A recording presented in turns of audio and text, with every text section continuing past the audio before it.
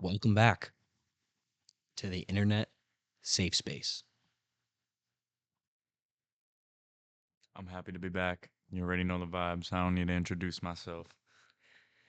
Now, the last time that Tommy wore this hat was episode 2, and this is episode 40. 38 weeks later, still going strong. I don't even know if they could hear that. Say one more time. Said 38 weeks later and we still going strong. You know how it is. One Piece is still the goated show piece of fiction ever. That opinion still stands. And we're in Kuma backstory territory right now. So for all my manga readers, we were reading that over a year ago. I was still in college when we were reading that, and now Tommy's getting to experience it as he is a try not to gag non-manga reader editor. Put in a boo or something. You are the editor. Fucking bitch. Yeah, he's right. I am. Tommy actually, fun fact, Tommy has edited one episode and it was episode 2. Um, yes. Okay. So here's what we're gonna do. So I'm gonna place this order for my dinner. Say cheese. Jeez. Here, say something, But man. yeah, while he does that, we all know. Chat, we'll get a poll going right now. Who is your favorite One Piece character? They don't have to they don't have to necessarily be on the Straw Hats. It can be a little niche poll. I mean, I think everybody like if you watch One Piece, you can agree that the Straw Hats are unanimously going to be your top picks. But my favorite non-Straw Hat, which is what the question should be, who's your favorite non-Straw Hat in One Piece? Because mine, sadly, I have to say, is my boy. It's my boy Law. He got packed up. Still don't know what the fuck happened to him. But his hockey's so strong that he was a full woman for a little bit. And need I say more? Need I say more? Need I say more? Need I say more? I don't know if I'd like him to say more, just given that he went like that. He's talking about law in his women form. I've seen Tommy's search history. I'm well aware of. Well, all right. Let's just say what we're doing today Don't because play Doki Doki Literature Club. say that one more time. I don't play Doki Doki Literature Club, but if I did, I would date Sayori-chan. And Natsuki-chan, Monika-chan, and Yuri-chan. Monika-chan worse, though. I don't play it, though. Yeah, he's never even heard of it. Oh my god. So you saw the title of the video. You know what we're doing. This is a One Piece arcs tier list. So let me show you guys. I'll change the scenes here for you. So we've got S, A, B, C, D, E. We're not doing any filler arcs. If we were going to do one, we would do G8, but we're not going to do G8. For you guys, you'll see it pop up on screen here. Tommy and I are actually looking above us at a second screen. Very good setup, typical. Monitor. Um, so yeah, no filler arcs. We're gonna do like small anything that's counted as like an official manga anime arc. So, for example, like we'll do Ennie's Lobby, but then we'll also do post Ennie's Lobby, right? The Reverie that's included, right? So let's just let's just get this started. I mean, we're gonna start off easy. Romance Dawn. Tommy, why don't you say something about Romance Dawn? I gotta say, Romance Dawn is beautiful. It's great introductions to all of our characters. Um, sort of like it's kind of out of all the big three that I've watched with Naruto, Bleach, and One Piece. One Piece still is probably my favorite for how like it actually starts the anime. Like one of my favorite parts about that first episode is Luffy starts at the lowest of the low you can be as a pirate. This motherfucker was in a barrel. He was in a barrel. That's how we fucking meet this guy. He's just in a barrel, pops out, and he's like, I'm fucking hungry. And then, he's able to get that boy Kobe rolling. This is Axion Morgan and all that. So right? So it's yeah, so Zoro meeting Zoro for the first time. That's awesome. Zoro is probably my second favorite Straw Hat. probably my second favorite character in the whole series. And yeah, I just really like how just like right off the bat, you could just you could tell the show is gonna be special. You could just tell right from that initial jump. Luffy coming out of the barrel, teaming up with Kobe. You meet Nami, and it's been probably 7 years since I've watched it, so it's like as I talk, it's all gonna come back to me. But like you meet Nami in Romance Dawn, right? She's in the base, Yeah, right? it's Romance Dawn. I think then the first time they interact is Orange Town. Yeah, all right. But I don't. It's a perfect setup to get the ball rolling, in my opinion. They set up the world nice. They tell you what you need to know, and yeah, find out where he gets this thing too. Thank you for that, Thomas. Um, yeah, I think I started watching One Piece a little over a year ago. Actually, we're coming on 2 years. In like a few months, I'll have watched it 2 years ago. Like started watching, and Romance Dawn. So One Piece was the first anime I ever watched, and Romance Dawn was a great start. It was a great start. I remember watching that first episode and saying, "Yeah, I'm gonna watch this entire show." First anime. I was never an anime guy. I was always like, I was the guy that would say like, "You're weird if you watch anime." That's how I felt. I was still friends with Tommy, but I was like, he wasn't the best example You don't know ball. about the yeah. I'm a non-ball knower. So let's And I'm all about ball. I play ball. let's I play place balls. it. Balls. Let's place this somewhere. Romance Dawn. I'm just throwing it up there on the screen.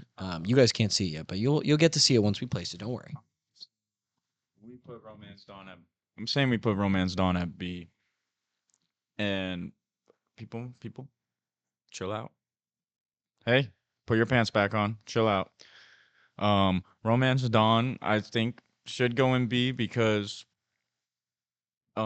just like how I mean, is qualms towards like how like animation was back in the day too. Like as much as I love early One Piece, like it hasn't aged the best at moment at parts, but I still think story wise and just how like I said before, how it gets the ball rolling, that lets you know what you need to know, and it's just a very perfect setup. It's beautiful even. Yeah, I agree with him. I think B is a great starting spot because it's we got to think about it realistically. Not much goes on, but you do get it's what puts you in the story, and it's ultimately what makes you decide if you're going to keep watching or not. And it I think it accomplishes its job. So with that said, I agree. I think B is a good spot for it. It's definitely not C, which is like kind of like That's disrespectful. yeah, it'd be disrespectful for the first arc to be put in C. So with that said, B for Romance Dawn, and now we get to move on. Our boy Buggy, Orange Town. Now You gotta stop doing that. All right, that was the last time. I promise. I promise. he's done. So let's talk about that. Buggy. I remember saying this. I texted Tommy about this. When I watched this for the first time, and you first get introduced to Buggy, I was like, wow, this guy, one of the most annoying characters that I've ever been introduced to in all of media. I hate him. So glad that Luffy beat him and he made it look easy. I mean, it was easy. Buggy was not strong. And he's still around now. He's a Yonko, bro. He's a Yonko. How? I mean, we're gonna get into this later because it's definitely a pivotal piece onto why a certain arc is my favorite. It is the fact that Buggy is canonically the first pirate streamer in One Piece. This he is, bro. He put everybody on game, and I just like Buggy's fucking awesome. And I really do enjoy Orange Town too because you get your first fucking One Piece backstory with that fucking dog. I don't remember the dog's name. The dog is fucking goaded, and that shit had me on the verge of tears when I was watching it, and I just remember being so fucking sad. Was it Buggy who kicked the dog, bro? Like it wasn't right, bro. And I was That was El Buggy. But it's also funny to see like just like especially with like anime villains just being fucking top tier haters, and Buggy is a top tier fucking Luffy hater. And the chop chop, this is the first time he fights another devil Mhm. fruit user, yeah. Yeah. So uh I and that's another very cool thing, like you know that devil fruits are like all wacky and fucking crazy, but I remember seeing the chop chop fruit for the first time and just seeing that shit in action, and I was like, oh fuck. I was like, people in this fucking show are about to be OP as fuck. I love a good power system in an anime, and I think devil fruits and are fucking top tier when it comes to it. And so if I were to put Orange Town somewhere, where do you think you'd put it? Yeah, I was gonna say I think a good way for us to go about it is I think we'll flip back and forth. So you started off saying where you thought Romance Song would be. So then now for the next one, then I'll say it first, and then you can agree or rebuttal, and then we'll flip back and forth. We'll do it that way. Yeah. So I'll do Orange Town. So I think that Orange Town should be. It's fucking hard. You know what the problem is? I just love One Piece Yeah. outside of maybe Long Ring Long Land, but But Afro Luffy's cool. I think Orange Town. I would probably put it. I think I would put it at the top of C because it's like if we don't start to like try and split them up, we're gonna end up with a pretty B dominant. Like you want to just put all of the early ones in B because they all just feel like they're because C seems like a negative thing, but I think Orange Town is just like it's an average. It's not a bad arc. It's just an average standard arc, and it gets it done. And Buggy kicks a dog, and I don't know. I'm not with that, but I also think it's a very good like introduction to how One Piece arcs are really gonna work, because like I said, like you get like the first like real fucking sad Date, date. I had to stretch. You should take but you get like the first like real taste of like how a One Piece arc is gonna be like formatted going into the future, where it's like you get your build up, you meet characters, you get your build up, and then you'll get your backstory and why you should rock with this homie, in this case the dog. And yeah, and then you just watch the villain get his ass kicked and become a complete hater. And I kind of fuck with how they leave Buggy. They left that dude fucked up. They left him fucked up in pieces, literally. Not one piece, in pieces. But yeah, I would agree. I think C is a good spot for Orange Town. This is gonna be hard. Well, it's also like the East Blue Saga, in my opinion. It's just so I just love it. So it's gonna be hard to hate. It's gonna be very hard to hate. Yeah, I feel like we need to establish early that placing something in C is not hating on it. D and E, you're starting to hate a little bit. But I think we need to establish that C is not a bad place to put something. It just means that it's average. Yeah. Now, One Piece as an entirety is an above average, easily the best anime of all time. Saying an arc is C doesn't mean we're saying One Piece is C. And I think that's like how we have to get out of that mindset. We're not saying One Piece is C. We're saying that Orange Town as an arc is an average arc for the incredible peakness. It's like peak C. You know what I mean? Peak C. Anyways, It gives you if we're talking chubs, uh, go back on can editor. S tier, rock hard, solid, bursting even. A, oozing elegance, dribbling down. B, solid. You're rock solid. You're rock solid. C, you're chubbed up, but you can still get the job done. D, half chub. This is a half chub, and then E is just micro. no, not micro. It's micro. He's pretty bad.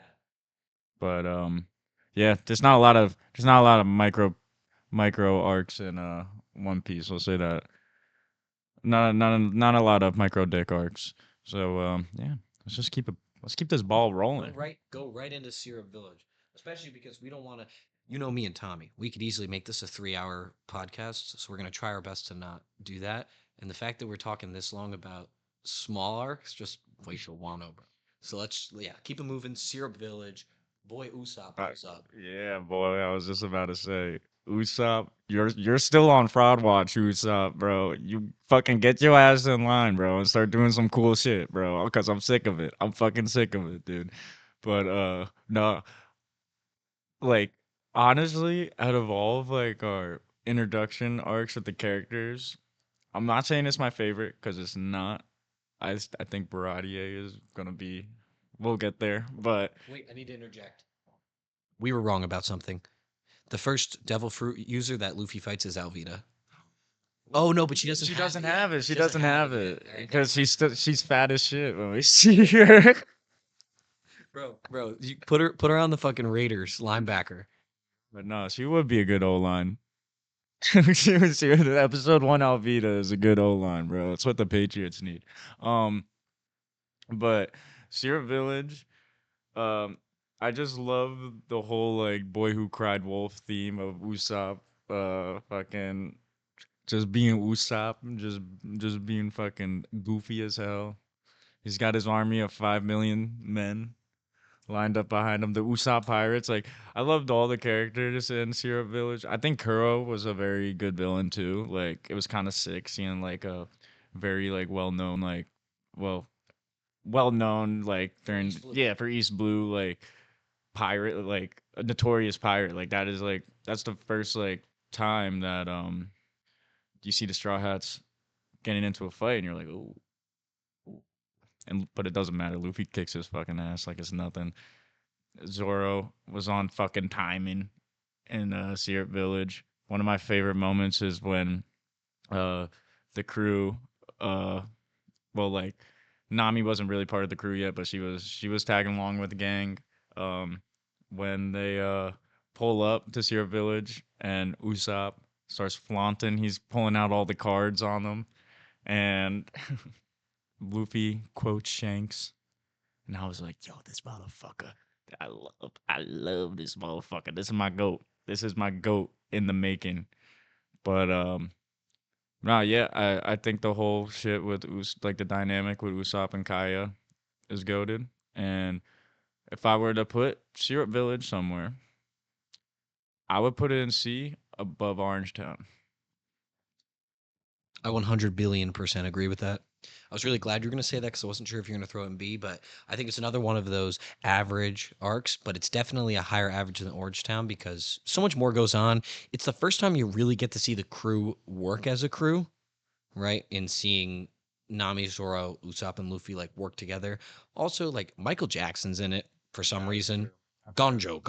forgot what his name was. Gonjo. I thought you were just doing his Oh fucking no. No, because he's saying. I think you're like saying his name.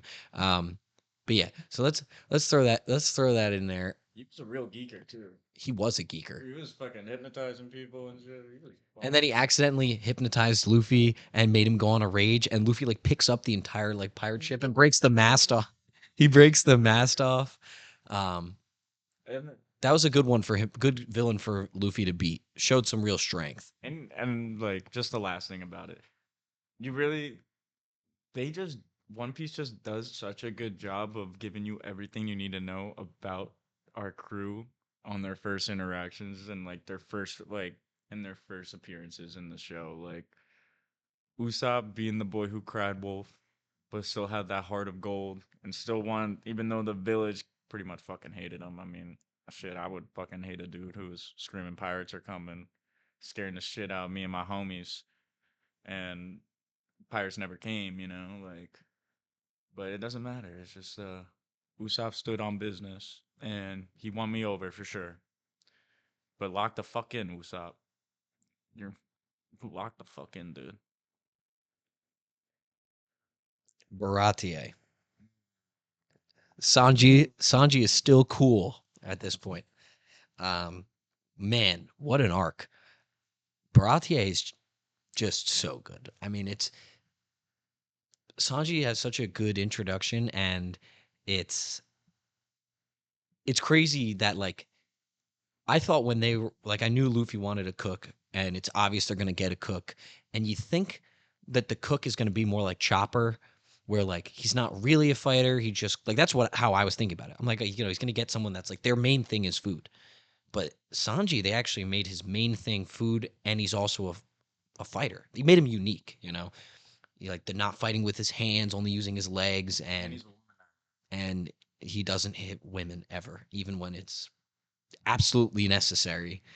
Like in Wano, when he has to call out to Robin to help him because he just can't. He can't he beat. can't bring himself to do it. What's the girl? What's the spider lady's name? It's like Black Mama or something.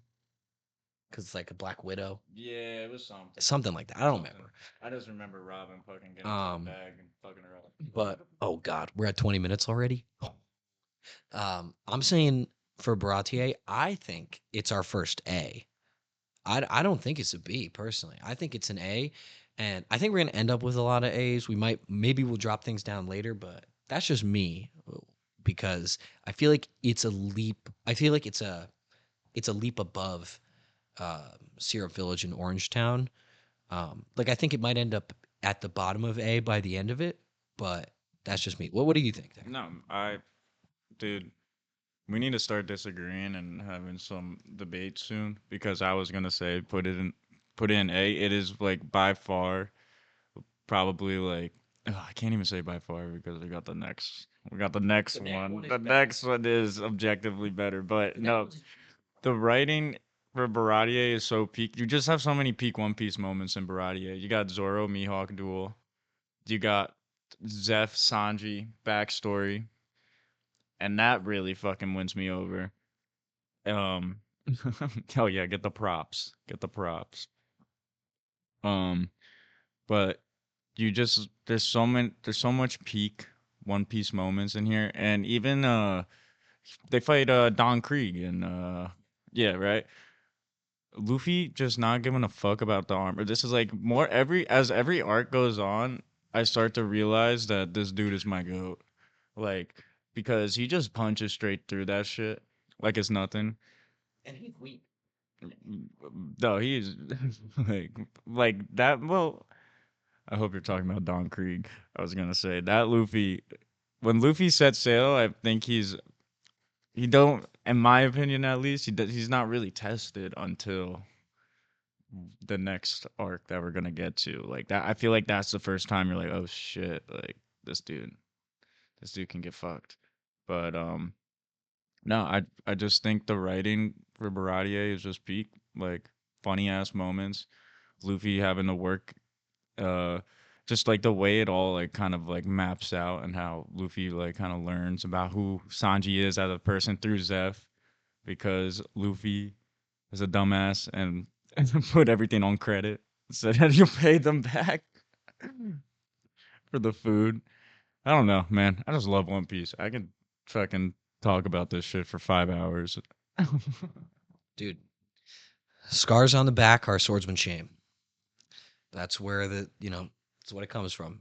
Comes from this arc, that duel, and it also when Zoro gives his speech to Luffy saying that he'll never lose again. Bro, chills, dude. Frying Chills, bro. and that alone, just like including that in such an early arc, and like Zoro, you thinking Zoro's like the coolest, strongest guy, and he just gets so wrecked. Um, it's a great, He got wrecked and I was erect. yeah, Arlong Park. So like I mean, it's actually your turn, Tommy. So I'm not going to say anything, but say where it goes. Go ahead. Fuck, dude.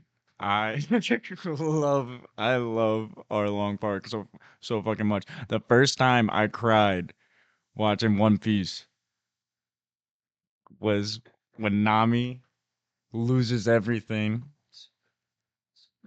Fucking the stupid motherfucking Arlong pirates fucking take the how much did she say? But was it 100 million berries that she needed to? Takes her bread and fucking bro, and she's denouncing Arlong to the to everybody in the well, not really everybody in the village. She's by herself, crashing out, stabbing herself. Arlong, fucking hate you. You got a big ass nose. You don't brush your teeth. Fucking hate you, Arlong. Why are you a bum? Get your own money up. And then Luffy just, hey, I know you stole the ship from us last arc, but you're my friend. And we standing on business. Hold this for me.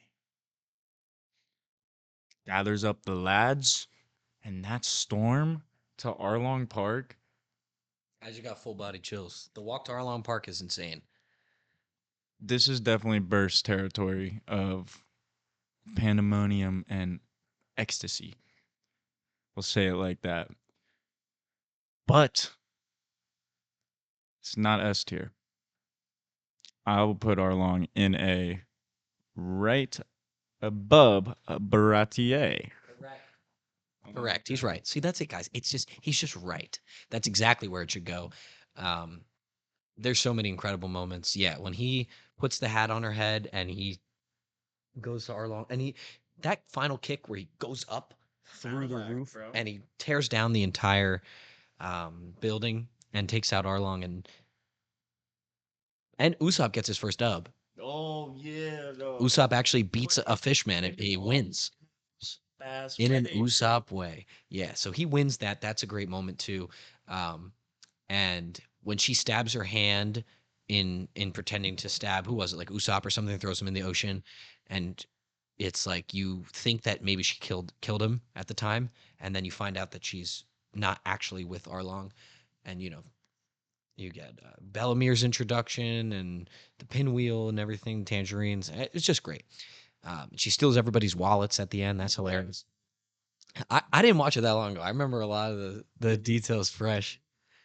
Talk like it's all like comes back to me more and more. Yeah, so Arlong Park, I'm gonna move that up to A above Baratier. Um, and let's show that on screen for everyone. Bank. There we go. And now it's my turn, and we're on. I love this arc too, bro. Bro, all right. Is it Log or Log? Logue. Logue Town. Logue Town. Okay, so Logue Town.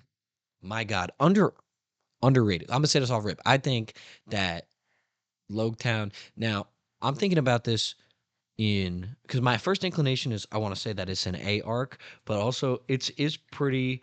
There's a lot of good stuff that happens, but I think the realistic answer, given what's coming, is B above Romance Dawn, and here's why. So this arc is sick. A lot of cool things happen.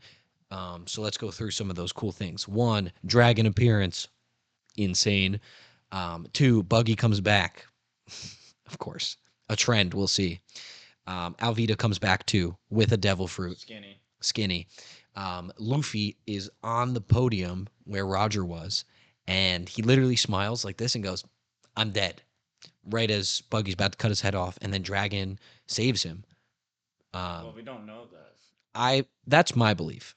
The weather fruit, guys. Dragon. We've been hearing this for years. I've it makes every One Piece fan. I feel like One Piece fans just probably sound psychotic. Well, he does. Well, Dragon does still save him though from Smoker. That's like he actually intervenes with Smoke. Oh yeah, Smoker's introduction. Smokers.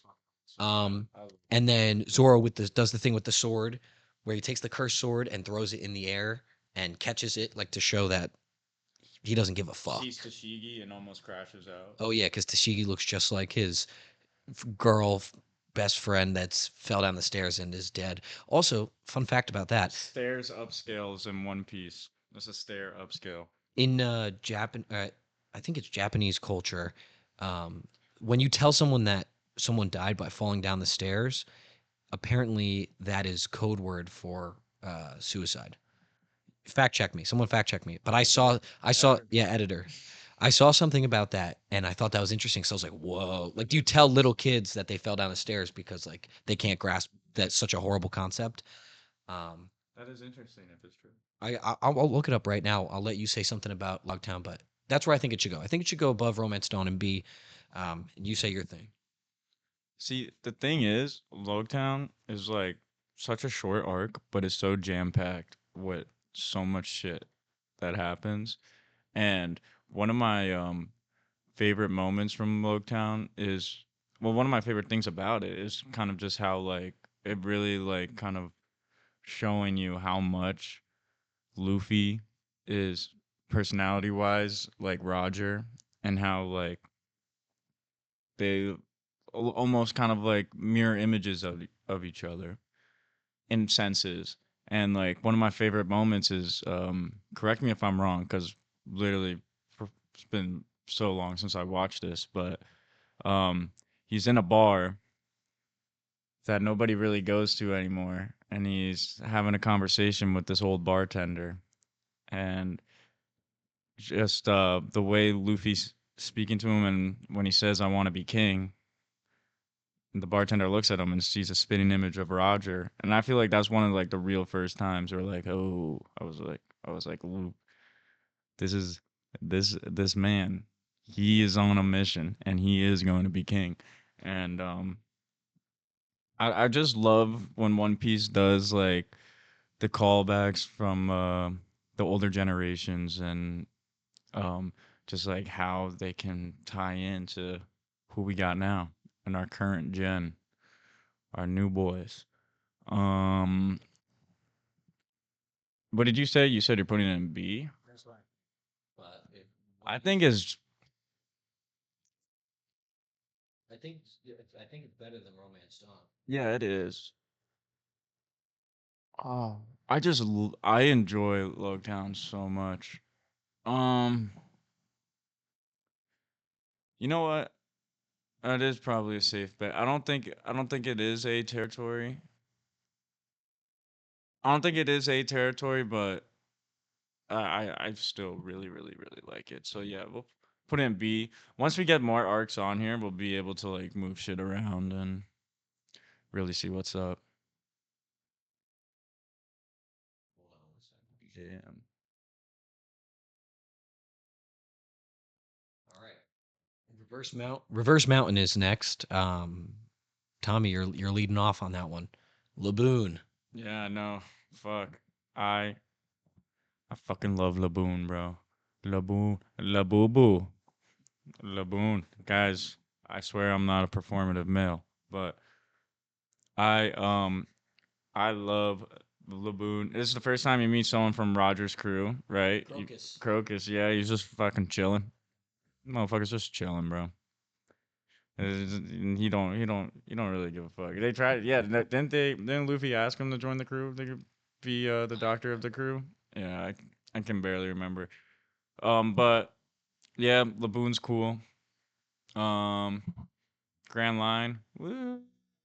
But yeah, other than that, I don't think a lot of there isn't like a lot of crazy shit that really happens Vivi in. gets introduced. She's Is it? inside Laboon. Oh, fuck.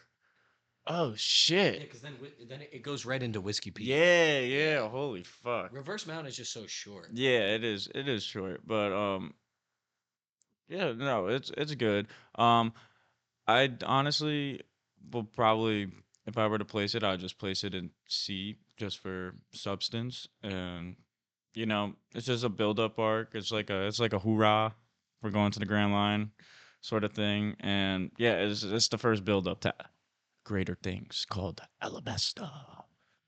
Now the question comes down to I do think I think I would put it above Orangetown, but would you put it above or below Syrup Village? That's the question. I would put it below. Below, yeah, that's what I was thinking too. Right in between them, I think is a pretty solid spot. So let's get that in there. Reverse Mountain, bang, right in between. And with that, we go into Whiskey Peak. Whiskey Peak. Um, One thing I remember is Zoro taking on like 100-man army by himself because everybody they basically Whiskey Peak. From what I remember, they get like welcome. There's like a huge party. They get everybody super drunk and like fucked up, and then they're full. Like Luffy, I remember Luffy. is like asleep with like this huge stomach because he ate so much food. And then while they're asleep, like Zoro realizes like something's not right. He goes out and then he just literally fights and takes on everybody in Whiskey Peak alone. What pissed me off though about Whiskey Peak is that after all this shit happens and Zoro's trying to explain to Luffy like, yo, they was jumping. They was gonna jump us. They were gonna rob us, take all of our goods. Luffy just decided to scrap. Oh yeah. He I just forgot decided they to fought. scrap. I forgot they fought. Yeah, that was weird of him. I don't know why. I remember thinking in my head like Luffy, like I like Luffy, but I really like Zoro too. So you know, like it's just Did that mean what I think it means? yeah. He's gonna fuck Zoro. He wanna fuck Zoro. Don't do it like they did the Gojo figure though. If you know, you know. But yeah, I would say I know it's yours, but you just gotta process that for a second. I would say Whiskey Peak. I would also throw it in C. I think I'd put it above Orangetown, and Below Reverse Mountain for me. yeah. I mean, shit. I haven't watched it in 7 years, so like, I, I trust that. But no, yeah, and it's just like it's like a classic. It's like this is like the whole Alabasta saga is like the classic. Like it's the true classic One Piece. Like this is how these sagas are gonna roll out. You're gonna have your little build up arcs, introducing more and more and more. So by the time the big battles go down, um, you're just very well informed and shit is just golden. But yeah, I agree with that. Let's place it, ladies and gentlemen. Here we go. Whiskey Peak going in, and we said it's gonna be right here. Okay, okay. Little Garden, and let's do. Yeah, we got Little Garden, Drum Island, and then Alabasta. So we have Dory Bragi introduction and then Chopper introduction. Just to break it down nice and simple for the audience. So, um, Little Garden. I'll start off to say something real quick about it. Um, I mean, these next two arcs are really good. The question of what's better, I actually think we should talk about Little Garden and Drum Island at the same time, um, because I think that they're really close. There's a lot of cool things that It's close. you don't think. I gotta know which one you like better. Then hold on, I'll get to you in a second. Dorian Bragi's introduction is just absolutely insane. They're just so cool, and you get Mister Three introduction. Zoro nearly cutting his legs off.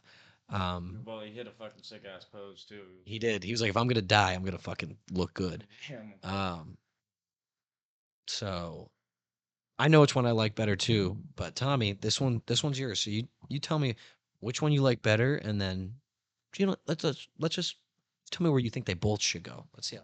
All right. Well, Little Garden has its fucking moments. Fucking what? Fuck, Drogi. What the fuck are their names? Drogi and Dorian Bragi. Dory and Bragi. Fuck. Maybe I do need to rewatch One Piece. That would be 5 years off my life. But no, I really enjoy like you have because they run in the Waxman Mister Three, right? And you get classic cool fucking espionage Sanji. Like that's a The Sanji. Prince. Yeah, Mr. Prince. We need espionage Sanji back. You know James Bond Sanji. He was Because cool at the time. He was cool. the fact that he was just he just pulled that big dick move, just fucking calling in and giving fake comms to Crocodile and gang, bro. I loved it. Um and yeah, introduction to the Giants. Uh you learn that there's a whole fucking island of giants that are just out there coming soon. But yeah, but Drum Island, the thing is we meet our boy. We meet our boy. Second time I cry in One Piece. Fucking I love Tony Choppa. That is my fucking guy.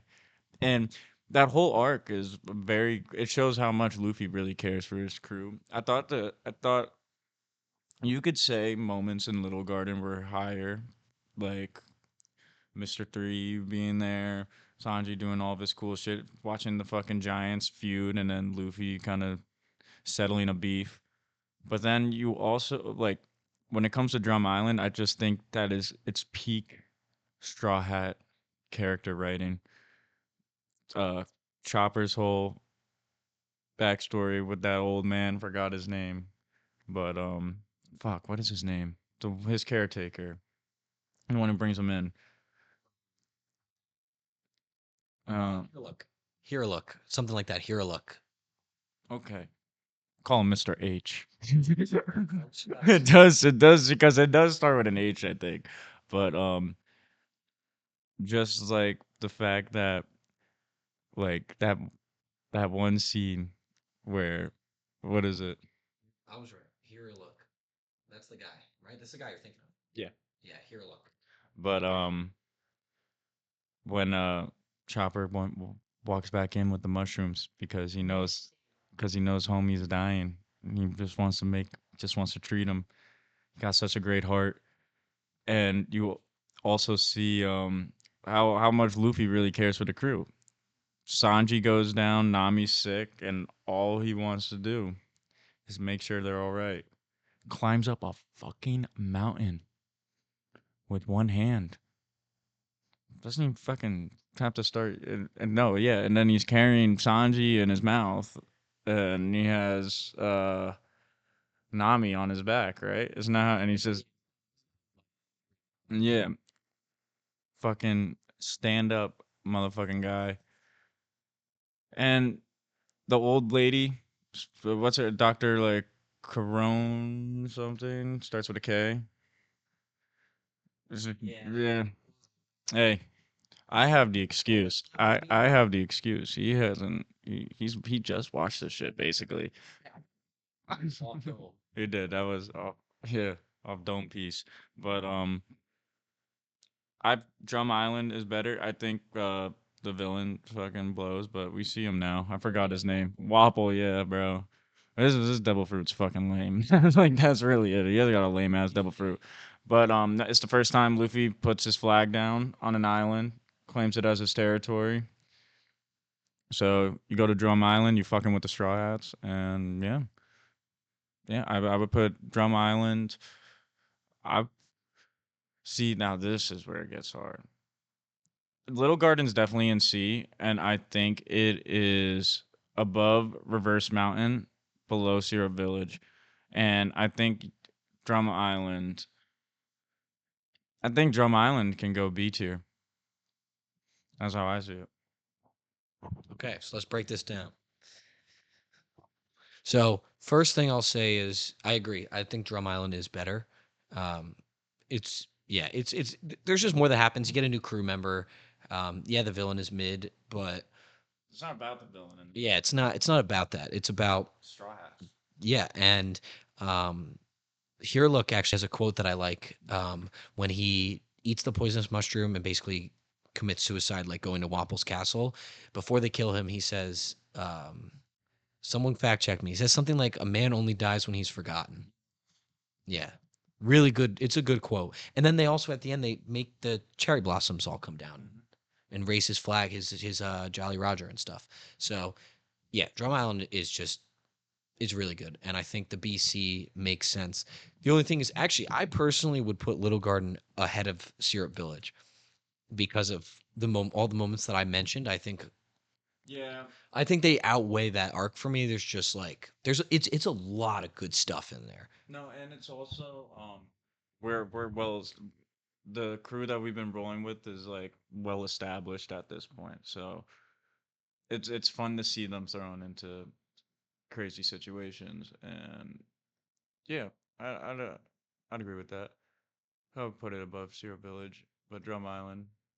Well, now here's the question: because where do we think Drum Island goes? We think it's leading B, um, or do we think it's bottom B, middle B? I mean, it's got to go somewhere, Tommy. Honestly, I could take it or leave it in any of the spots, and Me too. so I think I say we put it in between Logtown and Romance Dawn. There's a That's exactly what I was thinking. Logtown is just so much Bro, substance. dragons in it, bro. I mean, Like what is it? 12 episodes? Not even. yeah, and I love Smoker too. And you get more Zoro hype too. It's like for all the Zoro dick suckers out there, it's a good arc for my boy. Not me, not me. Nami. Nami Swan. Okay, we've made it. Alabasta. I mean,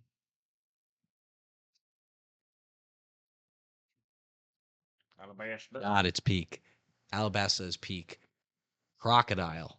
It's one of my favorite fucking villains. Crocodile is so he's so cool, and it's the first time in One Piece that I think you really sit down and say to yourself, "How the hell is Luffy gonna beat this guy?"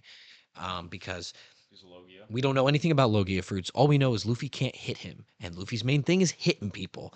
And he's just got aura about him. Like the guy just screams aura. And the opening is so fire. The opening is great too, yeah. And you also get Ace's introduction. So that's just also some more peak. Um, Smoker follows them there too, which is cool. And now you get to see the newly built crew all navigate a situation together. Um, Personally, I think that it's our first S tier arc. So I need you to confirm or deny that with me. I could have a conversation, but Alabasta just got so much cool shit about it. Usopp's fight with the fucking like badger or whatever the fuck. Miss Merry Miss Christmas. Merry Christmas, yeah. And yeah, locked in. And it's the first time he whip out that 10-ton hammer out of his bag of tricks. But it was my favorite parts in One Piece are when the crewmates are standing 10 toes on Luffy's dream. Usopp bloodied and battered.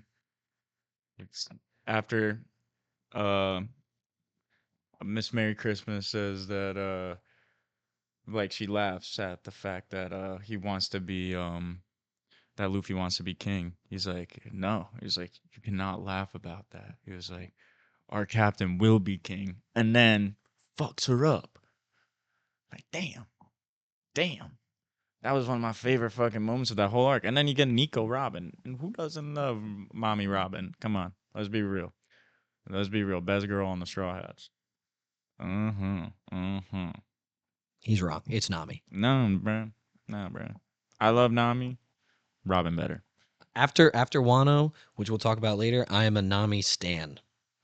Nami's like a top straw hat for me. No, she's a top Straw Hat for me too, but I like Robin more. 100%. Yeah. That All that right. could be a whole podcast, Nami versus Robin. Oh, and it's Mommy Robin.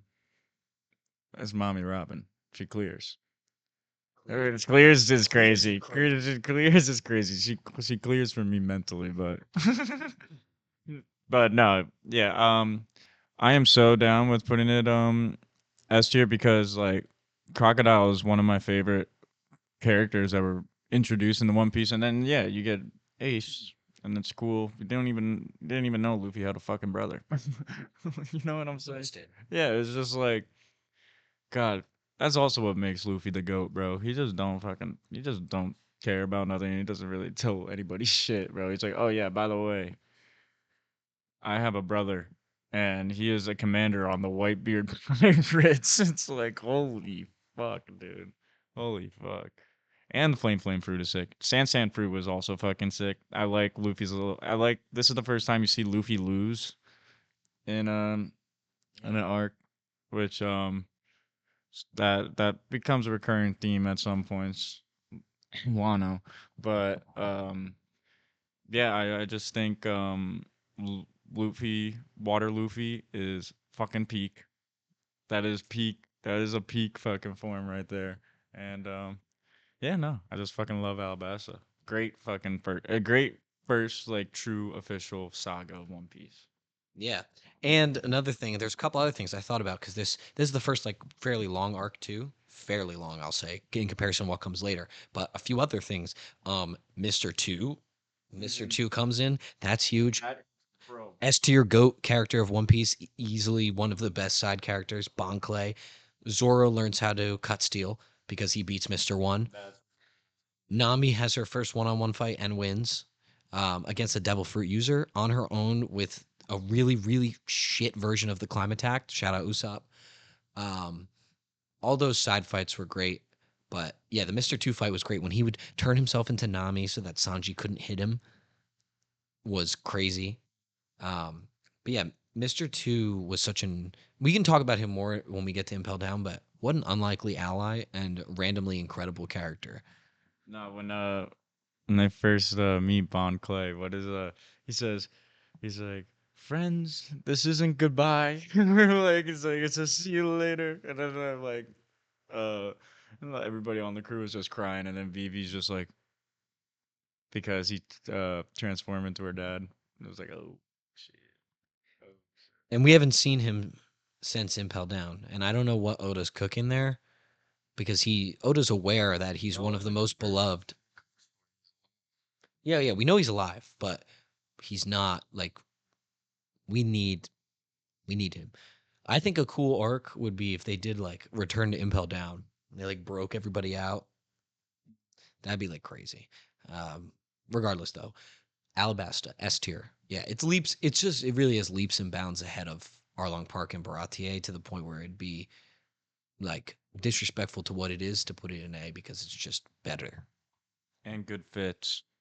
One of my favorite things about One Piece is that they got different fits for the sagas and good fits in Alabasta. But damn, whenever walking through that desert, I wanted to fucking pound my head to a wall. It was actually the first and only time that I ever actually took a break from watching One Piece. It slowed down so much when they're walking through the desert, but going through so we made it through the first saga, so we're going to go to a quick commercial break. It's been 50 minutes. Damn. And we've only done 1 2 3 4 5 6 7 8 9 10 11 arcs. So That's two sagas we got through though. Two sagas. yeah, let's see what it's looking like right now. Pretty solid.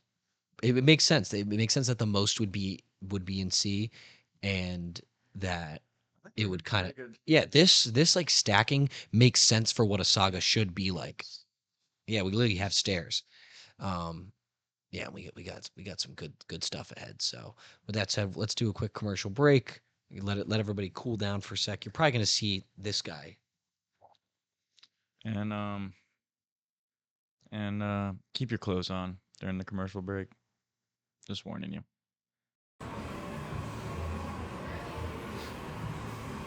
All right. Nice cop. Appreciate it.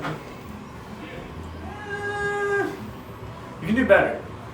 You gotta work on some things, but you can definitely do better. Let me see you.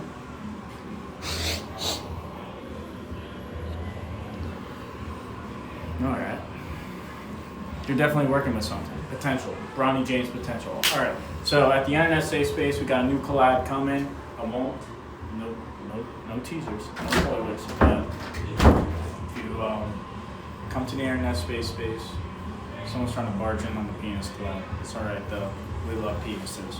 And the thing is, internet space, I'm developing an app.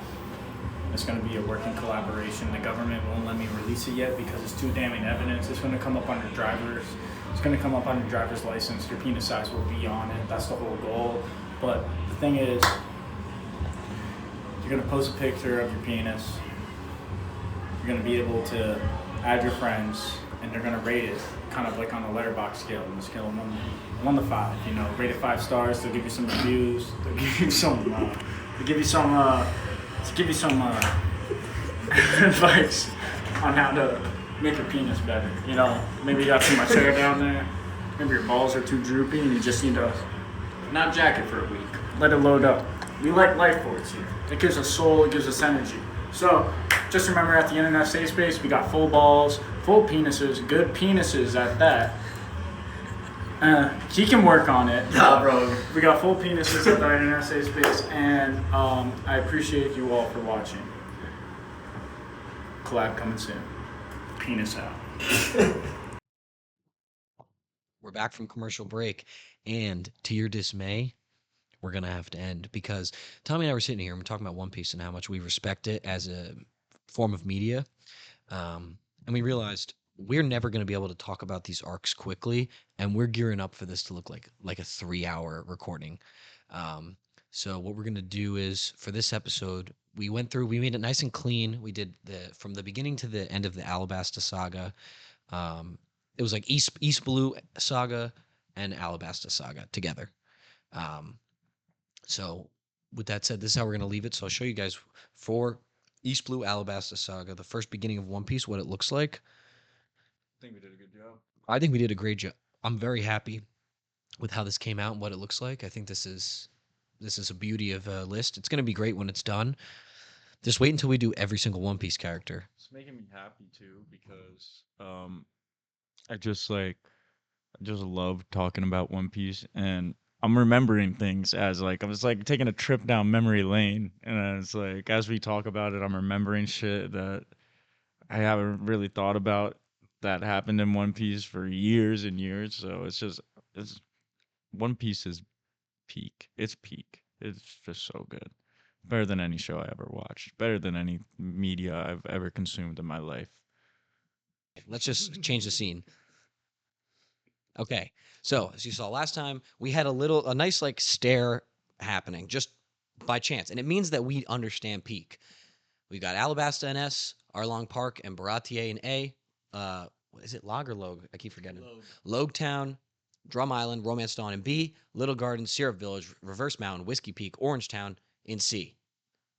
Doesn't mean that they're bad arcs. It means that they're the C of peak. They're still peak though.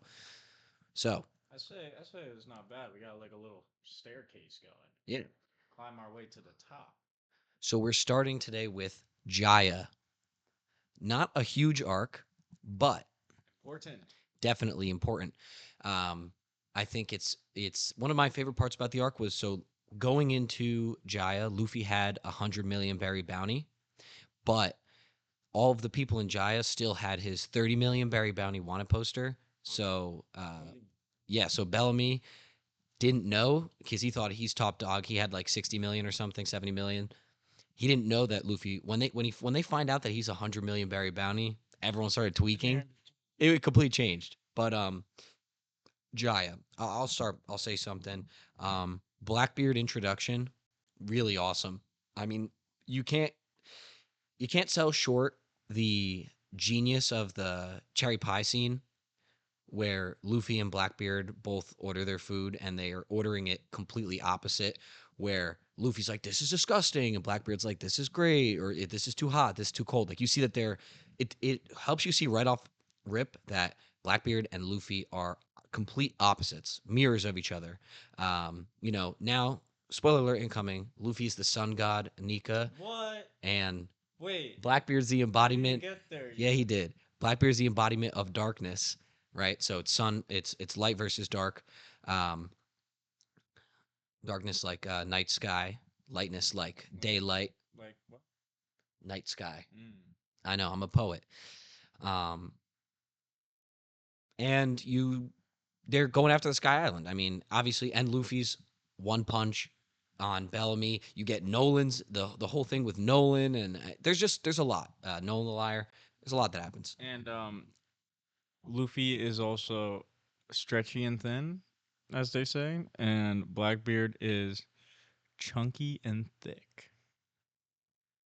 Like a double chunk chocolate cookie. You just think about it though. Blackbeard, a little off topic. I know. Blackbeard probably got some hairy nipples. I got no comments. You see them? You see that belly hair? Dude, do no type man. He need a manscaper. That's what Blackbeard need. He need. I hope he got a manscaper on his ship. Cause that belly a little too hairy. And that's all I gotta say. Give me a tier, bro. A tier of. Off. Oh, I thought you were talking about No, Blackbeard's belly. What? I don't even understand.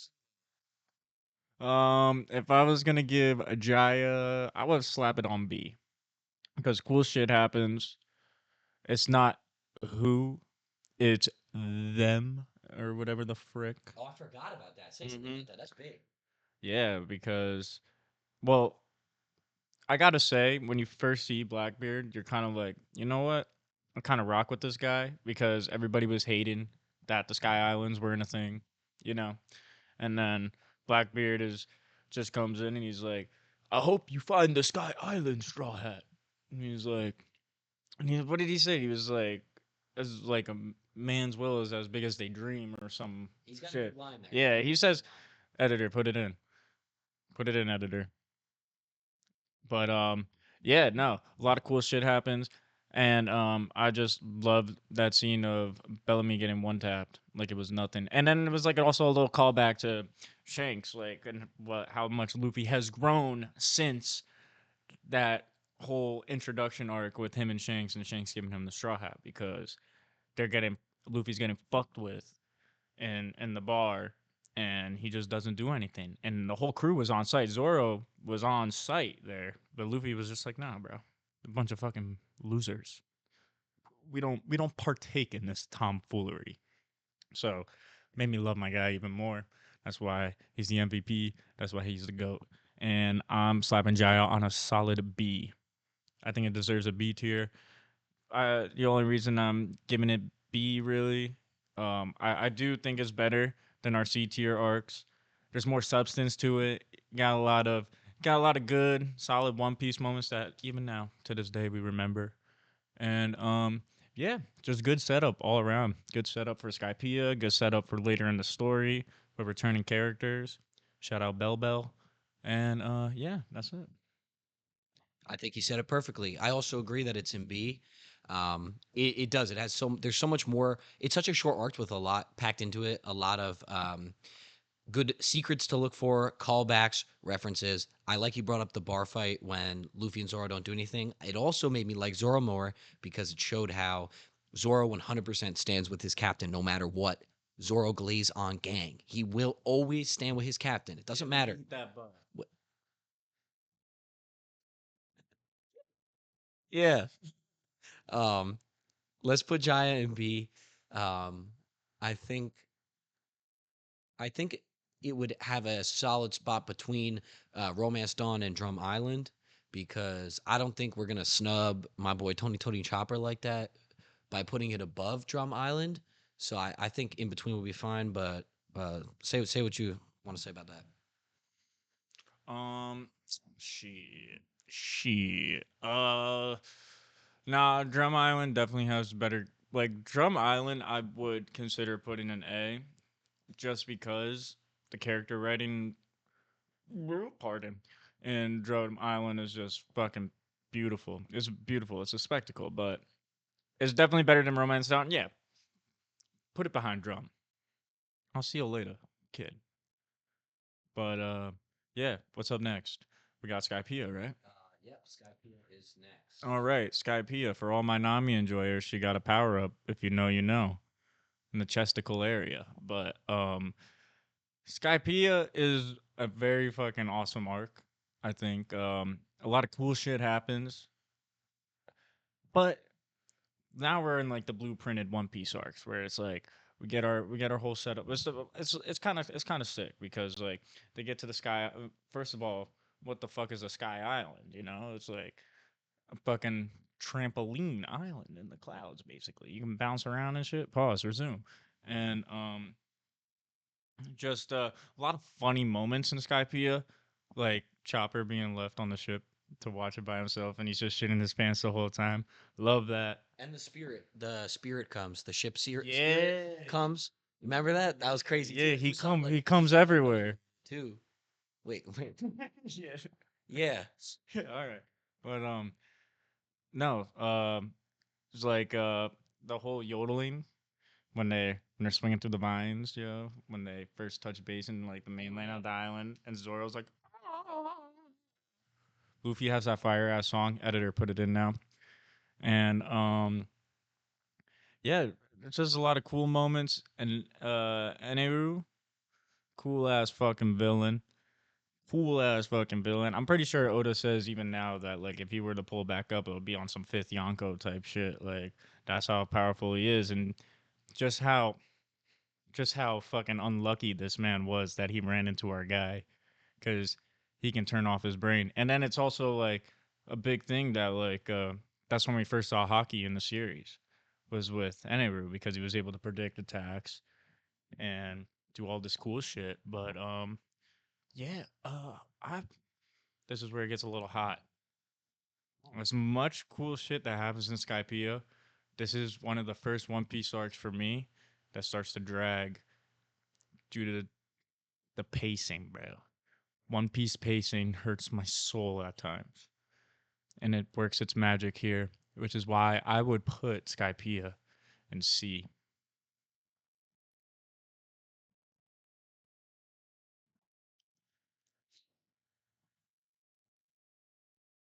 No, I don't agree.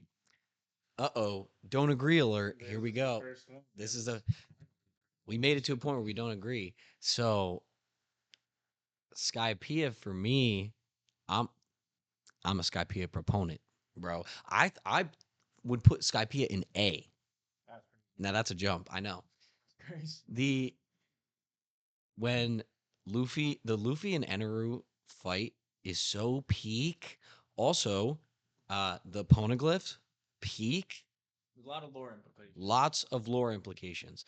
Um, I think the build up to it, like going from Jaya, then them actually finding it, and then the adventure that takes place there, it's like such a One Piece arc. Like that's when you get to see like there's a lot more world building than just these like islands that just change weather or whatever. Like, you're at Little Garden, it's like a jungle. Then you go to Drum Island and it's snowy. And then you go to Alabasta and it's desert.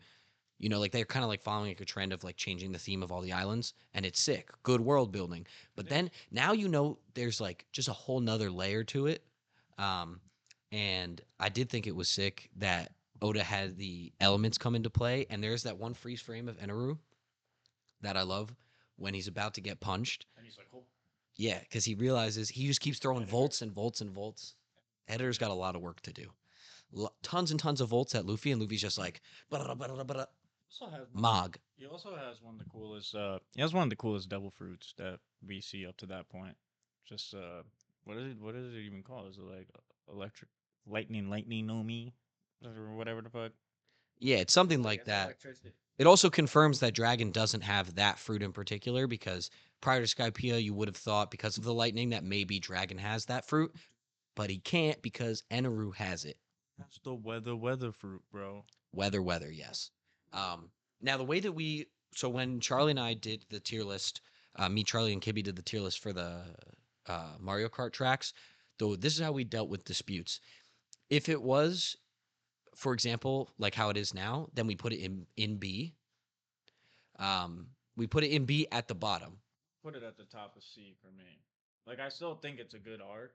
It just drags, and it's something that will probably be fixed once like the new like the One Piece anime, like the Netflix funded one, is gonna drop by which studio?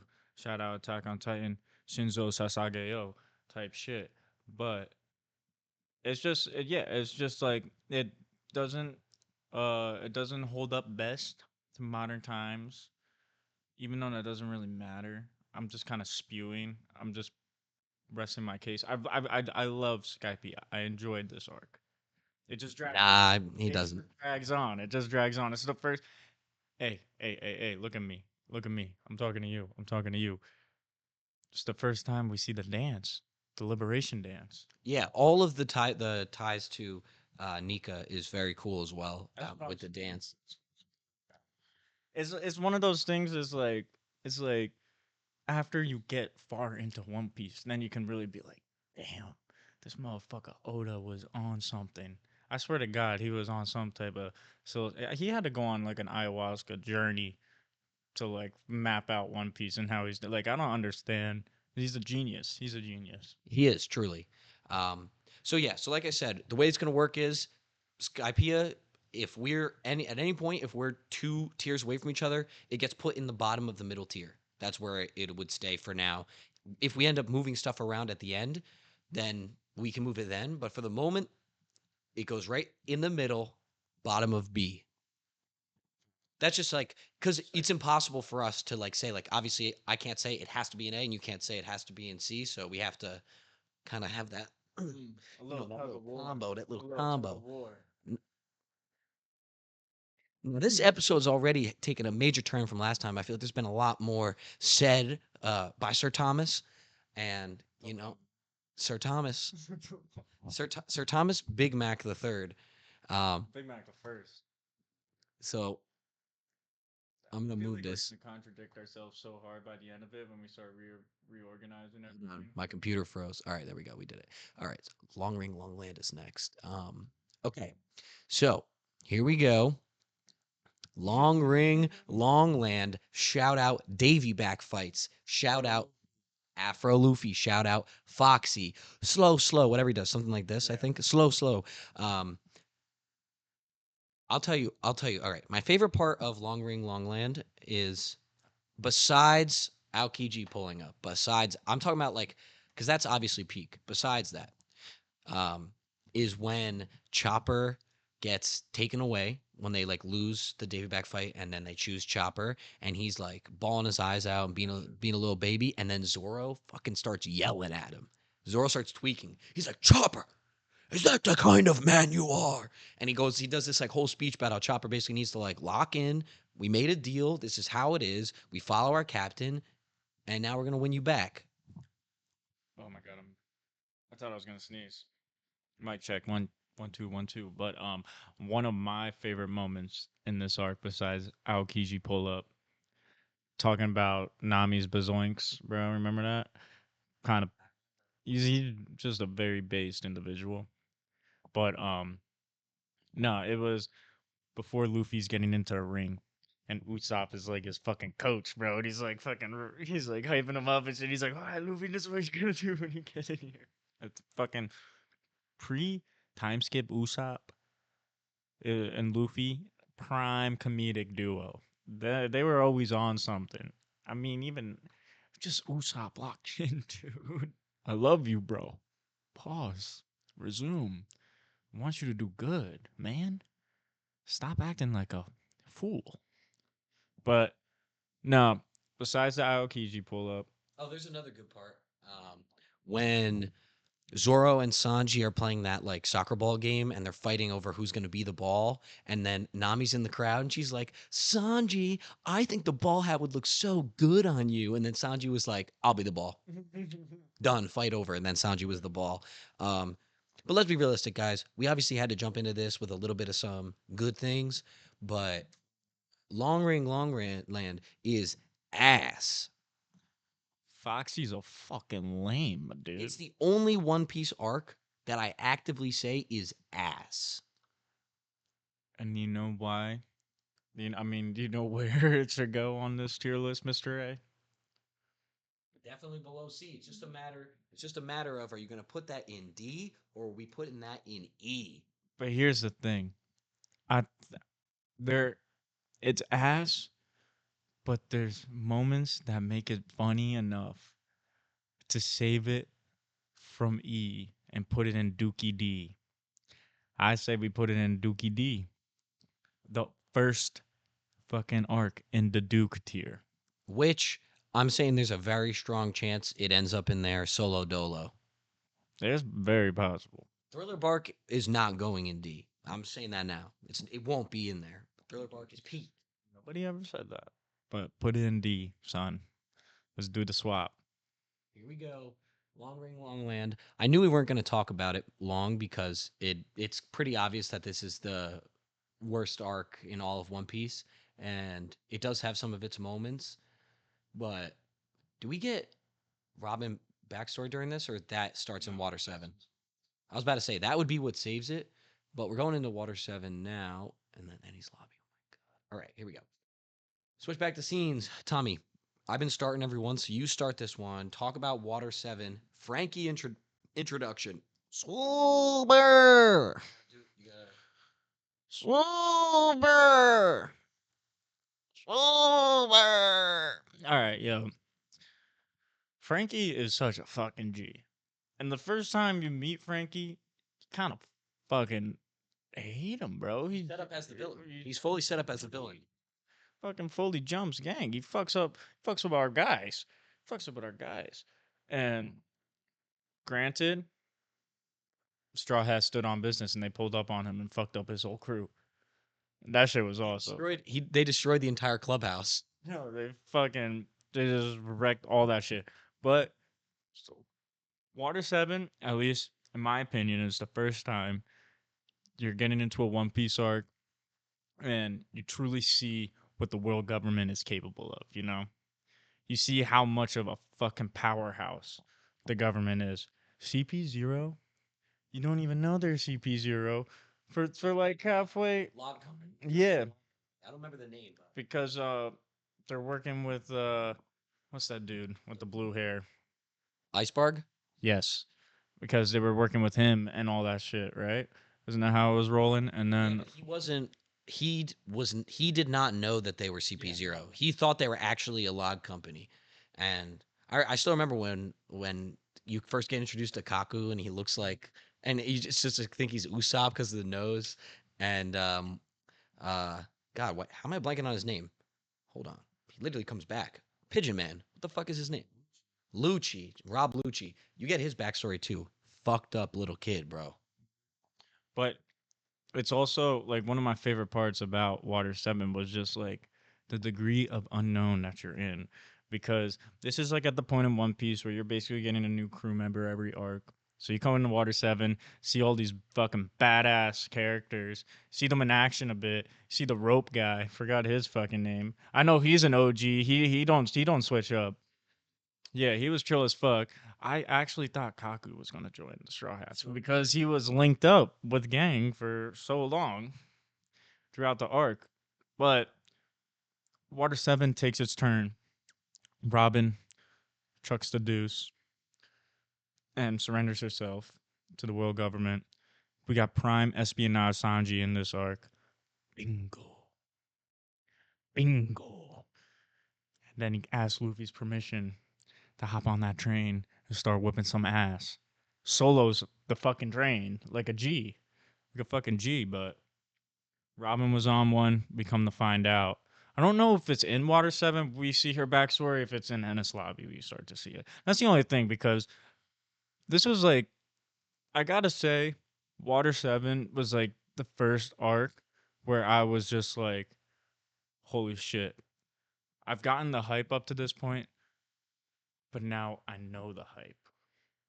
You get it, but then you know it. And Water 7 is that. You know the hype at this point. You feel it. Your pecker might tingle a little bit, but it is just a great third time I cried during One Piece. Usopp versus Luffy, bro. I need to say something real quick before I'll let you, because you're gonna say probably say like better things about it. All right. So currently, my least. I know you guys are gonna hate on me. My least favorite Straw Hat right now is Chopper. My bad. That is. I know.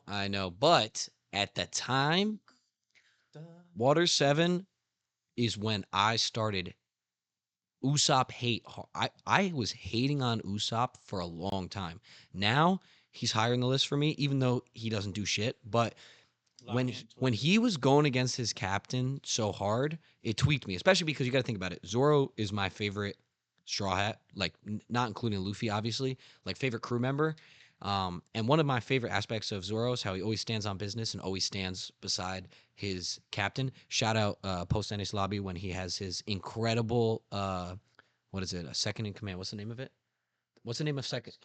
Vice captain speech in Ennis Lobby. That was sick. I like how he handled the Usopp situation. I gotta stop glazing him. This is about Usopp. Usopp was doing the Water 7 situation. Usopp was doing the opposite. Usopp was doing the opposite of that, and the fact that he actually went out of his way to scrap with Luffy. First off, Usopp, bro. In what universe do you ever win that fight? Zero. Give him credit though. Yeah, Usopp- like Batman, bro. He pulled up like He- Batman. That But I hated him at that time. Genuinely, I thought he was being such a baby back bitch, and I was like, think about it. Up to this point, all Usopp did was always claim he was the captain, and he was always running away and not helping most of the time. Shout out Sniper King though, that was sick. But before, where this is not Sniper King yet.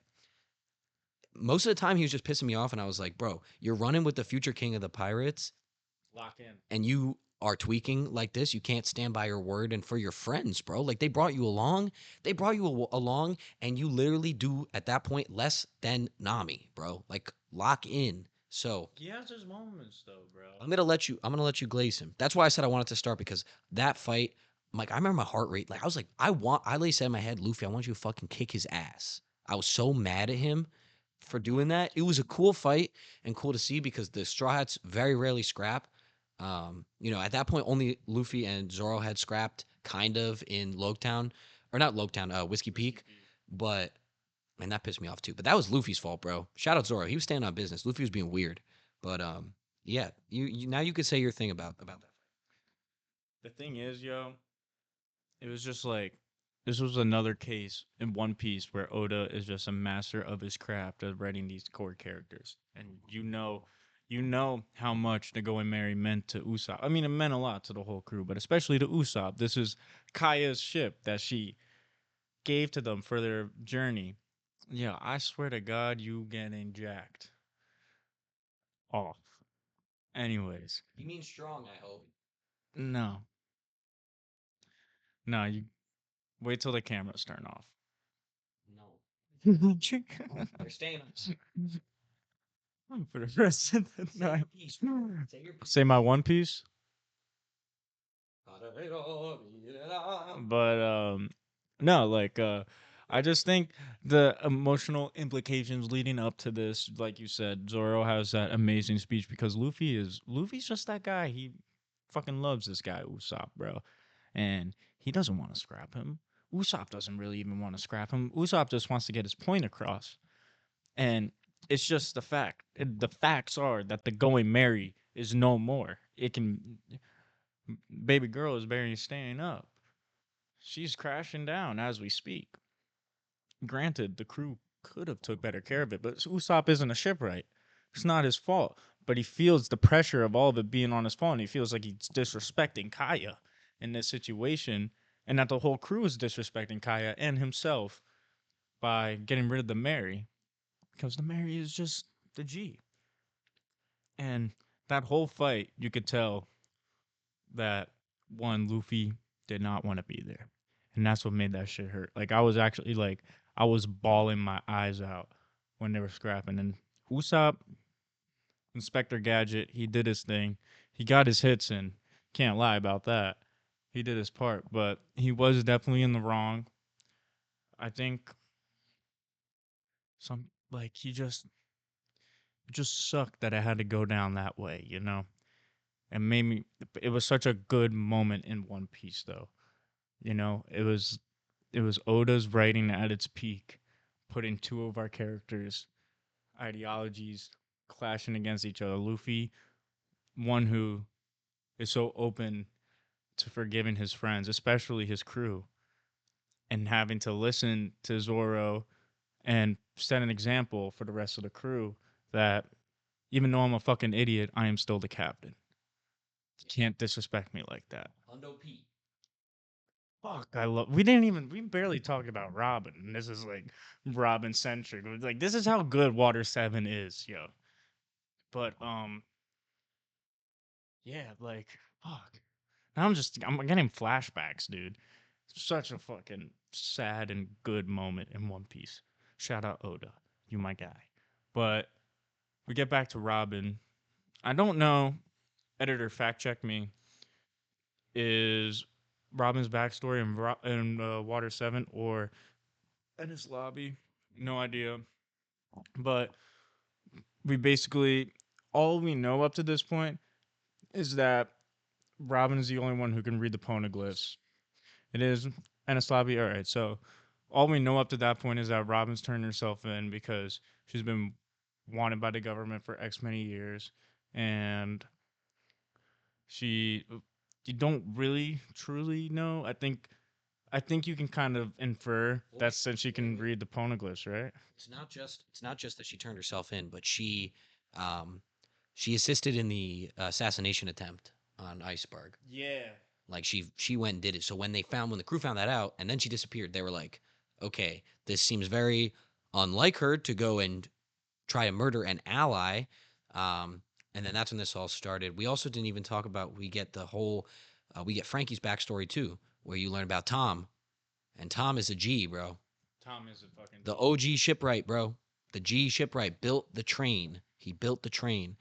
Tom was awesome. Built Roger's ship. Yeah, built Roger's ship. It's crazy, you know. That's where the parallels start. Tom built Roger's ship. Frankie built the Straw Hat ship. Also, that the Sunny is so sick. I mean, my God, what an awesome ship. Shout out Frankie. Um, but Do you think it can run on beer?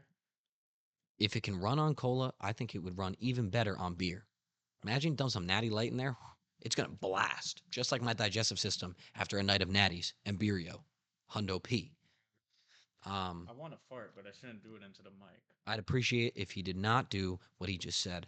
Um, They can't fart into the mic. Water 7 was so long. It is long. I mean, Well, I think it's long just because it's like there's just a lot that it's a happens. straight good saga. It's like the first half of it is Water 7's, the second half of it on the same island or storming Ennis Lobby type shit. So I think that's why it feels super long. I mean, I don't know. Eder episode count. Mm-hmm. yeah, boy. Get to work. Get to work. Why don't you say a tier for this one? We've been probably on it for at least 10 minutes. Hey, I agree. I'm glad you didn't say S because I was thinking you might say S and we'd have to fight about it, but it's definitely A. It's just, and it's better than Baratier. So then it comes down to is Water 7 better than Arlen Yes. Park? I actually don't agree. I'm low key. Well, also, I'm a Nami Glazer, bro. She's like my third favorite Straw Hat. And there's a lot of stuff that happens in Arlong Park that I think is some of the best moments in One Piece. Walk to Arlong Park and Luffy putting the Straw Hat.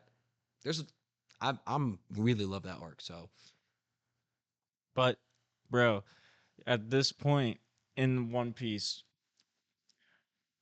Oda is doing such a master crafting job of world building. He's introducing all these new characters, so many twists and turns just in Water 7 alone. Just in Water 7 alone.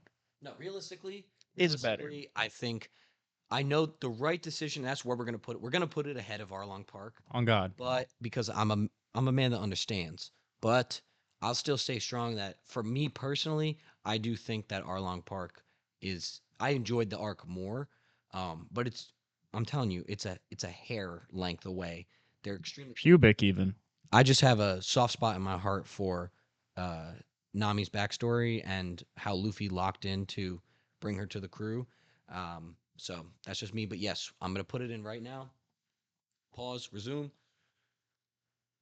Yeah, no, it definitely churns my flaccid. What'd you say? Take it as you will. Come on. There you go, buddy. Good boy. Nah, chill, bro. Chill, bro. Everybody gets one. Give me this, bro. You need a break. Enish Lobby is next. S. I mean, instantly, not just S, it's the best arc we've encountered so far. On God. Better than Alabasta, 110%, bro. Do you think I was ever going to say, did you worry? Thought maybe I'd say that Alabasta's better? No. Yeah, because it's not. It's so far away. If we made a tier above S, like an S plus, I'd actually put it in there. That's how far away I actually think it is. It's so incredibly peak. It was the arc when I watched Ennis Lobby. It was the arc when I was watching with my friend Grant. Shout out Grant. When I was at school, and I remember turning to him and saying that already at that point I said this might be the greatest show that I've watched in my entire life. Um, the scene alone where Robin's "I Want to Live" moment. Not just that, but that whole scene, because for English, it would be Sniper King, shoot that flag. And again, this is where I start to say, Usopp, he got a little bit extra for me here. Not a single moment's hesitation said, Roger. Also, cool parallel. Like he said, it's like a double entendre because he said Roger by meaning like Roger that, but then also by saying Roger, it's kind of like a double entendre to the Pirate King, and saying Roger and then shooting down. Down, genius. Yup. Fucking genius. Shoots down the flag with a Firebird star and everybody is shocked because Spondum is given a speech right before this. Spondum sucks. He's given a speech about how the world government is 170 United Nations. He's like, you can't declare a war on the entire world. Like, you would never win. And after they shoot down the flag, everyone's like, this. Robin like whispers herself. She's like, no, I just watched the scene. No way. And then Luffy goes like this, puts his arms back and screams to Spondum, oh yeah, bring it on. It's like such a peak scene. I'm getting chills imagining it. Every time I hear Robin say I want to live, I get chills without fail. That scene is so crazy because Luffy makes her say it. Robin, there's just one thing I need you to say. Tell me you want to live. And then everybody smiles. She's like, Zoro gets like that little Zoro smirk because he knows he's about to lock in. Zoro Glaze, Zoro Glazer. That's me right here. Zoro's such a peak character. Espionage and like this is like Bro, this is Mr. Prince still, bro. he is cigarette in mouth, just sitting there like, I'm ready to kick the fuck out of someone. And then Luffy grabs everybody and just dives off the side, just into nothingness, just like, fuck it, let's go. Bang. Um, Soga King, this is Soga King song is so fucking. do you know it in English? I don't know the English. I only watched it in Japanese, so like. It's like something like, when the wind carries my name to Sniper Island far away. Dun dun dun dun dun dun dun. La la la la la. This is what I'm saying, yo. Usopp was such a fucking good character. I mean, I'm not saying he's not. He just needs to lock. It just makes me sad. Like we're talking about Usopp then, Usopp now. What happened, dude? What the fuck happened? He certainly used to have a lot more going on. And I'll tell you, part of the reason this started to recover Usopp, where I was like, all right, I don't hate him anymore, because I appreciated that even though he was like being a baby by not facing Luffy, I appreciated that he still said in his head, I have to be there. I'll give him that. He had to be there. It was. Like, fuck, man. Also, you get to see Chopper's monster point for the first time. Everybody gets a power up pretty much. Every single member of CP0 beaten. All right, bro. Zoro unlocks like the 9-armed, whatever it's called, the demon form, and when he's fighting Kaku as a draft, bro. And Sanji fights the wolf.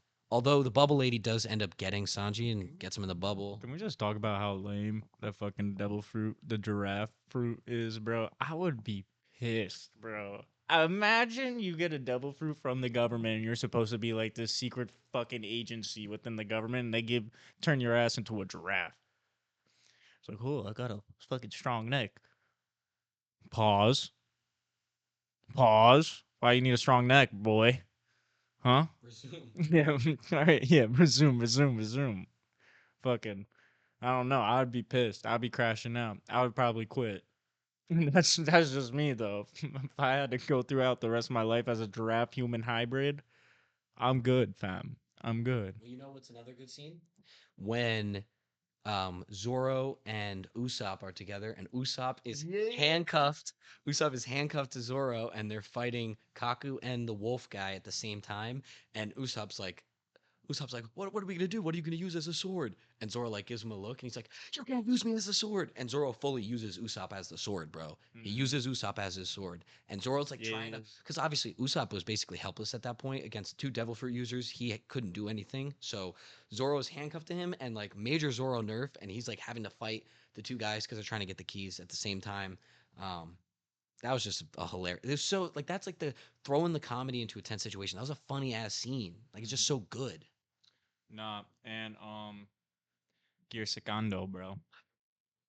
Against the guy with the door fruit. That's kind of a cool ass devil fruit though. Like imagine like you really gotta take a shit and like you're just somewhere like you can't like poop at and you can just fucking door fruit to your bathroom real quick. You're running late to work and you're just like fuck.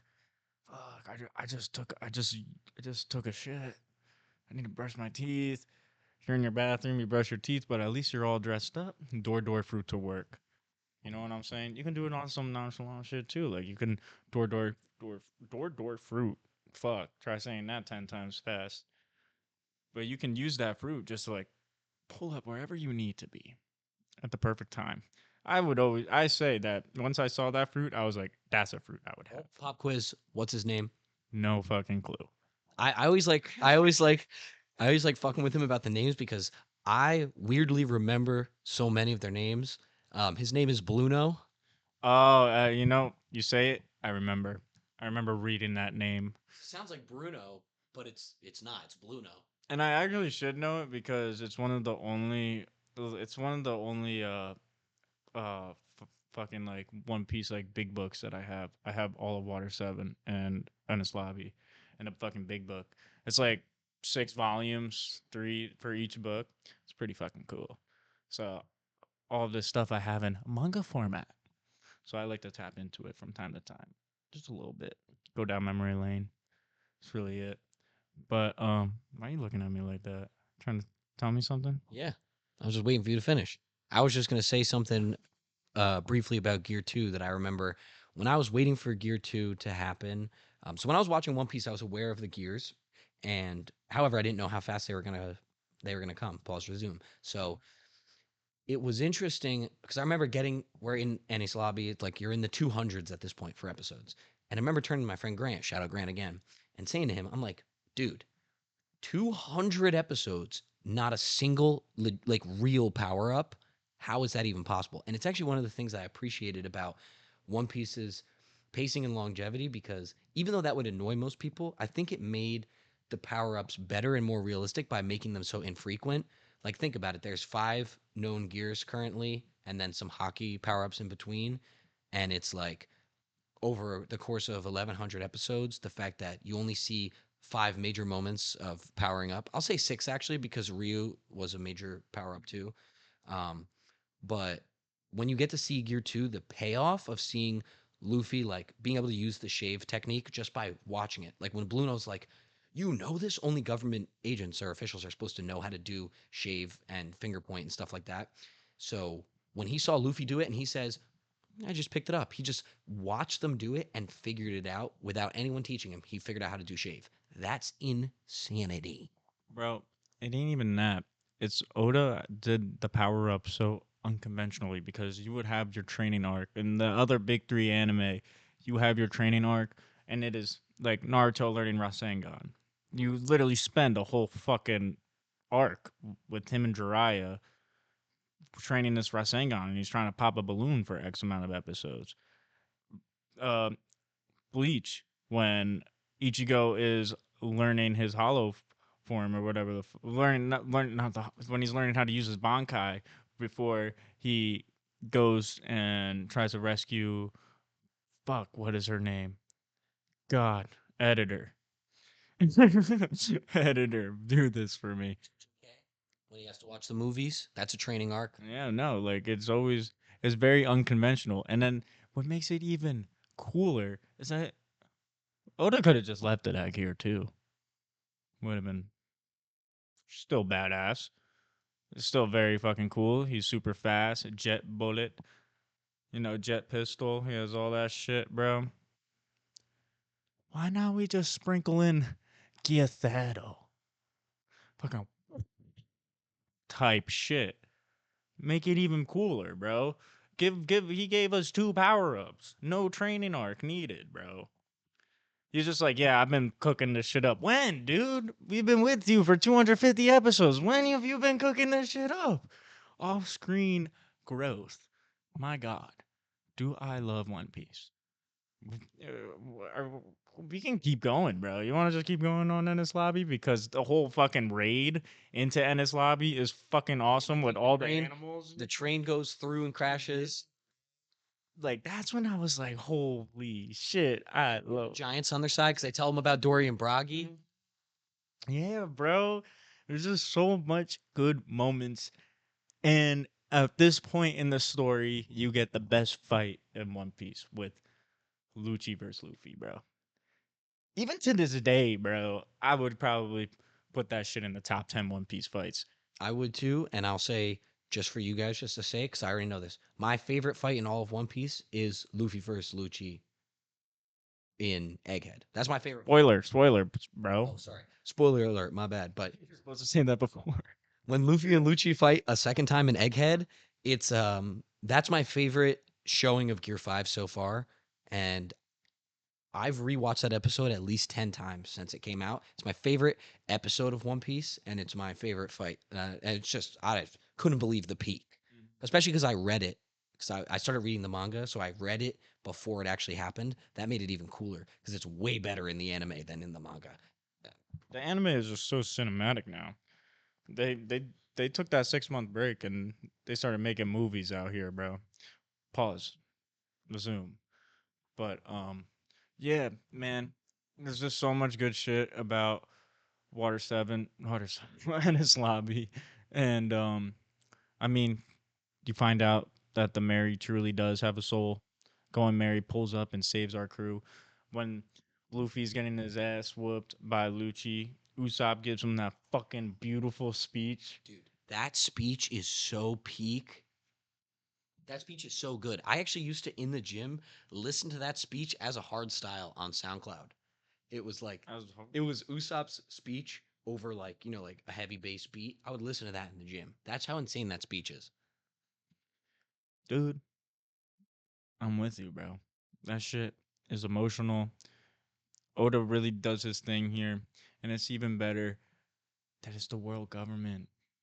We don't like them. We don't like them. I mean, at that point, we've kind of met some cool Marines, though. Shout out Smoker. I like you, Tashigi. Tashigi, cool. I think that's really all the cool ones that we met at that point. But no, they just this whole arc is just a roller coaster of emotions, twists and turns, and hoo-has and hoo-hays. And yeah, I think it was already predetermined. It was the fourth time I cried during One Piece when they cast a Mary on fire, and the going Mary's just like, it's all good. I love y'all. You was my gang. You was my crew. I enjoyed every second of it. I was like, fuck, man, fuck. Put it in S tier. Put it in S tier. Now. Now. That's be epic. Can we take two so I can use the bada bing bada boo poo poo? Yes, we're going to. It's a commercial. It is. I knew we were going to cut to commercial at this point because it's a good, like, we're about to do like a, sort of transition into the next. I think we're going to actually get to Thriller Bark because now we have post Ennis Lobby. I'll say one more thing about it too. One of the reasons why I love this arc so much is because it was I think this is the first time the Straw Hats were faced with a feat where you say in your head, this seems impossible what they're trying to do. Like how everyone was also saying it. Like this is a 1 in a million chance of this being successful. We also barely talked about Frankie. We did barely talk about Frankie. We'll talk about it more in post Ennis Lobby because that's when he actually joins the crew. So we can like talk about it. He's an incredible addition. We needed a shipwright. Especially when they added him, I was so with it, bro. I was like, yo, okay, yeah, because dude just wears panties, bro. Wears man pants, bro. Man panties. I mean, I'm gonna take. We're gonna go to commercial. So if you guys are enjoying it so far, blow up the chat, whatever you're gonna do. You're gonna see. Don't even just ignore that guy. We're gonna do a commercial real quick, and then we'll be back to him. Try to go to up to Thriller Bark. So post Ennis Lobby, Thriller Bark are next two. Super safety. I don't give a fuck. You know where we at. We at the club. Money is gonna get. Let me hear it. Money. You know how it is. $13 pitches of Miller. $13 pitches of Miller. All right, so let me break it down for you. No Fortnite dance, no nothing. No Doki Doki Literature Club will be mentioned because I don't even play it. I don't even know what that is, when we're being honest. And if I did know what it is, Sari-chan would already been my girlfriend, but... Sari-chan is my girlfriend, but I don't play Doki Doki. All right, let's get back to it. The internet safe space. You know what it is. You know the vibes. We got new episodes every week, every Sunday, 9 o'clock. And you know how it get. It get dirty. It get dirty. Those who know, they know. Either way, I've been crawling my way to the muddy ever since I was 13. And you know what's also 13? Pictures of Miller. So get your ass over to the muddy. Let's get litty. and you know the vibes. Follow me. We'll do this together. I'll catch you when we go. Peace.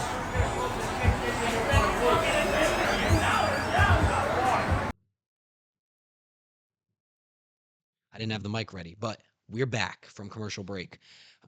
I've got fresh coffee here, internet safe space mug. Mug dropping soon. Mug drop. Shout out Abby. This was a birthday gift. Mug drop. Mug drop. I could make them. You guys want them? Let me know. I'll make them for you. You want one? Yes, please. Good boy. No. I want to now that I think about it. I need one for Sayedi-chan because we like to drink our coffees when we walk home from school.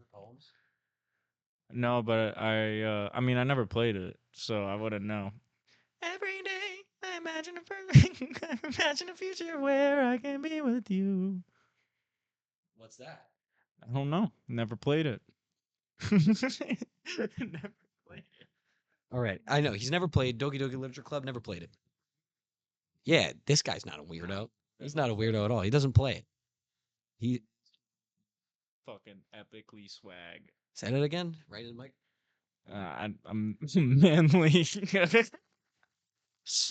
Epic swag. Cool. Chill even. Yeah, he is. So, with that said, we're gonna continue on. Totally horny. We're gonna go to post Ennis Lobby now, which is a separate arc. They're not the same. They're definitely different. I don't get that shit. I ain't the same. Why? Why has it got to be its own little thing? That's how I think of it because mentally, I I group it with Ennis Lobby. I mean, yes, but Weird mentally, shit. I do group it as well. But it is separate, so we got to talk about it separate. So, I think I talked about like I went on that spiel about them saying goodbye to the Mary, and this is in post Ennis Lobby. ooh, true. That is part of it. Also, Robin grabs Frankie's nuts. Hilarious. That's funny. But Nami's number one girl. My bad. Floor. Um, Nuts of floor. but let's talk about the big thing. The reason why post Ennis Lobby is incredible. Boy. Garp and Kobe and El Mepo all back. El Mepo was interesting. That was unexpected, but he's like in it. But Kobe, you get to see Kobe for the first time. I think at that point you might be in the 300s of episodes. I think so, man. Kobe returns, and that's pretty cool to see. And then also, everybody finds out that Garp is Luffy's grandpa. That shit was awesome. That was just, he's such an insane reveal. And then Luffy, as stupid as it's gonna sound, Luffy finds out he has a father because he just had no idea. He just had no idea this dude existed. Never really thought about him. And it's motherfucking Dragon? Huh? Nepo piece is real. Nepo piece is real. Yeah, that trio, the monkey trio, Monkey D Garp, Monkey D Dragon, and Monkey D Luffy. It's Take that last name. the Luffy was interesting because you went like, and what does it mean? Went from dragon to just Luffy. You know, maybe could serpent, Monkey D Serpent. That would have been crazy. That's a tough name. But no, but Maybe he has a fourth brother we don't know about. oh yes, a fourth brother. Yes. Um, and Zoro, as I mentioned earlier, Zoro gives his vice captain speech because basically everyone starts cheering. They're like, "Yeah, let's go get Usopp. Let's go get Usopp and go home. Like, I forgive him, whatever." And Zoro's like, "Stop!" And everyone like stops. And like, "What?" And Zoro was like, "I can't follow a captain that has no backbone." Like that's not. I'm paraphrasing. But he says something along the lines of, "You're being a bitch if you just let Luffy back. Not Luffy. You're being a bitch if you just let Usopp back in the crew because he disrespected you, fought you, and lost. And now you're just gonna be like, oh yeah, come aboard." He's like, "What kind of example is that set?" He's like, "I can't follow someone like that." And he's like, "I'm not gonna let you do that." And Luffy, like, it's interesting because you see how Luffy like It's one of the only doesn't characters want to listen, but he he knows he has. understands like Zoro very rarely like barks orders. He's pretty much he's like I follow Luffy no matter what all the time. but I think it was important for him to serve a role as vice captain and be like, I have a standing in this crew, and I'm putting my foot down this time. It's my favorite. It's probably. It might be my favorite Zoro moment. I mean, there's a lot of good ones, but that one is really up there. Probably top 3 for me. Say something. I always think about the meme when Usopp apologizes and then Luffy sticks his arm out, and stretches it all the way out and grabs him. Yeah, and he's just like, "Fuck." Yeah, I always think about that shit. It's so funny. It was peak though because Zoro said like he's like Usopp needs to apologize first. He has to admit he was wrong, and if he does that, then you're allowed to forgive him. And they really, I mean, they pushed it to the last second, but Usopp he did it. He broke down. He admitted it, and I think Zoro was 100% right because who knows? Let's say Usopp never actually said it out loud. Like he never admitted he was wrong. Who knows what would have happened later if they found themselves in a similar situation? Usopp might have been like, "Well, he just let me back in last time. I can step up like that." So I think it was important that, like, I think Zoro was right. They needed him to admit he was wrong and basically say, like, "I'm going to serve you as my captain and my captain only." Bro. And just another thing, the Sunny, welcome. We love the Sunny. And welcome, Frankie. Welcome, Frankie. Yeah, welcome, Frankie. Hope your nuts are all right. Um, and just like yeah, just so much crazy shit happens in this post Ennis Orbit arc. You got fucking chiseled out chin, fucking Kobe, fucking went through a little bit of a growth spurt, some might say. And I think the way Oda kind of describes like difference between like character, well, basically like character transformations, like through like time skips and all that. It's just like if they have a strong and good will and they want to do better for the world, then they're not. He doesn't draw them ugly. Take Gecko Moria, who we're gonna get into. Ugly, stupid. I hate him. But yeah, no. Um, shit. There's it's just very short, not a lot of substance. I group it with Ennis Lobby, but like I'll put it A. I give it A. Cool shit happens, great character moments, good writing. There's a great closeout to the arc. Welcome aboard, Frankie. Super ass crewmate. I fucking love that man. He was like instantly one of my favorite Straw Hats when I got him. I was so fucking pumped. He's just a cool ass cyborg. Press his nose, and he does tricks on it. Pause. Resume. And yeah, give it an A. Let's put that shit in A. Um, this is where it gets hard for me. I don't know where you want to put it. Yeah, that's tough. I mean, I'd probably say, given that it's an extension of Annie's Lobby, I mean, I would probably put it at the top of A because I fucking adore the lore drop that happened there. That was also the first time that you got the satisfaction of like going through something insane and then because this starts a pattern after this. You go through something insane, you get a lore drop. Do something insane, you get a lore drop. This started that, and this lore drop with Garp and Dragon and everything, and you get Frankie, and then you get the new ship. There's so much is packed into this little bit of post here that I definitely think that put it at the top of A. Yeah, the only reason I wouldn't put it in S is just because it's just it doesn't even feel like an arc, you know? Like Yeah, it it's is an extent. It's I think most of the time we could make it a rule, just like post arcs to just auto be put a tier down. I don't even know, man. Well, are there any other like post arcs like after? Post-war. Yeah.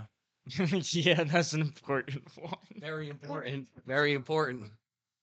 Yeah, slap that bitch in A. All right, doing it. But would you really, yeah, put it because once you find out like all that lore shit, it makes One Piece so much more enjoyable, you know? Because the yeah, like you said, it's like you get a little something out of it. It's like fuck. I thank God I've been watching this show for 300 plus episodes up to this point because fuck, fuck, I might be flaccid the chub right now. All right, what do we got next? Here we go. All right, so now we had post Ennis Lobby, Frankie sailing with the crew. Things are looking good, and we make it to what I still call peak One Piece thriller bark. Thriller Bark is the funniest arc that I've ever watched. I remember laughing. I remember when I first started watching it. I remember Grant, shout out Grant, saying to me, he said, "You're either gonna love it or you're gonna hate it. There's no in between." And I loved it. I thought it was so funny. There's that iconic scene where Luffy pushes the zombie back into the grave, like not even knowing it's a zombie. He just pushes him back in. The I liked the parallel because they went on Thriller Bark in two groups, and I grouped them into the strongest members and the weakest members. And it's funny because it was like Nami, Usopp, and Chopper were a group for some reason. And they like went through Thriller Bark and they were all like scared of everything. And they were like, oh my God, like they didn't fight anything. Everything they were just like running through. And then Luffy, Zoro, Robin, etc. They go through and they're just mogging everything. Luffy's asking everything he sees to join his crew. And it's just like it's Meet Brooke before we touch down into Thriller Bark though, because they see his ship first. yeah, I don't remember the exact timing, but I know he asks Brooke to join the crew immediately. Yeah, which was sick because the Brooke lead looks at him and goes, I accept. And then he asked Nami to see her panties. A recurring theme, but he did do that. And you need a musician on the crew. Shout out Bink Sake. God, yo, yo. You know any of the words?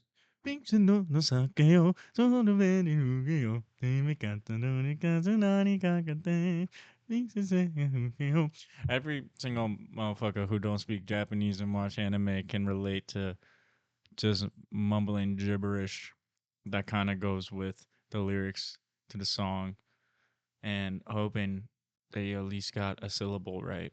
Because that's how I feel when I sing Pink Sake, but shit, I still feel every word in my soul. Continue. Let's continue. I'm getting distracted. I love Brooke. Brooke is a G. Afro, fucking tough. His fit's tough. Even though he's skin and bones and he got no eyes. Yo. He's got that. He's just a cool ass dude, and he's a swordsman. He's a swordsman, bro. I love swordsmen, especially in One Piece. So yeah. All right, that's my little Brook rant. But continue, keep going, break it down for us. Yeah, so we get Brooke introduction. We see Hogback is like the first talking NPC that's on the island. Um, we get the Usopp and Perona fight. We get Zoro versus what's his name? The Ryuma. Ryuma. Zoro versus Ryuma. That's really cool, especially because he does pick up a new sword after that. Can we get that whole one shot that came out like a year or two ago? That made it better. That definitely made it better. You get Nothing Happened. You get Kuma's first appearance along with Nothing Happened. You get Demon Luffy Shadow Luffy. or Shadow Luffy. I said Demon. Shadow Luffy. Yeah. And you also get Frankie cranking fucking 90s like he's in Fortnite. Just another reason why Frankie's so fucking good. And Oars. Oars, dude. Fuck, man. So many good parts about this arc. You meet you already said Piranha, right? You said all that, yeah. Meeting Piranha for the first time. I didn't really like her at first. There's the thing about me with Thriller Bark. I enjoyed it. It dragged on a little bit. It's like this is like the same thing with Skypiea. It's a good arc. It just drags for me, but it does have, in my opinion, better moments than Skypiea does. Like, I mean, just like that whole thing at the end with. I mean, we already talked about nothing happened, so I'll graze over that. So please don't. You know. I mentioned it, but I want I want a clip. There needs to be something to clip. I want you to talk about Nothing Made Happened. a clip farm. Not farm, but like I don't think it's something to glaze over. That's like easily the best scene in all of Thriller. I thought you wanted to talk about it. I was gonna let you. Yeah, I wanted you to munch on his cock, It is my goat. That's my goat. and he would love to slob on that thing if he could. If he was real, he would be slobbering on it like a dog looking at a fucking treat. There's something to talk about instead. All right. Well, I was gonna say the banquet at the end, Oh yeah. and like that's the first time you hear Bing Sake in the show. Brooke just fucking crying. It's like, I'm so happy, bro. I forgot about that. That was sick. That was really good. Bro, nah, Luffy just got away with words, dude. And that motherfucker, the Straw Hats know how to party, bro. It was just good vibes, bro. It was such a good ending to the arc. It's just straight good vibes. Um, like Brooke is just an awesome addition to the Straw Hats. My biggest fucking hate for this arc is Gecko Moria. I just fucking hate him. I thought he was. Yeah, no. I thought he was such a lame villain. And like he was a warlord, but didn't really feel like it. He was kind of just a punk. He never really scrapped face to face, and then when he did, he just snipped Luffy's shadow and just kind of fucked him. That was lame as fuck because I was just like, oh my god, now I gotta fucking sit here and wait for this fucking loser to be beaten. But Thrill Bark has the vibes. It has all that cool shit. Sanji's heart gets broken because he finds out that he's not gonna be the one with the invisible fruit. Clear. The clear. Yeah. Why do I keep saying invisible? I don't know why. It does, but I mean, yeah. But fuck. At this point in time, it's probably been I've watched this arc 6-7 years ago. we're cooked. No, we're not. Cooked. We just know comedy. But yeah, that's really all I got to say about Thorough Bard. Good vibes, shitty villain. Shout out Brooke. And Shadow Luffy. Cool. That was cool. Okay. Best part of Thriller Bark, my goat, Zoro. So after the fight, Yo, what was that? He's getting ready. I'm to just suck his prepping. dick, I'm bro. just prepping. Yeah, prepping is Everett, good, no, bro. no. Next to- There's good the to fight. have to put your hair up. The fight was very close. They barely got the shadows back before sunrise, and that was super important to do. Obviously, Luffy has just beat his second warlord at that point, which is huge. And this was the craziest part for me, not knowing what's going to happen when Kuma pulls up and you're like, hold on. Luffy just beat a second warlord and now there's a third. Because at this time, the warlords seem like absolute top dogs. You're like, because you don't know anything about the Yonkos yet. All you know is that the warlords are, yeah. White. But you're not like really thinking about like the power scaling of it all. Like right now, warlords seem like the craziest thing to fight. Did Whitebeard and Shanks link up at this point? Did they have that conversation? Remember Shanks goes into the Yeah, ship? I'm not sure when it happens. It's probably around here somewhere, but yes, he goes on the ship sometime. We can look it up. Editor. Anyways, so Kuma pulls up, and at this point, they send him there to clear out the Straw Hats. That's the goal. But at this point, now that we've seen some Kuma backstory, bro, we find out that this whole time he knows Luffy is Dragon's son, and he's secretly part of the revolutionaries. So although he's the government lapdog, he obviously like he's going on the island. He's obviously not going to fuck them up, but he has to do something. So when Zoro stands his ground and says like, "You cannot touch my captain, take me instead," Kuma takes this as an opportunity to test Luffy's crew and see if this is the right people to be with his leader's son. And what he does is he takes all of the pain and anguish from Luffy's body and makes a giant paw cloud out of it and basically says, "You don't want me to fuck with them? That's fine. But you have to take on all of So Zoro was already fucked up because he also fought. And he, on top of that, had to take all of Luffy's pain and suffering at once. Pause, resume. And Kuma even, we find out later, he says in his head that pain would be enough for even him to pass out, which Kuma takes pain like that from the elderly on a weekly basis. And even then he said, if he took that at once, he's out of there. Pause, resume. So, but here comes the coldest. This is why Zoro's my goat, bro. Zoro doesn't care about recognition. He doesn't need anyone to be like, oh, you did that. That's so good. He doesn't give a fuck. He cares about his captain and nothing else. So he pulls up. He takes the pain. Obviously, we all know he'd do it. That's my goat. Sanji finds him. And he's like, Zoro, I've been looking for you everywhere. Whatever he says. Pulls up. Zoro is in the middle of a fucking crater, covered in blood, kind of like this, like shaking a little bit. He's like, And he's holding his arms together, and he's just covered in blood. And Sanji's like, what happened? Where'd all this blood come from? Whatever. And Zoro just goes, what happened? Nothing happened. and he might say nothing at all or something. Say that on the mic. That's a boner alert. So that's the best part of Thriller Bark. So the way that I like to think about these arcs when I'm reading them is I say in my head, like, think about all that crazy shit that just. What? You ain't read Thriller Bark. I know. Did I say I read it? What did I say? You said when I read it. You said when I'm reading it. I meant when I go through it. Rating it. I think I meant rating.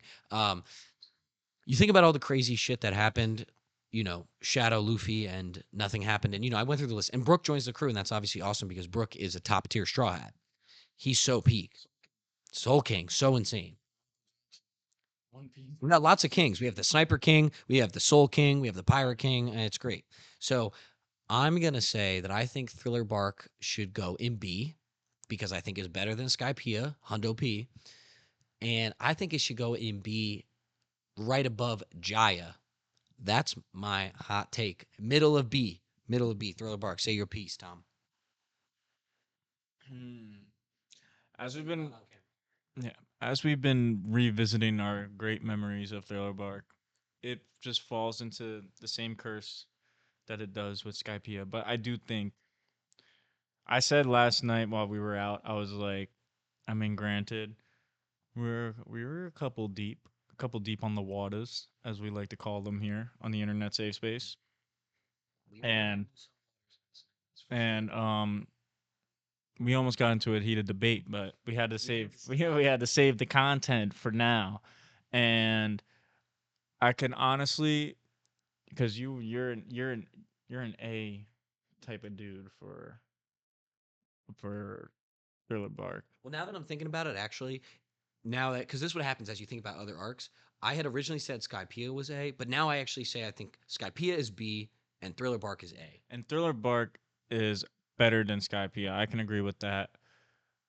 I don't know if it's better than Jaya though, but it's definitely not better than Drum Island. That is an unequivocal I fact. recognize it should be So Drum Island, bro. I will be okay. I will be okay with sliding it in between Romance Dawn and Jaya. I will be okay with that. But yeah, get your pacing up, One Piece. I hope this is why I'm so excited for this new One Piece anime to come out. Bro, just wait till we talk about Dressrosa, bro. I'm fucking gonna kill myself. Dressrosa is sick. I hate it. Love Dressrosa pacing. I no, I like Dressrosa's story. I shouldn't even be talking about this. I'm spoiling the next few episodes. But yeah, this is our cutoff, right? Yes, let me see.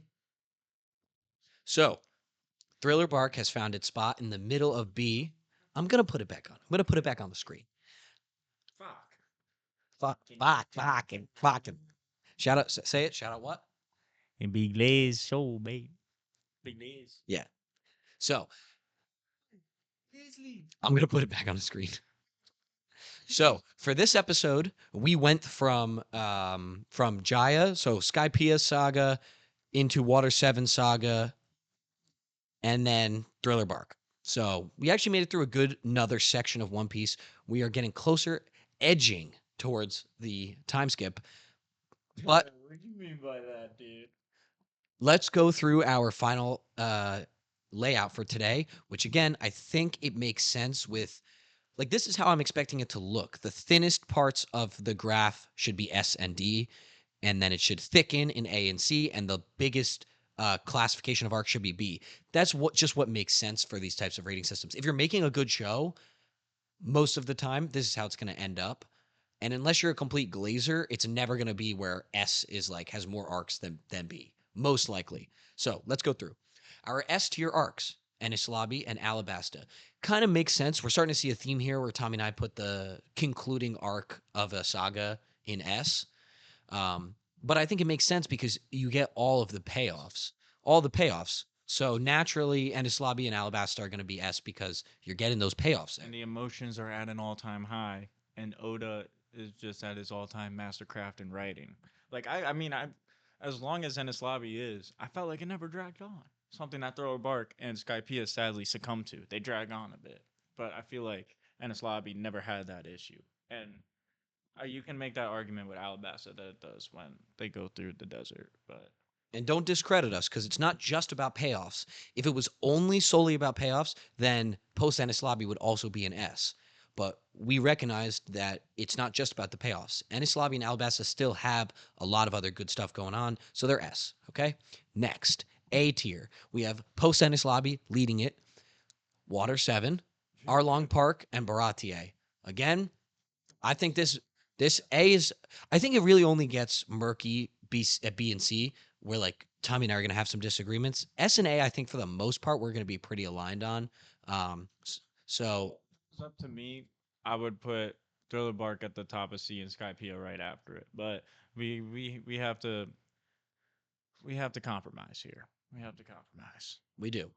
So, and I could honestly see myself at the end dropping Skypea into C. I could see myself. I don't know if I'll be as willing for Thriller Bark because I do think it's a lot ahead of it. But It's just like there's just moments that really carry it, but when you get into the meat and bones of it, it's dragged on. That's like my whole take of it. You have like very top tier One Piece moments in it, and very good, memorable moments. We already talked about them. We don't need to list them off, but like just like when you get into the skin and bones of it, yes. no Brook. So then we have B tier with Logetown, Drum Island, Thriller Bark, Jaya, Romance Dawn, Skypea. Then C, Little Garden, Syrup Village, Reverse Mountain. We did not add anything into C. That's because how you know Oda's cooking. Whiskey Peak, Orangetown, and then D, Long Ring, Longland. The only non cookery, unfortunately. But yes, overall, we just went to I think a more peak set of arcs in total for those sagas. It's it's only getting beefier and peakier, as they call it, because these next string of arcs, some might say is the best string of arcs in One Piece. I might have to say just a little sneak peek for next week or whenever it drops, whenever we end up recording this. Um, these next string of arcs is probably my favorite string of arcs in any anime I've ever watched. Any long form shonen, it is by far my favorite string of arcs. Like My favorite arc is in this string. My favorite arc. I used to be like a hardcore narco. I used to be a hardcore Naruto dick rider, and I would always say from him the whole Asuma thing to Rasen Shuriken to Jiraiya to Pain, Five Kage Summit. I was like, that's that's a peak string of arcs. Like I was like, this is the best string of arcs in any anime I've ever watched. But then the One Piece happened. And boy, oh boy, did my flaccid go from floppy to stern. With that said, I'll put the final tier list on screen one more time. So this is a tier list currently from East Blue to Ennis Lobby. Sorry, to Thriller Bark. To Thriller Bark. So we go from East Blue to the Grand Line. Back to you right now. And remember, hold from the bottom so we don't tweak it. But fuck. Sabayoti, bro. This a real man's arc right here, bro. It's a real man's arc. What is there not to love about this arc, honestly? Besides one big thing, but it's good for the story, you know? You love it. No, you hate it, but you love it. I meant to swap the two, not love it and hate it, because that sounds like I would love what happened, but it's not true. But nah, man. The worst generation gets fully introduced in this arc. You meet Rayleigh, find out, holy shit, this dude was sailing with Roger and not that? Motherfucker's the vice captain? What the fuck? What the actual fuck? When that shit happened, I was balls to the floor. I was like, holy shit. My anal cavity might be a little moist. But, and then, it's not even that, bro. You have top tier moments from just all the Straw Hats, like in this arc, bro. Honestly, it's a fun arc to watch, but mainly Luffy, as always, takes the cake. One Usopp tries to ask, Rayleigh what the One Piece is. Stupid ass motherfucker. I don't want to hear any of it. I don't want to hear nada zilch zippo. I love that shit from Luffy. 10 toes down on his dream. But then you get introduced to my guy, my actual guy. Make you switch characters in Jump Force if you know you know. Mr. Law, bro. Who was well, he gets his time. Gets his time. But like, yeah, you meet Law, you meet all of them. You meet Drake, fucking Straw Dude. Forgot his name. Oh, you meet Beji. Beji. Beji. I fuck with Beji. He's Good the dog. yeah, bro. He's Tony Soprano. The monk. I don't remember the monk's name, but the monk as well, and the And you get Kid, the obviously. voodoo doll guy. What the hell's his name? No, that's what I was talking about. I forgot too, bro. Hold on. He's ugly as fuck. Basil Hawkins. Hawkins, yeah, dude. First name too, bro. Yeah, bro. Basil. Basil, that's crazy. Guy's a fucking seasoning. Named after a garnish. But nah, you get that. You get a true introduction on Celestial Dragons. It's been probably like 6 or 7 years since I've watched it. Fuck, I hate us, bro. I actually fucking hate us. It's bad, bro. It's so bad. It's fucking awful. But like names and everything and like what comes up when isn't too memorable for me. I kind of forgot a little bit, but I know at least that we get the introduction to Charlos and his bitch ass getting slapped in the face. Fucking turn that shit into a manga panel, bro. That's what they did, bro. And yeah, a lot of good shit. Kizaru pulls up. Second time we see an admiral, but this time on business. Kuma, shout out Kuma. I'll leave it at that for the motherfuckers who don't know, but the motherfuckers who know.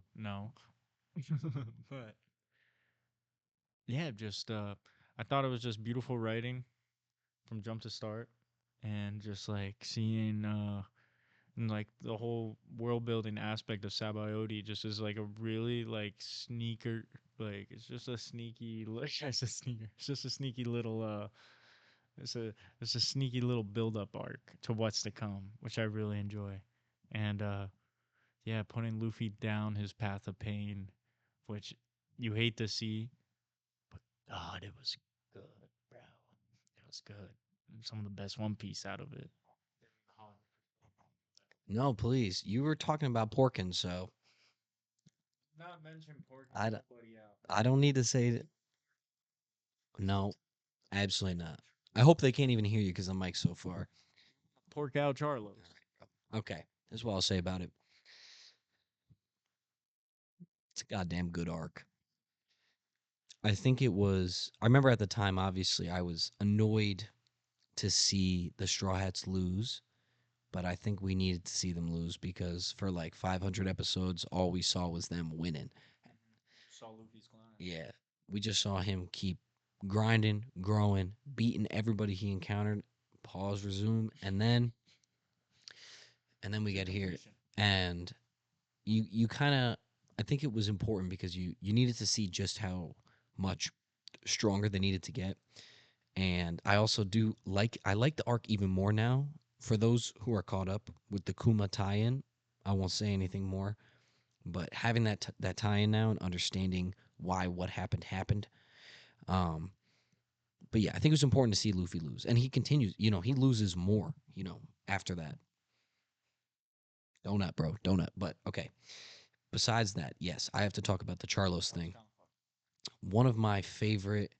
It might be a top 5. Not even might. I think it is for me a top 5 scene in the anime is when Luffy punches a celestial dragon, and I'll tell you why. Because up until that point, nobody would ever, no matter how daring, you could be an idiot like Kid, and even Kid knew not to do something like that. There was nobody that had the balls that had, as Tom would say, the shipwright.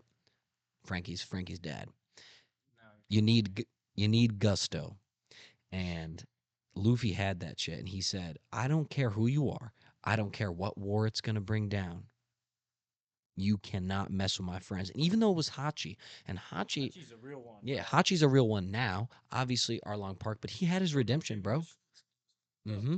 And he apologized to Nami, and he got his, he had his full circle moment. And Luffy, it's one of the things that I love the most about Luffy is that someone like Hachi, who could be a complete and utter enemy, Luffy's always willing to forgive. Like he'll open his heart to you if he believes that you're sincere. And he knew Hachi was not fucking with him when he said, "I'm sorry and I want to do better." And so he stood on business and he punched. Think about it this way: he punched a celestial dragon, one of the most insane things a pirate can do, for somebody that literally like a month ago was his enemy. Like that's crazy to me. It's not that long because the biggest skip is 2 years. They were only sailing together for a couple weeks or some shit. But it wasn't. I'm telling you, bro, it wasn't that long. Not even bare minimum. It was less than 6 months. Like it was not a long. Yeah, it's not a long time. Like Brooke, when they all got separated, Brooke was sailing with them for a week, a 1 week. But Toast with Luffy, bro. Just need to hang out with this dude for. Imagine the bro down with Luffy, bro. Imagine the bro down you can have with Luffy. Hella snacks, bro. Y'all just drinking from barrels, dude. And this motherfucker just doing silly ass tricks with the stretchy arms, bro. I want to bro down with the straw hats, bro. Nami and Nico are invited. and on another note, there is another part about this arc I like a lot. It was one of the few, but one you have to acknowledge, peak Usopp moments when Kizaru and Kuma are fucking everybody up and blipping and shooting light beams. Usopp is standing there face to face with Kizaru, and Luffy screams, "Usopp!" Like he's like Usopp, more or less. That's that scream was like fucking do something, and Usopp fucking pulls back and aims at Kizaru, a fucking admiral. Usopp knows he can't beat him, and I'll tell you, it was a moment where I said, "Okay, I fucking respect Usopp for this. For once, this was like the Usopp redemption for me. This is like the start of it. Was it so? Was him. I guess that was the start of it. This was the continuation. Yes, Sogeking is peak. Sogeking is peak. Him aiming at Kizaru, because that takes a lot of bravery. Like I'll give it to Usopp. He fucking stood 10 toes down against the Admiral. They didn't win, but anyways, we're already over 10 minutes. I don't need to say anything more. We both said our piece. It comes down to, I know there's so much, and This is one of my favorite fucking arcs in One Piece. I can't lie. Just that twist up of the Straw Hats losing, like, really puts it in. And Luffy's voice actor, and just the way you see Luffy's despair after he loses. Like, it's just so good. Especially, especially with what you know now. Makes it even better, honestly. But just seeing them go one by one, my heart was breaking. And it's just like, you got 700 more episodes of this show to watch now. And this happened at you get that in his lobby and you're like, yeah, I am so with this show. I fucking love this show. You get to hear heart just breaks, bro. Heart breaks, but in a good way because it's a beautiful setup. If it's up to me, bro, I put this shit in S. Honestly. I appreciate him for saying that, Tommy. Don't even say more, bro. Let that Benjamin calm you. No, I'm just messing. All right, but I agree with him. I also think it's S. And there was a time, I'd say when I first watched it, I would have said A. Definitely would have said A. But there is so much about it that's not only crazy but perfect. The Celestial Dragon Punch, the introduction of the worst generation, them getting blipped and losing, Usopp standing 10 toes down, Rayleigh getting introduced, all of that happens in Sabaody. And I actually think overall, I think it's an underappreciated arc. I think is one that could easily fall under the radar when you're talking about One Piece because everyone wants to bring up the Alabastas, the Enies Lobby, the Impel Down, the Marine Ford, and I feel like Sabaody can easily get skipped over because it's sandwiched between so much peak. Now, for me, um, it's kind of tough to know where to place it because I mean, I'm a crocodile blower, bro. Yeah, I think it has to be. I think I agree with you. If you didn't hear what he said, say that one more time. I said I'd be glazing crocodile too, bro. No, no, no. Say what you said. I'm a crocodile blower. Fuck. Fuck. Editor, get to it. But yeah, it's got to go above Alabasta. But Easily. I do still think Annie's lobby is better. It is better. All right, so then it's not even a discussion because then we agree. We agree on its spots. Let me show you guys the board here. Or Yeah, dick on we did. 10. I do think. And we did, bro. I feel like we barely even tickled its nuts on what actually happens in it. Real question for the homies out there, bro. How much you think Ray Lee was selling himself for? Cause he was just he was a gambling menace, bro. He would just be gambling, drinking, and he's just whenever he goes broke, he just goes to the slave auction and he just sells himself, bro. And then he breaks out. How much you think he sell himself for, bro? You think they're dumb enough? Like after the 15th time, they're like, I'll drop I'll drop a billy on this dude. Like that has to be it. You gotta. It's a billy for Rayleigh, bro. If you're not caught up, cover your ears. If Luffy is 3 bill right now, why the fuck is Rayleigh shouldn't be getting sold for under 500 million berries, and that's being very, very generous, bro. These celestial dragons are at least dropping a billion on them, bro. A BB, a billion berry. I don't know how much you think he gets. I think he's definitely given that he's the right hand man to the king of the pirates. I think it's I'd say probably 4 or 5 billion. It's definitely gonna be above Luffy's current bounty, because he's a fucking vice captain to the king of the pirates, bro. But just think about how much this dude got to gamble then, bro. Because like the way they stated in the show is like it's like yeah I it all the time. It's like this is the hustle. That's his hustle. That's kind of a crazy ass retirement hustle, bro. I can't lie. It yeah, Rayleigh's awesome. And so yeah, so Sabaody is going S tier in between Alabasta and Ennie's lobby. And unfortunately we have to move on from it to something that I think we'll talk about a little bit less. Yeah, Amazon Lily is next up. it's pretty good. Luffy gets his penis stretched out. His family jewels. One of my favorite scenes in Amazon Lily is when he says family jewels, referring to his nuts, and then they ask if they can see them, and he's like, "That would kill me." No, yeah, they said can we grab him or something. They said can we grab him, some shit like that. They didn't understand. This is the island of women, so But they were dead ass stretching homie's ween. How? All right, chat. How long you think Luffy can stretch his weenie, bro? Before it start to hurt, bro. How long you think he can stretch his weenie? I think I'm talking a football field. I think, bro. If he's in Gear 5, bro, he can wrap around the globe. Simple. It's like it's like super penis from a superhero, bro.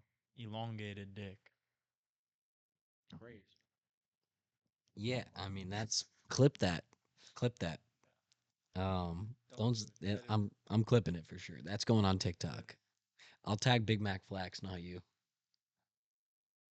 Yep, we don't even know who you is who. Who's who? Shout out Wano. Um, He's lame as fuck too. I will tell you this.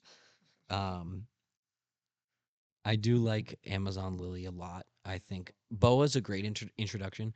I really enjoy the back and like her being in love with Luffy, and that whole shtick is very enjoyable.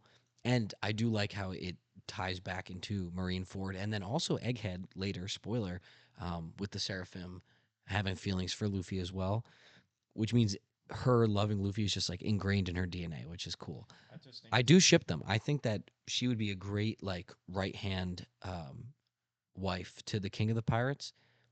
I hope that that's what ends up happening. I'm always big on ships. I like doing ships. Boa Luffy, Hundo P. I want that to happen. I want that to happen. Make it happen. I know Luffy's not interested and he's not like lustful, and that's fine. But I think it's important someone that stand 10 toes down for you, bro. She's like, oh, she's like a woman Zoro that like wants to bang Luffy. She's strong as fuck. She's super powerful. She was a what's it called? A warlord, and she would literally do anything for Luffy. And I think that's what he deserves, bro. He deserves someone that would say, "I will do anything for you. I would die for you." Now, obviously, Zoro is that, but he's, you know, You never know. It's the big 25. yeah, it is the big 25. Luffy Zoro could happen, but I don't think that it would happen. I don't think it makes sense. I think that they're going to go on different paths, and most likely Luffy will end up in a cis relationship. Each other out right now. What was that? We talking about the two homies porking each other out right now. If that's what Oda wanted, I would be fine with it. To make it very clear, that's totally cool. That's cool.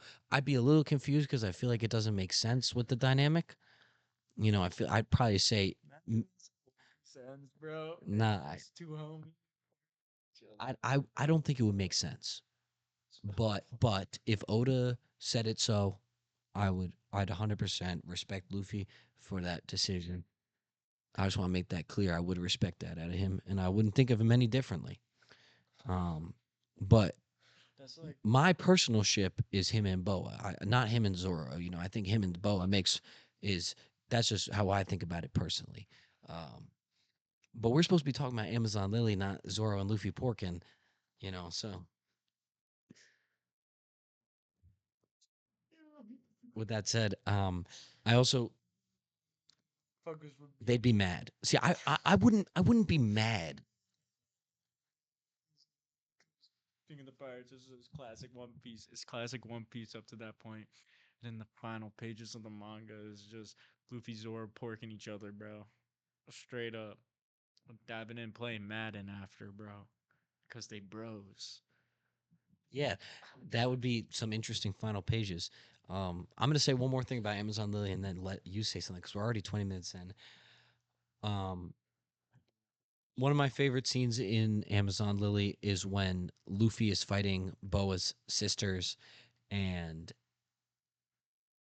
they're like their mark is gonna be revealed.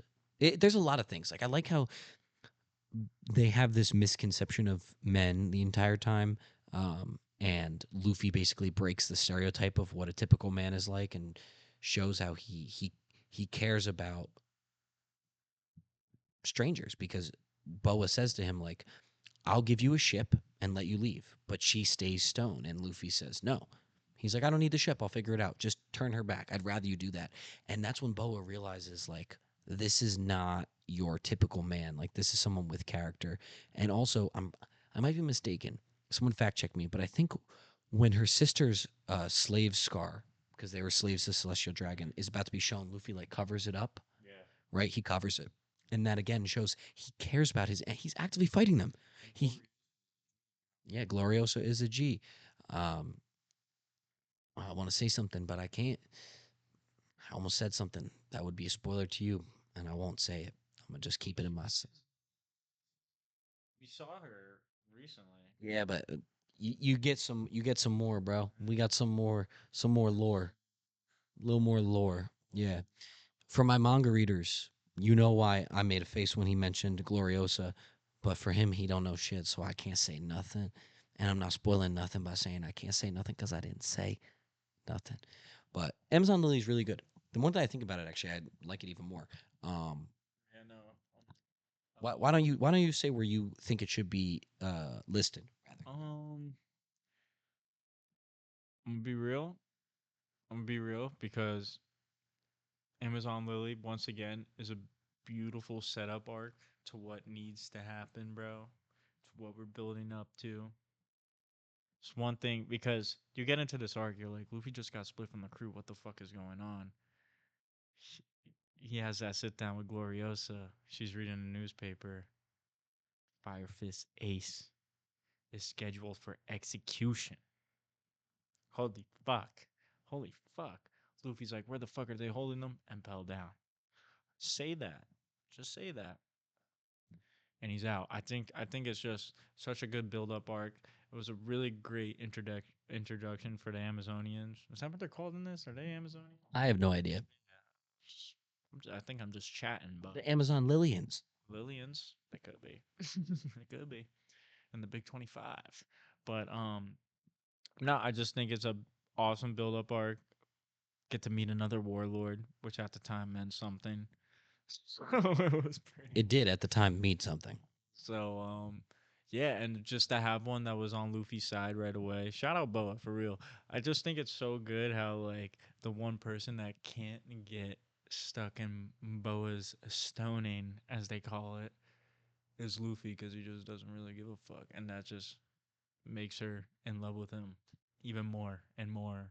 But yeah, this arc's a lot of fun. I really enjoyed it. Thought it was really funny. Good build up for what's to come. I would put it in A tier. Where in A tier is where I'd have to have a discussion, but it's definitely better than every arc in B for sure. I would probably put it behind Water 7.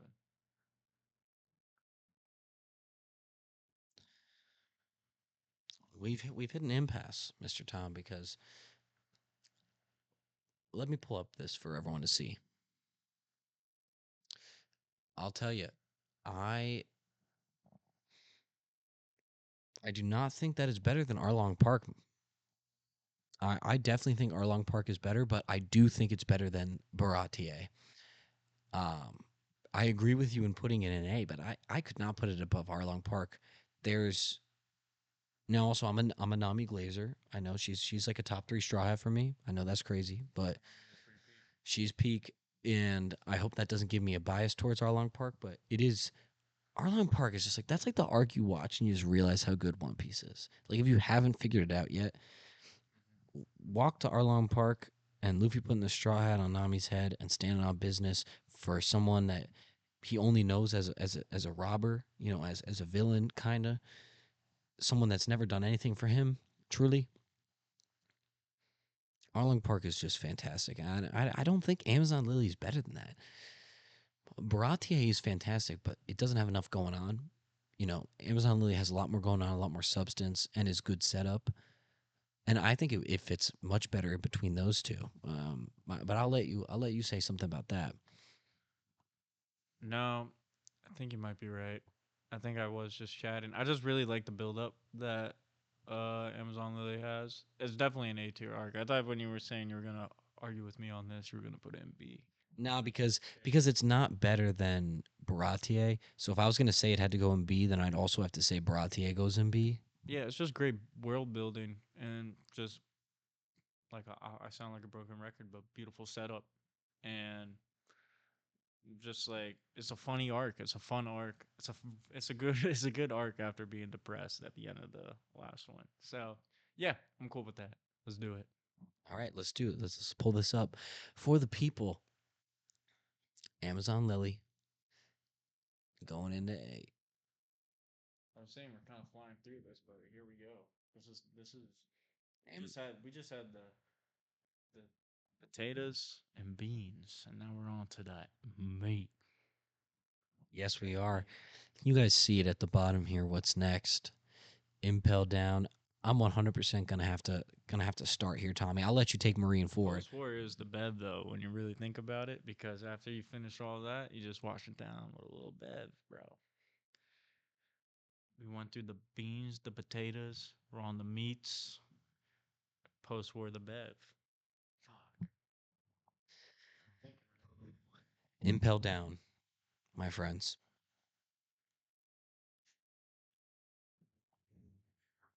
Comes out. Impel down is the absolute 100% best arc in One Piece, and I know he doesn't agree with me. Impel down is the best One Piece arc, and there are, oh my god, so many reasons why. Let's just go through some of the ones that I can remember off the top of my head. First off, Boa helping Luffy infiltrate Impel down. Incredible. Let's jump ahead. Luffy being the second person ever to successfully break out of Impel down. Insane. Besides, what's his name? He's like the lion guy. He's on Rox's crew. He's the only other one to escape. He's in a movie, a One Piece movie. Yeah, he escaped from Impel Down too. Besides him, Luffy escapes Impel Down, which is insane. Also, Garp laughs about it, which is hilarious. Buggy comes back, which originally pissed me off, but now I like Buggy, so I respect it.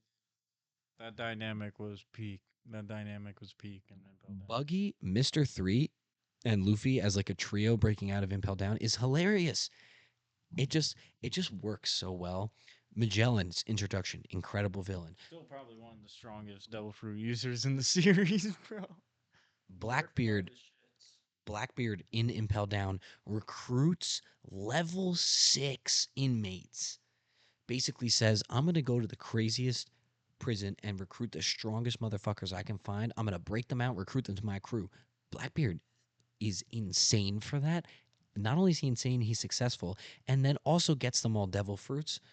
I mean, he just literally said, it's like going to a candy store and just being able to pick out the top tier shit that your parents would never let you get, and you just go in and take that shit. You just take it, even though you're not supposed to. Like, logic says you could never have it, and yet you get it. So Blackbeard coming in, that's tough.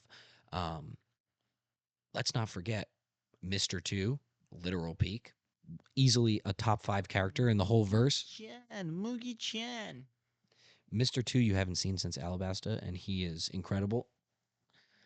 And his dynamic with Luffy is even better than Luffy, Buggy, and Mr. Threes, because you see how a villain could be turned friend, and you get to start to see the power behind Luffy's heart, taking someone who was the number 2 of Crocodile, and along with Robin. It was Robin, Mr. Two. The only person Mr. One didn't turn, but he's also in Impel Down. Crocodile, Sasho Buriana, Mugiwara. That's an incredible scene, one of the best. Ace and Jinbei in Impel Down. You get to see their interaction where Ace is telling Jinbei about Luffy. You get introduced to Ivankov, and you get to see how Ivankov helps Luffy overcome the Magellan's poison. You get to see Mr. Two and Luffy in the cold section of Impel Down fight together. You get to see Luffy's conquerors take out the wolves when they're attacking Luffy and Mr. So Mr. Two, my cat is at my feet right now, distracting me. And then Ivankov breaks out with them and the scissor guy, and yeah, Crocodile is so tough, and Crocodile helping them along with Mr. Three and Mr. One, and then they all break out together. Oh, my cat caught the wire. Just forget it. Shout out Jordy. They all break out together, and then finally I'll end off with Mr. Two's sacrifice to help them all escape so they can get to Marineford, staying behind. The only person from the riot that didn't make it out, he stayed behind, pretending to be Magellan, so that he could open the gate so that they could escape. And it just solidified him as an S tier day one homie. And I know we got confirmation via a cover art for the manga that he's alive and still in Impel Down, but I hope that he somehow gets out, or they return to Impel Down in an arc and free him. I don't know. I hope he comes back into the story. But I'm yapping. I'm yapping hard because it's my favorite arc. I could go on forever. There's just so much peak about it. Luffy giving Buggy the armband to get to, what is it, Captain John? Something like that. The captain that's on Rox's crew, the drinker, he's a zombie in Thriller Bark, but giving Buggy the armband to get to his treasure, I feel like that could come into play later. That was just such a small detail that Oda included. Regardless, I'm gonna shut the fuck up. Impel Down is the best arc in One Piece. It's incredible. There are so many hard-hitting players that get introduced and blended into the story. You get returning characters blended in the story perfectly. You get to see Luffy do a prison break, which is just cool to see. And also you get the little extra lore of Ivankov saying to Crocodile, Ivankov says to Crocodile that she knows he, whatever pronoun Ivankov wants to use that day, I fucking respect it. I respect the shit out of it. He, she, they, I don't care. Ivankov is that guy or gal. It's the big 2-5. It's the big 2-5. and Ivankov is peak. And I'm just gonna say she for now. Um, she saying to Crocodile, that she knows his secret, and he basically has to stay in line and help them. I'm a subscriber to the Crocodile is Luffy's mother.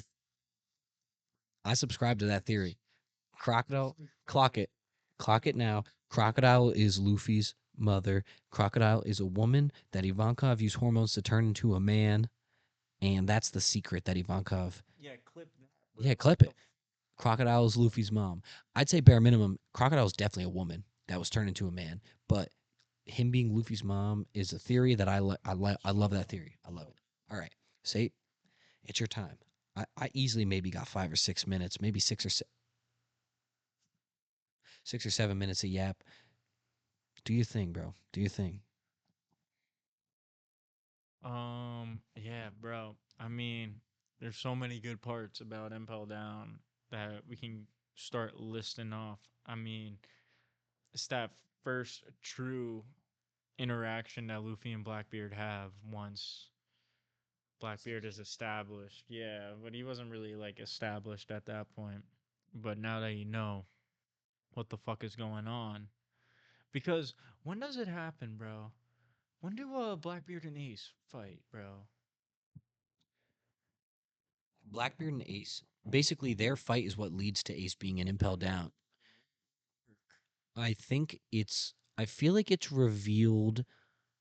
Because you know you get like a whole 2 episodes. Yeah, I'm not positive on when it's revealed. I don't know if it's revealed before the newspaper or after. Like, I don't know if it's. I don't know if you think it. He packs him up, and then you find out that Blackbeard gave Ace to the world government in exchange for a warlord position. Yeah, so it probably was like an end of Sabaody to like beginning of Amazon Lily. It was definitely like within that little squeeze, that little stretch. I feel like, but nah, it was there's just a lot of good things going for Impel Down. You got like Ant said, you got the Mr. Safe Space himself. You got the introductions to revolutionaries, really, bro. You never really see them before this point, and it was really cool seeing a lot of those guys. I don't really remember anybody else's names besides Eva. I know they're scissor hands, and we had to talk about this. It's probably very hard for him to jerk jerk Pino. It's probably very hard for him to jerk Pino with those scissor hands, bro. I kind of feel bad for him. Cause he like I don't even remember if it was a devil fruit or not, but you said it was a devil fruit, right?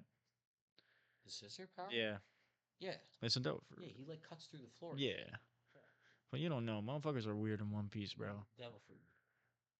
But no, yeah, just a lot of good stuff going for it. The Luffy Buggy dynamic is awesome. And then this is another wake up call for Luffy this arc, especially. He was no match for Magellan. The only reason he was able to get past him was because this motherfucking Magellan just had to shit so much. So I felt that. That's some when duty calls, bro. But yeah, just another great build up and lead up to what's about to come. Shout out Jinbei, linking up with Jinbei for the first time, seeing what's up with him. Everybody was wanting him to join the crew as soon as you see what he does for Luffy and Impel Down and then beyond. So it's definitely an S tier arc. I would put it over Sabaody. Oh fuck. It's better than Big Lava, bro. I don't know, dude. I don't think so. Million. I don't know. I think you can say it is better than Ennis Lobby just through the pacing because One Piece pacing is so horrid and rancid. But Impel Down, that's another thing about these arcs. That's probably why I put them up there as one of my favorites. Is just because One Piece pacing sucks. It's just a fact. You'll hear my takes when we get later into the arcs because I love the storytelling in these later arcs. But holy shit, I couldn't stand the pacing. I couldn't stand it. But for the pacing fact and for what it builds up to, I will put it above Ennis Lobby. But for the story weight, I'm telling you right now, for the story weight, what happens, But then Ennis Lobby, I enjoyed a lot more just because it's Straw Hat oriented. I love the world building, but the Straw Hats are our guys. You know, those are our guys. The show revolves around them, and yeah, I just draw more to that. Not, but I'm not putting that anything down on uh Impel Down by saying that it's still like you. Yeah, you just run into the old timers. And shout out Bon Clay, Moogie Chan. That was some real ass shit, bro. And it hurt to see. Fucking, what was it? Mr. 3, is that the wax guy? Fuck him, but he's cool at the same time. So he's lame. I know, but he's still lame. Yeah, no, I'm just seeing Crocodile. It was just a big old family reunion, One Piece style, but then add in a couple goats in the mix, bro. That's what it was. But yeah, do it, do the thing. Oh, I've been waiting a long time for this. But this is where it's gonna fall downhill for you, bro, because it's getting replaced right after this. Impel Down, we have decided, is going as currently our top arc of what we've discussed so far. Tommy, I appreciate your open mind to it being better than any slobby. Um, and I'm not going to say anything more because I've already said so much. Impel Down is my favorite arc. And I'm really enjoying how the tier list looks so far. So, what I'll say is we're at that time, we're sitting at 40 minutes for 3 arcs, which is crazy. We're going to do our commercial break now. And then we're going to come back. And when we come back, what are we going to be going over? Well, we got the big one. Yeah, Marine Ford and post war are kind of one and the same. I assume post war will end up just most likely one tier below. But who knows? Could end up being the same. But most of the time, the way I see it is the post arcs end up being just a tier below, kind of as like a rule. Like this next but one's gonna get just because you're so biased to Impel Down. I'm definitely biased to Impel Down. I think we're gonna. I've kind of already prepared for this. We're gonna. I think we're not gonna agree. We're gonna have to phone a friend. Who the fuck are we phoning? Grant would be my guess because Grant is not going to be biased. I don't even know what his favorite arc is, but I'd say we should just go with like we know Marine. Like let's. Oh no, spoiler! Marine Ford is S, and it's better than Ace Lobby. So it comes down to is it better than Impel Down? I think it isn't. Tommy thinks it is. So I say we FaceTime Grant. If he picks up, then he can. We just go with whatever he says because there's nothing else we could do. We could discuss for a million years. Neither of us are going to budge. All right, bro. We'll get into this. I could let shit slide, but you're basically saying let it slide in comparison to my favorite arc in the whole show. That is not the same as letting it slide, bro. No, saying is, you gotta look at the facts. I looked at the facts, bro. I'll have an argument. I'll look at the facts, bro. Just get ready then, bro. I will get ready. And I'm saying what's going to happen is we're both going to give our piece and then we're going to sit here and stare at each other and then we're going to phone a friend. If Grant doesn't pick up, we can call, I guess, Alex on because he's fully caught up. Like, Alex on can be our. What he's gonna say, bro? I'm gonna be real. You think he's going to say Marine Ford? I think Grant is gonna say it too. I think it's subjectively the better art. If you think that, then you shouldn't even care about the phone a friend. But I think it's the most. Friend, honestly, I wish we could just. I think it's the most fair way to do, because we need another vote in the. If 2 people say it, then I'm like, all right, I understand. I'm not gonna be able to fucking stomach it unless we phone a friend, bro. Yeah, that's just lame, bro. That's not lame because I'm gonna stand on. I'm gonna stand on my spam W's because I'm gonna stand on business. I'm gonna stand on my opinion. Impel Down is the best arc in all of One Piece, and it'll never be surpassed. I bet. I know Egghead is really shaping up to be good though, and this current for my manga readers, current manga arc might be better than Egghead. Yo, I swear, might be. Impel Down is really good, but I don't give it the best. Commercial break. You guys, while you watch the commercial, start spamming in chat. Impel Down and Marine Ford. Take your pick. 6, 7. When star is my blue moon, how looks in your eyes, dialing your number, and I feel so real. Rain in my heart.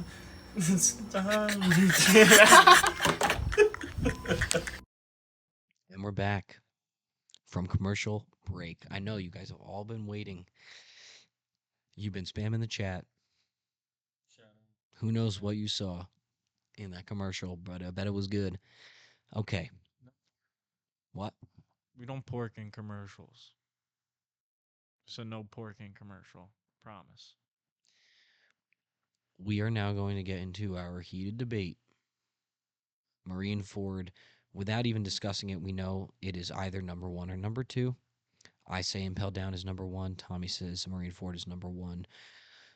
And I got to yap about Impel Down, so I'm going to let Tommy, I'm going to let him yap about Marine Ford. He deserves it. So, is that your favorite arc in One Piece? No. No, it's not his favorite. Okay, but he's still going to fight for it.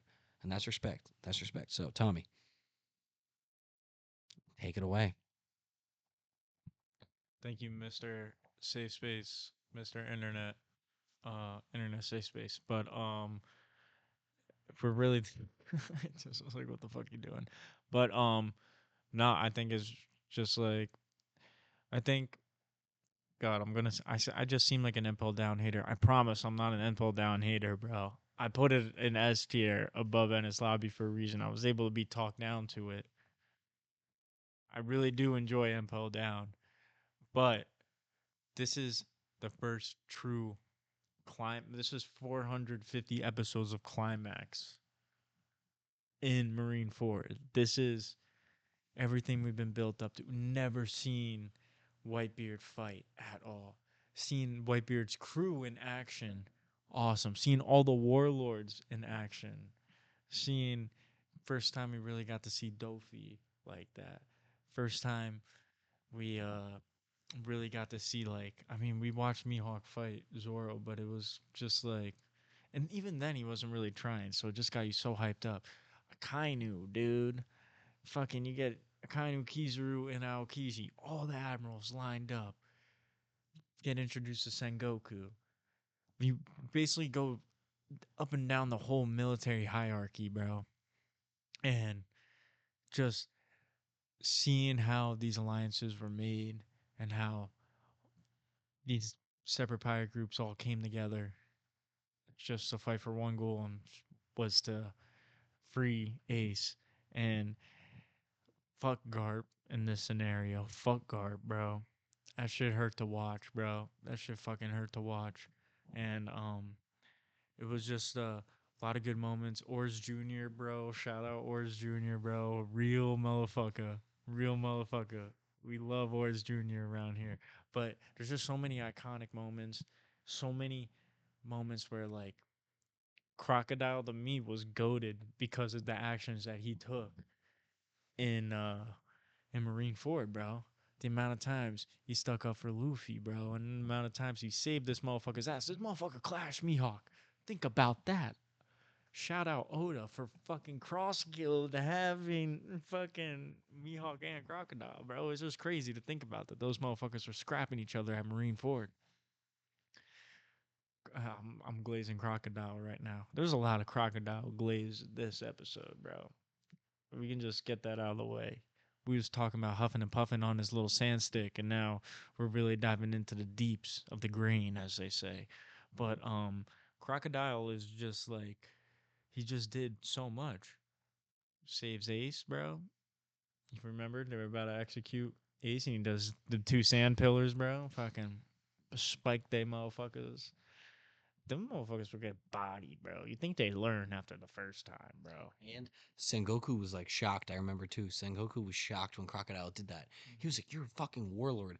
But I don't know why Sengoku would be surprised, to be honest, because they fucking lock Crocodile and Impel Down. So warlord or not, the second they put him in Impel Down, that guy's not fighting with you anymore, bro. You guys locked him in fucking top tier prison.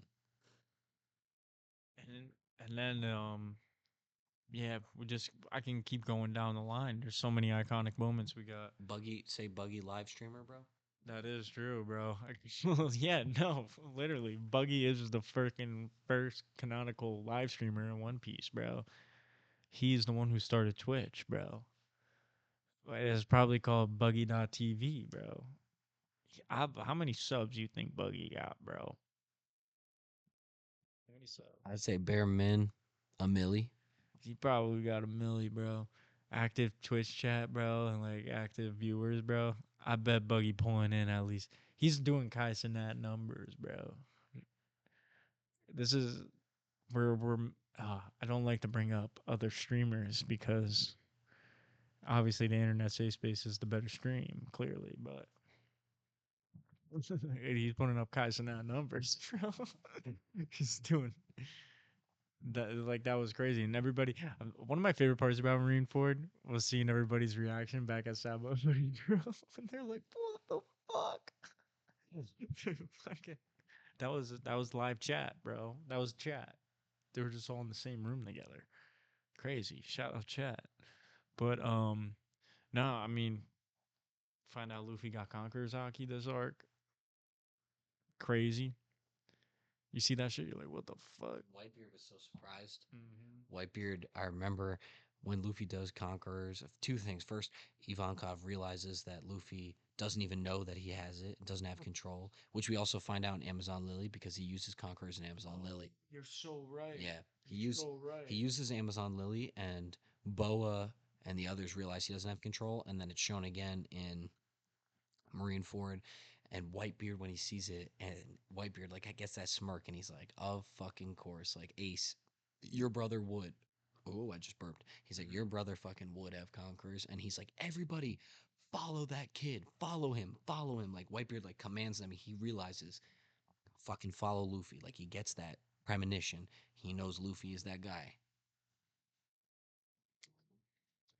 Um, let's just talk about this real quick. One of the greatest pull-ups in anime history. My boy Luffy getting tossed by Jinbei over the wall. This motherfucker standing 10 toes against all three admirals. Just looks at them, bro. Fucking holding that shit, bro. Holding that log. Holding that big ass log. Just fucking. Dude, I remember seeing that. And I'm pretty sure that's when the episode ends off because I was like, what the fuck is he gonna do here, bro? This motherfucker's insane, bro. You see him do a lot of crazy shit. But that was at that, like, to this day, one of my favorite One Piece moments. Honestly, bro. I like this was at the time when you're deep into One Piece like this, at least for me. This was at the time when Luffy would do some hype shit like that, bro. I'm jumping, bro. I literally jumped and I cheered like a little baby. Like a little baby bitch boy. But like a little goo goo gaga. Nah, bro. This shit means something to me, bro. This shit means something to me. Fucking shout out fucking Luffy. Even with the One Piece letter, I know sidetracking a little bit. Beautiful context to Marineford. That shit was beautiful. The fan letter. You're Yeah. referencing fan letter. Yeah, that's what I'm saying. The fan letter was beautiful. It was beautiful context in Marineford. Not even context, just like beautiful little sub story within Marineford, and it just made it look even crazier with this modern day animation. We can go on and on and on. I'm really yapping so hard on this, but there's just so much to talk about. Shanks, finally see Shanks, bro. He saves Kobe, and shout out Kobe for standing on business. Kobe stands there, he's sobbing, and he even says, I know this, I saw a clip the other day where he's like, I'm dead. Like, he basically said, I'm dead, but at least, like, he keeps flashing back to Luffy saying, if I die, I die. That's what Luffy says in episode 1. If I die, then I die. And that inspired Kobe because Kobe said, wow, look at this guy. He's already free enough. He's already free enough to accept death if it's for his dream. And Kobe tries to emulate Luffy. Like, Luffy's influence is what got Kobe here, and he stands in front of Akainu, and also fuck Akainu for Everybody. saying he's gonna, like, for standing in front of a fucking, like, Kobe's a Marine at that point, saying I'm gonna fucking murder you because you wanted to talk your shit. That's ridiculous. And Shanks stops it, and it's big. But we can keep on going, bro. They had me in the first half. This is one of those arcs where they really had me in that first half. I mean, like Luffy's running up that fucking, he's running up the pillar or whatever the fuck it was to reach Ace, bro. It was maybe a chain or it's just a lot of steps. I don't really remember, but he's sprinting up it, and then Garp is like, "Yo, I'm not moving." God punch me in the face. Socks Garp real quick. Runs up there. They're finally able to free my boy Ace. But this is like the one of the biggest 180s I've ever seen in an anime, bro. Because I was one of the lucky few who avoided this obvious spoiler. And when we're going into Amazon Lily, once it's announced, bro, once Glorioso read that newspaper to Luffy, bro, I was like, oh yeah, he's packed. Ace is done. But then they save him, bro. They save him. Kind of fucking rage baited. Like that was real rage bait right there, bro. Some serious fucking rage bait. But like that was another thing. It hurts. It hurts my soul to say this, but it makes the arc better, bro. It just makes it that much more impactful. On top of that, because it's just like you just see everything was going so good for Luffy, and then you get into this stretch, and it's just a fucking slope down. It's just a humble. It's just a humbling experience for Luffy. It's a reality check onto him, knowing like this is what it's gonna take to get into the new world. And to continue sailing with my friends. Because he says it when he's fighting Doorman. Bueno. What's his name? Bluno? Bluno, Door fruit. Bluno. I got that shit, bro. I remembered. But, no, it's, like he said it, like, he's like, I gotta be, some of my friends are weak, but I want them with me. So I gotta make sure I'm the strongest. Beautiful. Beautiful, bro. That's why we love One Piece. Um, shit, we can keep going on and on. Son Goku, Buddha, Golden Buddha. What the fuck is that? Why are you so chunky, kid? I was sick ass devil fruit. I didn't even know they made devil fruits like that, bro. There's a lot of cool shit, bro. A lot of cool shit. Blackbeard coming in, and even seeing Whitebeard use the Quake, bro. Like at first, bro. It's just like fuck. It's like that's an OP ass devil fruit. I can see why this is the world's strongest man. And then like yeah, obviously that big twist finding out Blackbeard can take on two devil fruits at once. Everybody's saying three skulls on the Jolly Roger type shit, but yeah, And don't forget, Whitebeard by the end of it had no scars on his back because real man shit. yep, scars on the back are a sign. Obviously, Zoro says they're swordsman shame, but outside of swordsmanship, in general, scars on the back are a sign of retreat. And so Whitebeard never turned around. Every single wound and scar that he had was on the front part of his body because he never once turned around. And Whitebeard, like, and just like the whole, because this is where you really dive in on Whitebeard, and you just get to, like the whole ideology of him and his crew, and it's just such a. People can say it's corny, bro, but it was just such a well written thing with Ace to just like basically have no true father figure in his life because like obviously Roger is passing and all that shit. And it's the same with Luffy. Shout out Dragon. I mean they had Garp, but like it was mostly the Don who was really looking after them. And they really just had each other, man. It was some beautiful shit, bro. And it was just all written and woven so nicely. And shit, we can literally be here for years. I gotta stop. I gotta stop talking about this arc. I love it. Shout out Law coming back. Buggy streaming, Buggy running into Shanks for the first time since they've been homies. Don't forget another good scene in Marineford. Um, you get to see just how strong Ben Beckman is because Beckman stops Kizaru, and you know how strong you have to be for an admiral to go like this. Kizaru put his hands up because Ben Beckman had his gun aimed at him, and that's a man that's as fast as the speed of light and a Logia user, and Ben Beckman had him shaking in his boots. That's how you know Shanks number 2 is strong. And Kizaru is my favorite admiral, and that's saying something. I think he's just kind of like the coolest one, bro. Fuji Tora is my favorite. Yeah, it's solid. But like Kizaru got that swagger, you know. He got that swagger. Everybody's beneath him, bro. To him, it's the way he be scrapping. He's just like he's there. He's getting that paycheck and he's clocking out. He's playing it safe. But yeah, fuck. There's definitely more shit I gotta say. I just really can't think about it. I can't think of it. Like it's just so good. Did I say shout out Law already? Pulling up in the submarine, taking my boat. Boa stops the pacifistas from shooting because since she's a warlord, she has status to stop them. And so, and Boa, of course, Boa's like a top 10 One Piece character for me. That might be crazy to say, but she's one of my favorites. She's And I did appreciate in Marineford. She saved Luffy multiple times. Luffy used Buggy as a human shield. That was hilarious. And Mihawk sliced Buggy up and it did nothing. Like everyone just think about that. Mihawk fully went like this to Buggy, and he just came right back together as if nothing happened. That's peak. and it was nice seeing a war arc like this where the main character can't really do shit, bro.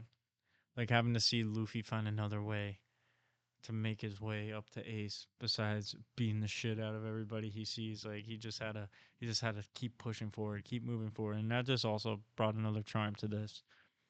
Just like seeing worlds collide, literally. Dofi has that one line, whoever wins here decides what justice is or some bullshit like that. Editor get me. But yeah, that's I got to stop talking about this arc. That's all I can say. S tier, S tier, S tier, S tier, S tier, S tier. All right. Above Impel down. Above Impel. Yes, he says that. Now, I let Tommy have his yap sesh because I got to have mine with Impel Down, and I don't want to sound just like he said. He doesn't want to sound like an Impel Down hater. I'm not a Marineford hater either. We are just at an impasse there because we both respect the arcs. We both know that they're of what we reviewed so far. We know that they're 1 and 2. It's just a matter of which one is one, and I've said I kept chiming in and saying the parts of Marineford that I liked a lot, and I've said what I've had to say.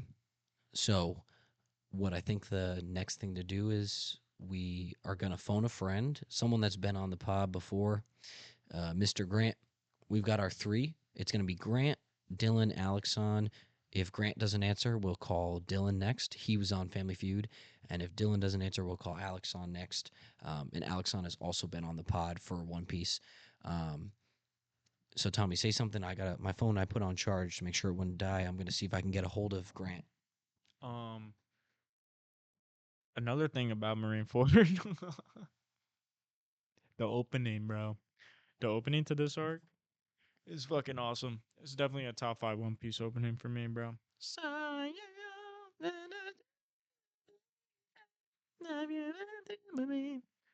So beautiful. There's so much shit to love about it. But chat. What do you think Grant says, chat? We got put a 1 for Impel down, put a 2 for Marineford. Which one do you think? Which one do you think he's doing? Oh, here we go. Mr. Grant has picked up the phone. Grant, are you somewhere where you can like that's not too loud? If you want to say what's up to Tommy, I do have Grant on the phone right now. He's not on screen just yet, but What's up, Grant?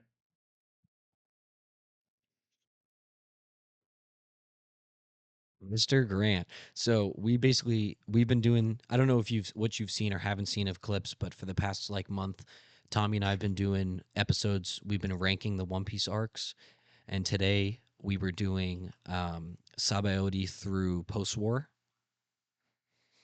I'll show everybody. So Grant, Oh God! That retro shit. Hell yeah! all right, Grant, I'm gonna put you in front of the mic. So basically, Tommy and I boiled it down to of the arcs we've reviewed so far. Um, Impel Down or Marineford is the best one. I say Impel Down. Tommy says Marineford. We're not gonna say. Well, yeah. Basically, yeah. I'll show you the tier list real quick.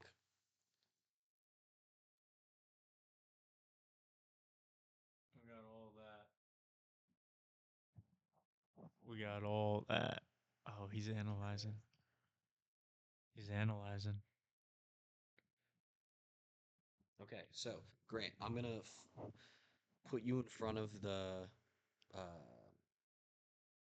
in front of the mic. I'm going to put you in front of the mic and you just say what you have to say, say your piece, and then tell us what you're Tell us what your answer is. What's better, Impel Down or Marine Ford?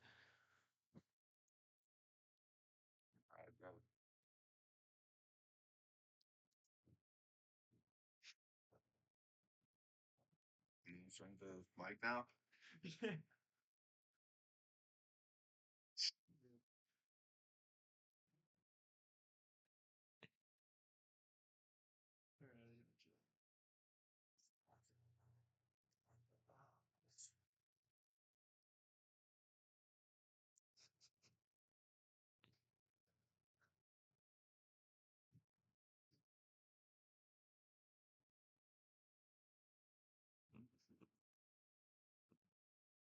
Grant, bro, you can go whenever you want. Oh, okay. All right, Marine Ford and Impel Down is that's definitely a toughie, but there's so many good moments in Marine Ford, so many new characters sort of really getting their first showing. Great battles, great quotes. But something about Impel Down is just so much more enjoyable to me. I have to give it to Impel Down. Bang! Bang, Grant, bang! That's ball knowledge, bro. That's ball knowledge. Hey, you had to call in the expert, like Pawn Stars. All right, all right. You gotta listen, because Tommy's heartbroken right now. You gotta tell the people. We need to hear your explanation. Why, for you, is it Impel Down? I mean, shit. I think, well, one, the star of the show, Bon Clay, is probably the best, like, mini character arc, which, I mean, it was, how many episodes was it Impel Down? Like, Probably like 40, 50 years, 50. So, to say that's short is, like, One Piece terms, but easily, like, best short character arc and turnaround. And then it's with all the characters coming back. Crocodile, that fucking bro, that shit is tough. And there's just more of a fun vibe to it. Like, there's hope. There's hope still in Luffy's eyes. And you could definitely argue like the heartbreaking moments of Ace dying and everything is like more important to the story. I can't argue that Marineford isn't probably more important story wise, but like it's just a better arc, dude. I don't know. Impel Down that is. Yeah, Grant, I am. With the whole Dante's Inferno like metaphor or whatever the fuck analogy thing, it's it's the first time we saw Marineford and like such a big, powerful like marine base and everything, but the setting and the constant like different types of settings and shit with the different levels, like wait, it's it's why I don't hate Thriller Bark like a lot of people do, just because like even though there is like a huge fucking plot hole with like why Moria just let the shadows go, like it's still fucking cool, like the vampires and zombie shit. Like Thriller Bark did make B for us, by the way. okay. That's surprising, really. I fought for it. I fought for it pretty hard. Yeah, Tommy originally said C, and then I fought for B, and I was able to finagle it into B. How many tier is A through or S through what? It's S through E, and you know it's in D, bro. There's only one arc in D. Uh, Don't mention manga, by the way, because Tommy hasn't read. I need to catch up too. I haven't read in a bit. Is he still on break? I'm not sure. I don't know right now. Anyway, I feel like C probably is proper for Thriller Bark. To be honest, I don't hate it, but I don't know about B. I am curious because you chose Impel Down, and I asked this question to Tommy about Marine Ford. Is Impel Down your favorite arc or no?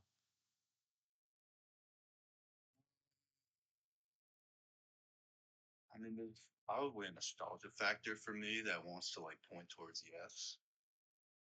And out of the pre time skip for sure. but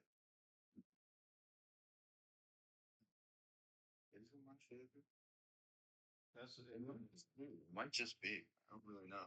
I don't think it's my favorite, bro. Because I didn't even say Marineford was my favorite, bro. I think Wano is Tommy's favorite. Wano's cool, but I fuck with Wano. And I don't know, Egghead is shaping up to be really fucking. Egghead is, I mean, Grant and I know all of Egghead because we read it together as it came out. Like, Grant, I was telling Tommy about how when we would be lifting at Lafayette, and you remember that one chapter? That one chapter, you know the chapter I'm talking about. When it came out, like spread machine. And I was losing my mind when I saw that. yeah, you know exactly, Grant, I know you know exactly what I'm talking about when I say that chapter. Anyways, we appreciate you hopping on the call to give us a tiebreaker because him and I were never going to be able to come to a conclusion, so we need to bring in an expert. But I will say, Tommy, then if we come to another need for a tiebreaker, then we'll bring Dylan in next as I a. don't think we'll need one tonight. I don't think we'll need one tonight either because all we have left is for tonight is post-war, which I think him and I will probably agree on. But yeah, Full post time skip next. yeah, but not in this episode. Like we're breaking it down episode by episode because we basically get through like 5 arcs an hour. It's better pacing than one. Oh god, I think anything would be. But Grant, before I let you go, you want to say anything else to the audience? 7. Oh. That's peak, Grant. That's peak. It's better than my last outro. True. All right. Um, thanks for hopping on the call. Appreciate it. Peace out, Green. Peace out, brother. We're gonna finish filming because it's like midnight. But I'll see you soon because I'm gonna be coming to Lafayette soon enough, and so are you. One there for fucking first rush shit. Yeah. If we end up, we're either gonna see each other at homecoming or Lawfully High, one or the other. Yeah. Luca said yes for Lawfully High. Really? Yeah. Shout out Luca. All right. All right. Peace, brother. Thank you. Tommy. Just do it, bro. I know. I know. Just do it. I know. Listen, it's hard for me to say anything because I'm on the happier side of this. But for everyone watching, this is close. It's not like this is not close. It's fucking close. Marineford has made its spot into S tier. Now the S's and A's are tied. That says something about One Piece, bro. Look at this, nearly even amongst S, A, B, and C, with B having only one extra for now. Get a couple more. Yeah. B will definitely. It's not. Hope it's not Dressrosa, you weirdo. That'd be insane. Punk Hazard. What else? What else is there? Fishman. Yeah, that could easily be C, bruh. Yeah. Little spoiler. Yeah. Anyways, given that it's midnight, let's finish this out with post-war. I want to say my favorite scene from post-war, and then you can say something. It's not. I mean, it's just like backstory. Yeah. It's not. Well, I'll tell you, my favorite part about post-war is when Garp pulls up on Dodon Oh yeah. after, This is true. yeah, after it's confirmed that Ace is dead and everybody knows Ace is dead. Garp goes back to the East Blue and goes to Luffy's home village, and I think it's pretty obvious he did it to punish himself. I think he knew Dodon would fucking punch him in the face and start beating the shit out of him, and he let it happen. Obviously, he. Just knew I had a game. Punch in the face and get beat the fuck out of. Guard might be a little kinky. I just might not know it. Um, He like a muscle woman. Dodon is such a beautifully written character because she always makes it so clear how much she hates taking care of the brats, But she even says to Garp, she's like, "Why would you make me care just for this to happen?" Like, and it was, and she's like over him, and you actually, I think it's interesting. As she's punching him, he's like looking at her. He's keeping a straight face, and then she stops for a sec, and he looks at her, and she's like, he feels a tear hit his cheek. And shout out the animators because they just drew it perfectly. His whole expression goes like this. Like he's like he can't believe. Like it makes him realize for a second just how much he's hurt her and how much this hurts her. And eventually, what's the name of the green haired bitch from Luffy's home? The bar owner. What's her name? Fuck, She I know she's in your Lego set. I haven't put that set together yet, but we know who everybody editor face now picture. Thank you, editor. Yes. And all right, yeah. I mean, like, dude, Sabo introduction in this arc. Find out all about that. You find out he's alive because up until this point you've been led to believe he's. You see him die. Oh, okay. Yes, he's right. He's right. We find out he's alive in Dressrosa. You get all the backstory with Luffy, Ace, and Sabo here. Okay. Yes, he's right. He's right. But yeah, no, I mean, it's just a nice arc to see because like this whole time you don't really know too much about Luffy before the pirating days besides his times with Shanks before that. Like, you know, you don't really know too much about the backstory. It was good to see like how uh Luffy and Ace were considered brothers even though they don't have the same dad. That's I don't know if that's like an Impel Down is considered an arc of Impel Down. I think it's right when they're leaving Impel Down. Luffy picks up the phone on the Marines, puts it down, and he starts blabbering about how Ace's dad is Roger. And the whole fucking ship is like, what the fuck? What the fuck? That is one of my favorite One Piece moments. Whenever Luffy just like drops some crazy ass fucking knowledge, because Luffy know ball about the world. He just don't understand how important this knowledge is that he knows, and just like what he knows about the world is like, and how much impact that actually has, and how much the common person wouldn't know. So it's just really, I love that shit so much about One Piece. But now there's just like, it's just a lot of really good stuff in this arc. I feel like I've been saying that a lot tonight, bro. I mean, this is a lot. It's a great string. It's a great string. I feel like a broken record, dude. I've been saying, and I can go on and on and on. I said that at least 5 times when I was breaking down Marine Forward, bro. And we haven't even scratched the surface with Jinbei like rehabilitating Luffy, like Jinbei, Rayleigh, and Luffy, and Jinbei having his incredible moment as just not even as a crewmate yet, but as Luffy's friend, like helping bring him back from the pain, and Luffy realizing like he's like I still have my crew, that realization helping him, and then also 3D2Y, The pull up to Marine Forward, the pull up back to Marine. 3D2Y. It's like I accept this, I accept what happened, and I'm moving forward. It was beautiful to see the whole, as I was saying before, the whole fucking slope down for Luffy to where he doesn't think I can get any lower. He lost all of his friends, has no idea where the fuck they are.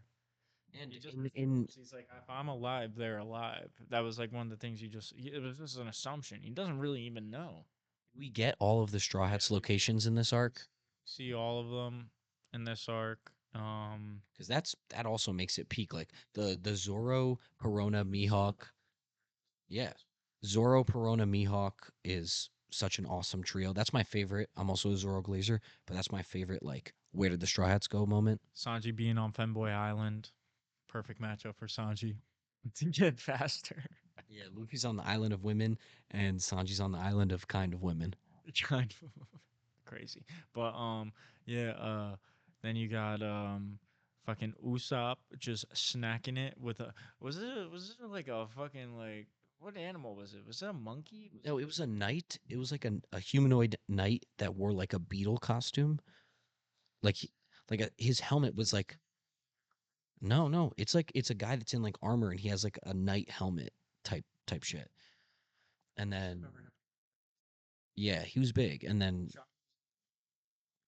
Chopper was with the like Ooga Booga guys, and they were like masters of medicine. Picking shit. They were just picking berries the whole time. That's what I remember about that one. And Frankie learns about Vegapunk, and Robin has a really cool one. Yeah, Robin has a really cool one where she links up with all the revolutionaries, bro.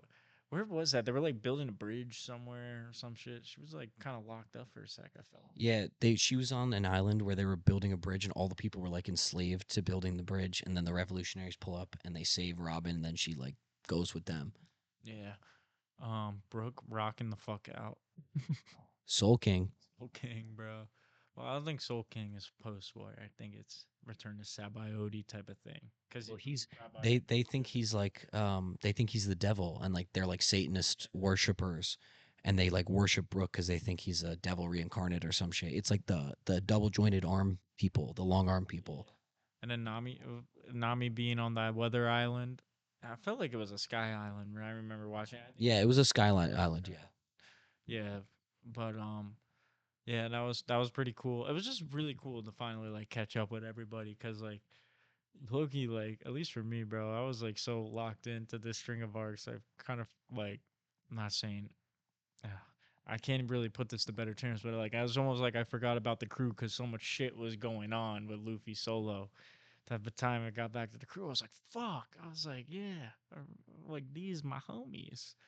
But yeah, no, post war, honestly, like we can put it like feel like it's either A or B just because of like context it gives you and just like just a nice little bow tie. It's a nice little gift wrap to that string of arcs that we just got, which was the climax at that point, the most climactic point of One Piece. Like especially at that point, you never seen anything like it. So fuck. What would you say? I think it's A. Hmm. I undoubtedly, I didn't even have to think about it. Definitely think it deserves to be an A. It's just a matter of where. So, like, I'll say easy reads for me. I think it's better than Amazon Lily. It's just a matter of No, no, no. It's not. It's not better than Arlong Park. It's above Amazon. Yeah, I'll do that. I'm cool with that too I think because it's Arlong Park, it's got aura about it, bro. it's the core of One Piece is in Arlong Park. It's such a hard thing to argue, bro. Like, and this just like I don't know. Maybe we're being nostalgia baited. I don't think I'm not. Think about it. There's no nostalgia for me. I watched it all at once, Yeah, that's true. That is very true. and I think Arlong is perfect. No, yeah, there's just a lot of good moments. There's a lot of good moments. They both have really good moments. But like it was more like you just got answers to a lot of it's like a post Ennis lobby sort of ordeal, but not as crazy because it's not like Garp pulls up on your ass. The crazy Post Ennis Lobby was the crazier crazier. part about the post war arc was the fact that Sabo existed in my like that was it. It was like what the fuck.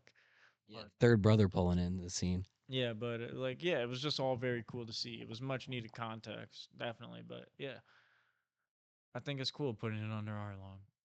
All right, ladies and gentlemen, let's pull this up. Post war getting its spot.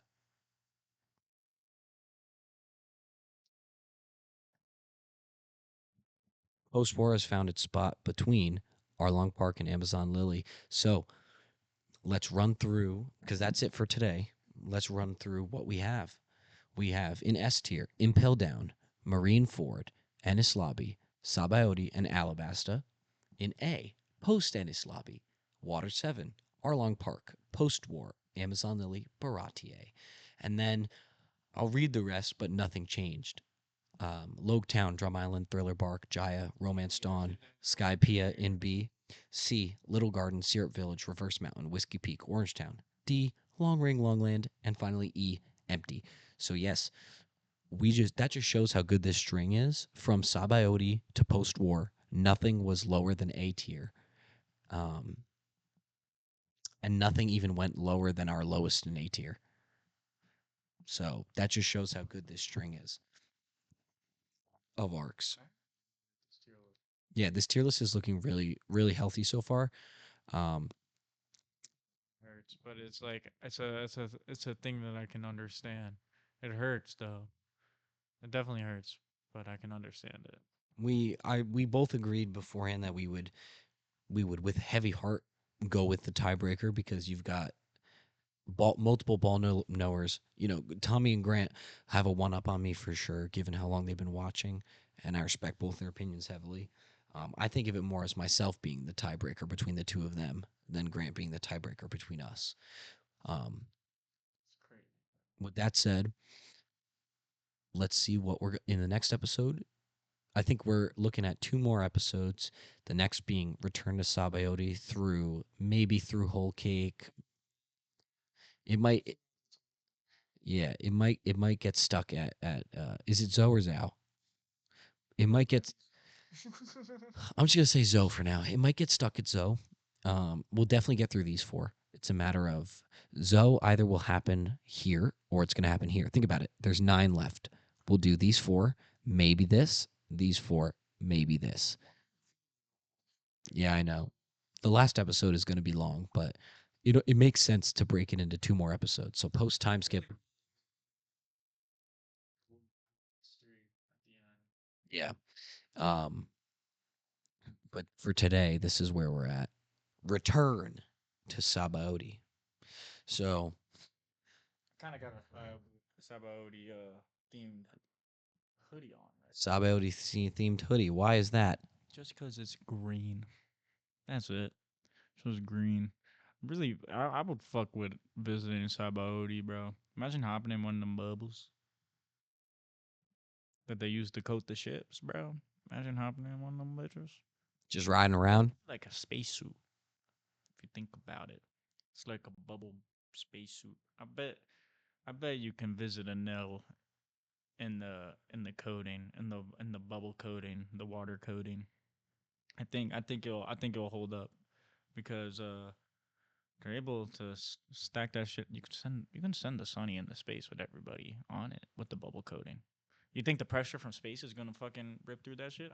I doubt it. That's what I'm saying. They go deep, deep, deep undersea. How deep you think Fishman Island is? We talking like Mariana Trench deep? We talking? Are we talking like Point Pleasant Beach deep? Titanic deep. Mmm. Don't bring an Xbox controller. So True. Now, Return to Sabaody. Interesting arc. Because it's like a double up. It's Sabaody again, and we get to finally see the crew come back together. Um, what is it? 3D 2Y. 3 days crossed out. 2 years instead. Luffy tattoo. Um, I'll never forget one of the things I thought was funniest about them meeting back up is that one of the least expected, Zoro gets there first. Not only does he get there first, like to the meetup spot, but he actually successfully finds his way back to Sabaody, which, given he's directionally challenged, that is pretty funny because that's how you know he's locked in. how locked in he is or was rather in that moment that he actually managed to get back with no extra help. And I do also like another scene from Return that I think is pretty funny is the fake Luffy, the fake Straw Hat crew, and how Chopper ends up kicking it with them, and they don't know that it's Chopper. No, And but then they find out it's Chopper and they're like, "Holy shit!" and he's like so confused because they're like treating him all weird, and he's like, "Guys, it's me. Like, don't you remember me?" And he feels like he thinks it's actually the crew and that they don't remember or recognize him. Um, That is so funny. And I also do like the scene when Nami and Usopp meet up in the bar and they see each other and Nami's like, "Oh, all the muscles." Like Usopp gets he was bulking. Yeah, he's jacked. Usopp ends up being jacked. He was on his bulk arc, bro.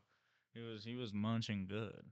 Big belly turned it into some nice succulent abs, as they'd say. And yo, when it comes to Sabaody, the return to Sabaody, it is just like it is just one of those like arcs in One Piece.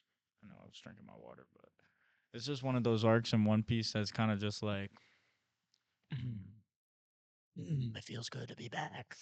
This is 200 episodes ongoing of us not being linked up with our straw hats. Our homies haven't been linked up. Isn't this the whole point of the show? Doesn't the show revolve around them? I mean, Oda reminded us that it is Luffy's show at the end of the day. But God, motherfucking damn, It's good to see the crew back in action. One of my personal favorite Return to Sabaody scenes is watching. It's all over Instagram. I see it. I probably see it at least once every 3 months, every quarter year.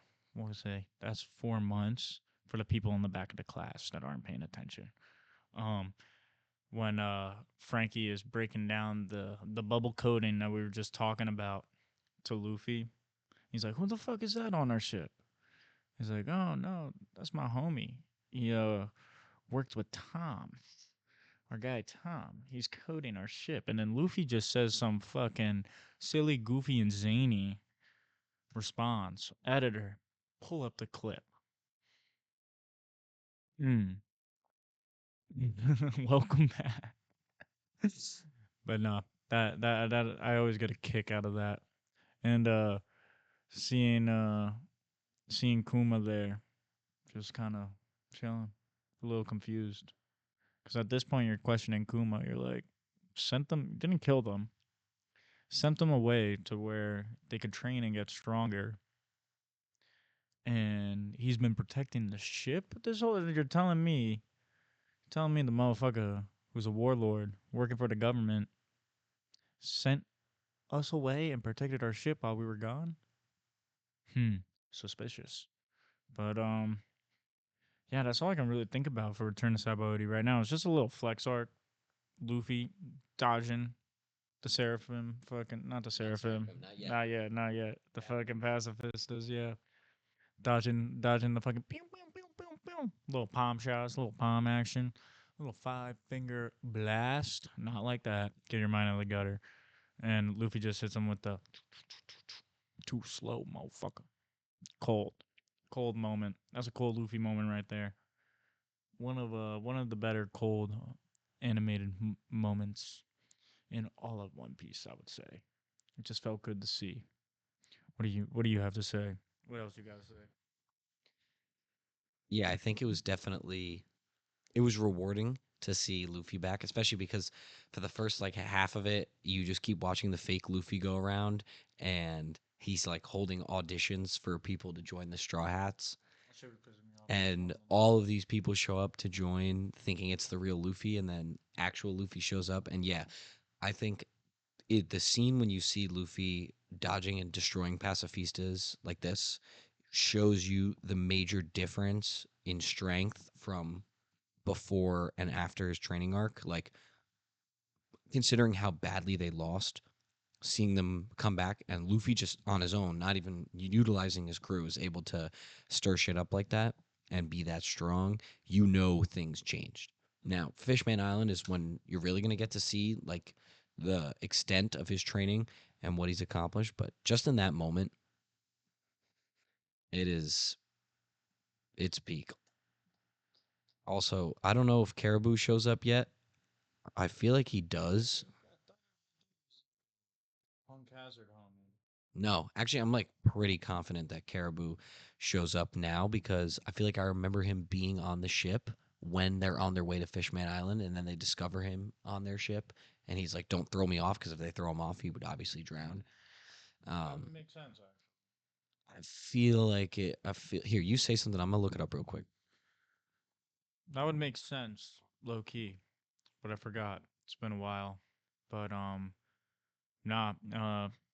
Besides like I feel like Sabaody is just it's a recollecting arc. You know, we're getting everybody back. We're gonna get back into the flow of things. You know, it had to be some mega trauma. I can't lie. Pulling back up to that island and just seeing where you and your homies almost got packed up at. It's that must have been a very fucked, as they say. Shit, as they say. But no, and it's also good to see like all that time skip drip, bro. One of my favorite things about anime time skips is the new drip that these characters seem to unlock. Nami leveled up. Oh, It's he shows up for the first time in return, trying to. He's trying to. He shows up in return to Sabaody, like I said. I just confirmed it. Um, and he's trying to join the fake Straw Hats. Oh, you're so right. That's why he's there. And One Piece fan letter just going stupid on the inside my hoodie. We loved it. We loved it. I love the One Piece fan letter so much. That was such. We can low key slide that in here. That's like a Marine. That should be like in the middle of both of them. That's like a Marine Forward Return to Saba OD arc. Nah, but with that being said, seeing new drip with the Straw Hats Nami leveled up massively. If y'all know what I'm talking about, massive level up for Nami. Nico Robin somehow switched sides, and now she's went from Black Ops to Spetsnaz, if you know what I'm saying. And yeah, no, good vibes all around. I would if I were to rank Return to Sabaody, I would probably put it in. I'd probably put it in B tier. It's a short arc, so like I didn't really get too pissed off with the fake Straw Hats because it did come to a point where I was like, I just want my guys to be together again. I was yearning for it. I was fiending for it. But with that said, I think Return to Sabaody is probably a B tier arc. What are your thoughts? Yeah, I think I agree. Um, it's on a different level from. I don't think it would end up in the same. It definitely wouldn't end up in the same tier as standard Sabaody, which is it's just better. Because it's kind of like an offshoot, similar to how Post War is an offshoot of Marine Ford, or Post Ennis Lobby is an offshoot of Ennis Lobby. Yeah, but I don't think that it is in the same spot as like even Baratier, which is at the bottom of A. I still think Baratier as an arc. I think a real One Piece fan could easily admit that that's still better. So it's a matter of yeah. Well, actually, it's funny you say that because I think Return would slot very nicely between Drum Island and Thriller Bark. Yeah. I think that's a great spot because I think it's. I just think that's exactly where it would go. It is a little bit better than Thriller Bark for sure. How did we forget Soul King for a second, bro? I don't know how I wasn't thinking about that, but yeah, Brooke is just a fucking. I love Brooke. That shit was so awesome, bro. And then he's just telling everybody that Luffy's alive and that he will be king of the pirates, and the whole crowd was like, "Holy, Rock star. He's a rock star. He's like Nikki Six, Motley Crue. bro!" His guitar is crazy too, bro. Remember his fucking guitar and that new drip that Brooke had, the fucking feathered scarf, bro. Sunglasses. Kind of like Dofi. Feathered scarf, Oh yeah, sunglasses. dope. Because at this point, I was gonna say, "Who's dope?" Well, yeah, he's at Marine Ford, so. And he also shows up before that when he talks to the government. Oh, Dofi. Dofi walk. Ooh, all right. Yep. Yep. And he's controlling everyone before you know about the strings. You don't find out that it's the string fruit for so long, too. Like, you're deep in Dressrosa not knowing his devil fruit. Oh, that's Smoker. Okay, what's he doing? Posted. On.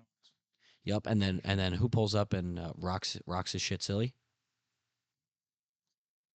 I'm trying to remember. Who was it that pulled it? It was an admiral, right? I'd say he's pretty cold, I knew it was an admiral Aokiji. Yeah. but we can't talk about that yet because that is Punk Hazard. Um, mhm. Yes. Anyways, are we good to slot that in? Is that all right? Hold this for a second. Just to preface, this is around the time where I took a little break from watching One Piece. I've watched all of Return to Sabaody, but these next couple arcs, I've watched them probably in a span of 2 years, I would say. But so my memory is more shaky on these arcs for some reason, even though I've watched them more recently than the older arcs that we were talking about. Just because it was so spaced out in my head. So you're gonna have to remind me about a lot of stuff that happened. But it will come back to me, I swear. I'm a reliable source with One Piece. Well, why don't you roll him into our next arc? I mean, we might as well just keep moving. Yeah. Fishman motherfucking Island. This arc was talked about for a little bit. We knew the existence of it for a while, probably within East Blue. We knew about Fishman Island. We knew about the persecution that the fishmen have been facing, especially when we meet Jinbei up in Impel Down. Shout out my guy. That's why I was really hyped about this arc. I was like, ooh, we better link up with our guy. Get to see our homie post time skip, bro. Even though he was there with Luffy, he was there with Luffy at his lowest. Just realest shit you can do for a homie. And so Fishman Island, you have a lot of cool shit that happens. Well, first of all, find out well, Neptune is like cool, I guess, but you find out that Shirahoshi, who pissed me the fuck off when we met her for a long time, but she warmed up to me at the end of the arc. You find out that she is an ancient motherfucking weapon. Ugh. Ugh. Ancient fucking weapon. Ugh. One of the powers that will be called on at the end to destroy the world. Ugh. Ugh. Fuck. But yeah, Sanji, this is where the Sanji slander starts for everybody because he gets epic nosebleed when he sees all the mermaids, and then he taps out when he sees Shirahoshi. Right? He turns around. He's like, I don't give a fuck if I die here. I'm gonna look at them yiddies. And uh, she's like, what? Like, she's gotta be like 16, 17, bro. Sanji, get yourself some help, dude. Not cool, man. So how old is Sanji now at this point? He's got to be in his 20s. Freaking out like this, bro. Tripping. Tripping, bro. Straight tripping. But I like how that's the first thing I like start going over when I start talking about Fishman. Like Sanji looking at you. Oh, editor, help me out. But nah, just a lot of cool shit. What else we got? We got Luffy calling you. Well, you find out that the fishmen got to send their chocolates, bro, because to Big Mom, because it's Big Mom's territoire. And Luffy calls this bitch up and is like, "Hell no, Fishman Island is my territoire. You can go suck it, eat some other chocolates, but not from here, cuz your sweeting days on the fishmen are over." And yeah, no, this arc for how what's the best way to put this? For how stinky it can be for a One Piece arc especially. There's a lot of lore. Joy Boy name drop. Who's Joy Boy? And why is he sorry? That's one of the big things. And yeah, who the fuck is the villain again? He's a Horty Jones, right? Fucking pussy. It was so one thing I respect about this arc too, before I hand you the mic, is that it wasn't no shit that Luffy was struggling against, bro. You saw that him and the crew are truly built different at this point, bro. They're strong. Fucking the crew took on 50,000 people. Luffy straight conquerors cuts that shit in half. And and then he just beats the shit out of Horty Jones. They weren't playing around, no stupid shit. He was just running the straight ones. And yeah, just thought that was pretty cool. See Red Hawk for the first time. My Jump Force motherfuckers, I'm sorry that you played that game, but I remember it all too well. And yeah, that's all I can really think of at the moment. New drip, same vibes, better vibes. All right. Yeah, I can talk about the stuff that I remember too. Um, yeah, Sanji. This is when I was for until time skip. I was big Usopp hater for a while. This is when I started to shift to Sanji hater because yeah, man, everybody that's a fan of this show unanimously agrees this is the beginning of the. It just becomes too much, and I don't even want to talk about it because that's how much it bothered me. So I'm gonna move on. My favorite part, of course, Luffy's first demonstration of being able to control and utilize Conqueror's Haki to knock out half of the army in one fell swoop. That was awesome. The crew seeing that he has that power is sick. Um, I like the massive lore drop of the girl that can see into the future. She says that Luffy is going to be the one to destroy Fishman Island. Let me talk about that for a second because I do very much like the theory that's currently circulating about this premonition she has. Good word. The theory goes that when Luffy, like at the end, Luffy's gonna destroy the red line, right? He's gonna he's gonna make the all blue. It's gonna do a bunch of shit. But the idea is that, well, like the theory goes that when he destroys the red line, the debris or whatever ends up happening ends up destroying Fishman Island in the process. Um, which ends up being a good thing because at that point the fishmen are supposed to be liberated and they don't need a separate place. So in a premonition, it looks bad because their home's being destroyed, but without understanding why and what comes out of it, which is the fishmen, yeah, the fishmen living in harmony with everybody, not needing an isolated territory under, all the way down in the sea.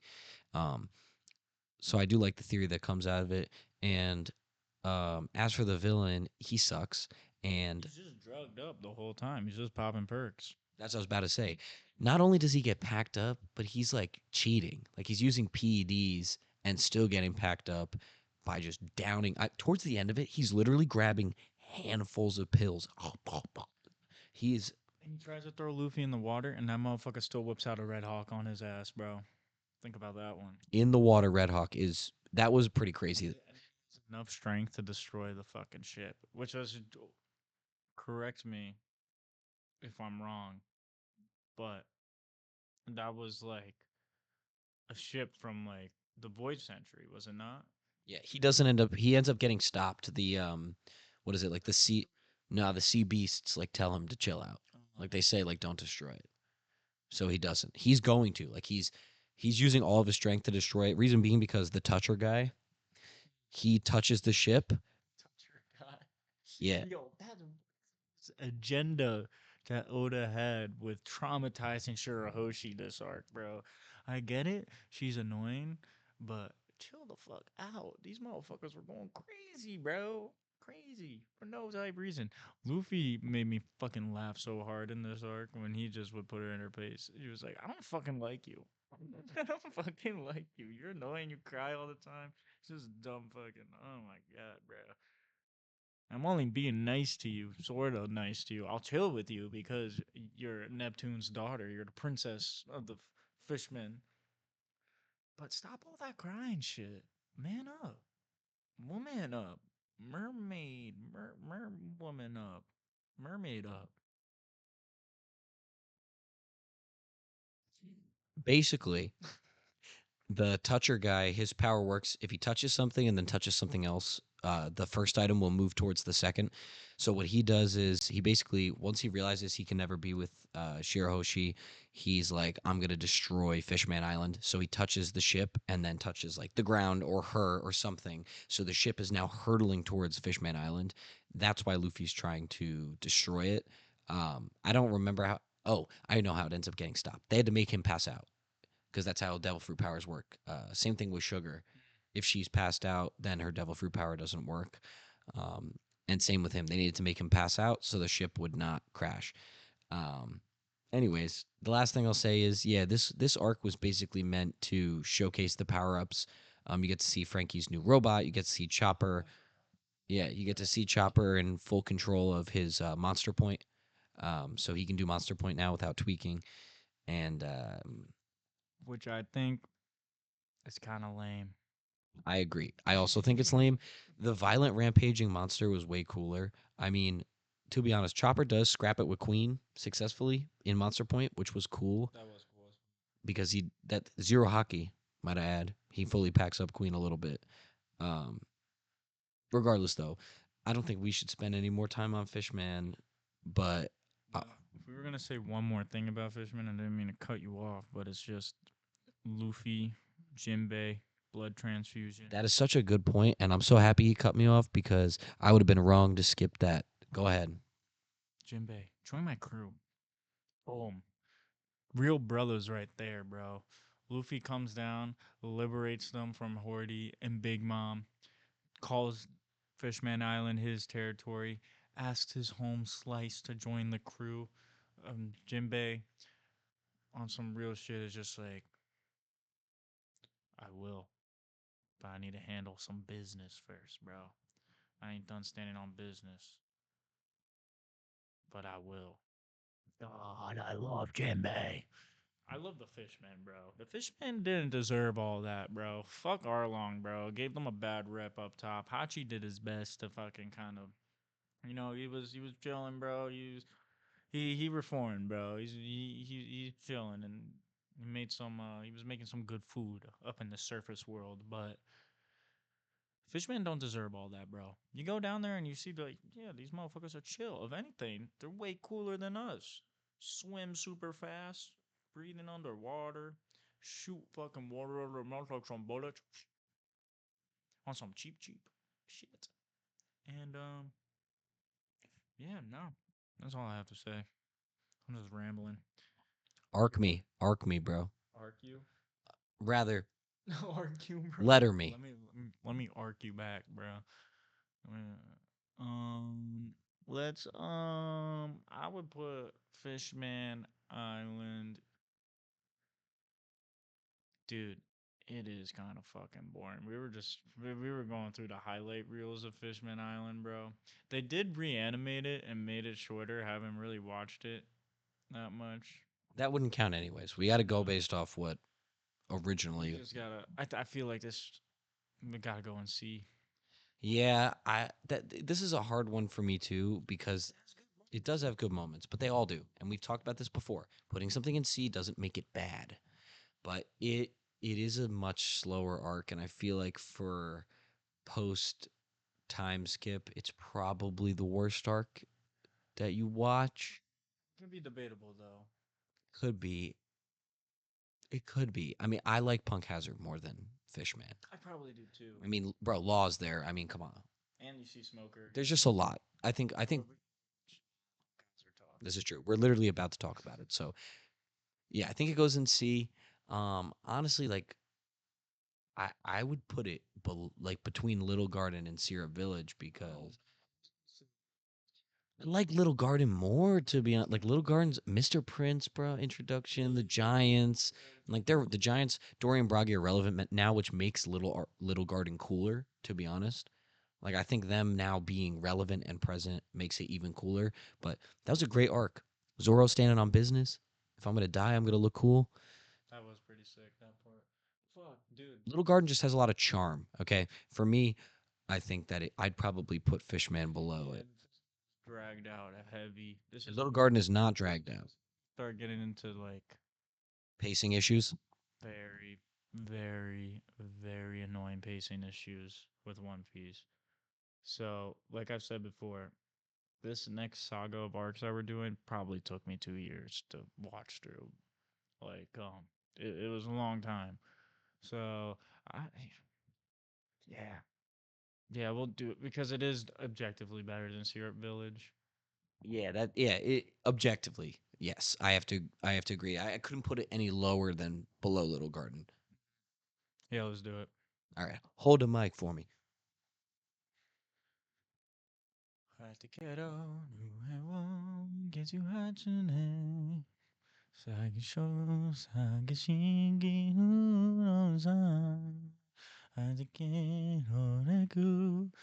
I know you wanna be my friend.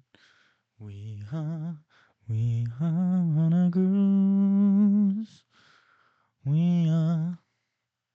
Welcome back. Okay. So with that, we now get to move on to Punk Hazard. And being that we're at the 30-minute mark now, only 2 arcs through. Wow. We're going to take our midway point commercial break, and then we will jump right into Punk Hazard after that. So It's kind of crazy. It was only. I know. See you shortly. Here I am. Place to be. It's time to get money. Just wait till you see. I'm here with the man himself, Big J. Look at the fucking jersey. Muddy. Yo. Yo. live, breathe, and die for this shit. You know what I'm saying? A beer from the pitcher. God bless. Beerio was on TV. God bless. This is why we love the muddy. We're family, we're united, we're one. Just like this beer. It's just one left. And you know what they say. It's time to get muddy. It's time to get muddy. I love the way you put that. I love it. Dog. Let's get muddy. Now, for all you guys that don't know, the reason he said one last beer, because sadly, we're losing Tommy for 5 months on a long trip. True. And although he's made it very clear that he's going to miss the mud hole is going to miss him too. Oh. They're going to miss him too. It's gonna get muddy. It's gonna get fucking muddy. We're bringing the mud international. James, flip it. International. International mud. You've been watching the internet safe space for almost 1 year now. 4 years. It will be 1 year in October. Yes, sir. And Tommy has the record. It currently held by Joe, but Joe, you're gonna have to lock in. You've been surpassed. Tommy has the record for most episodes on the safe space. I'm gonna fucking miss this guy because he's fucking leaving us and he's not gonna be on an episode for like 5 months. This piece of shit. Come on. But Well deserved. I love him. God damn. Safe space. Muddy. R.I.P. Tommy. Safe space muddy. Safe space muddy. We will never, ever We're bringing this shit international. forget Yo. that handsome ass boy. International. Come on. We're going live. Yes, we are. Always. You know how it is. Internet safe space. Thank you for watching. We're back. Hope you enjoyed that commercial, whatever it was. Okay, so now we're on Punk Hazard. Punk Hazard is interesting. It's one of those arcs that I think for One Piece fans I feel like you either love it or you hate it. I mean, I really enjoyed it, actually. I think it is very cool. There's a lot of cool stuff that happens. I do like I'll say, obviously, this is probably like everyone's favorite part, but my favorite part of it is Law and Luffy team up, and Law basically proposing this plan, and he's like, we are going to take down Kaido, King of the Beasts.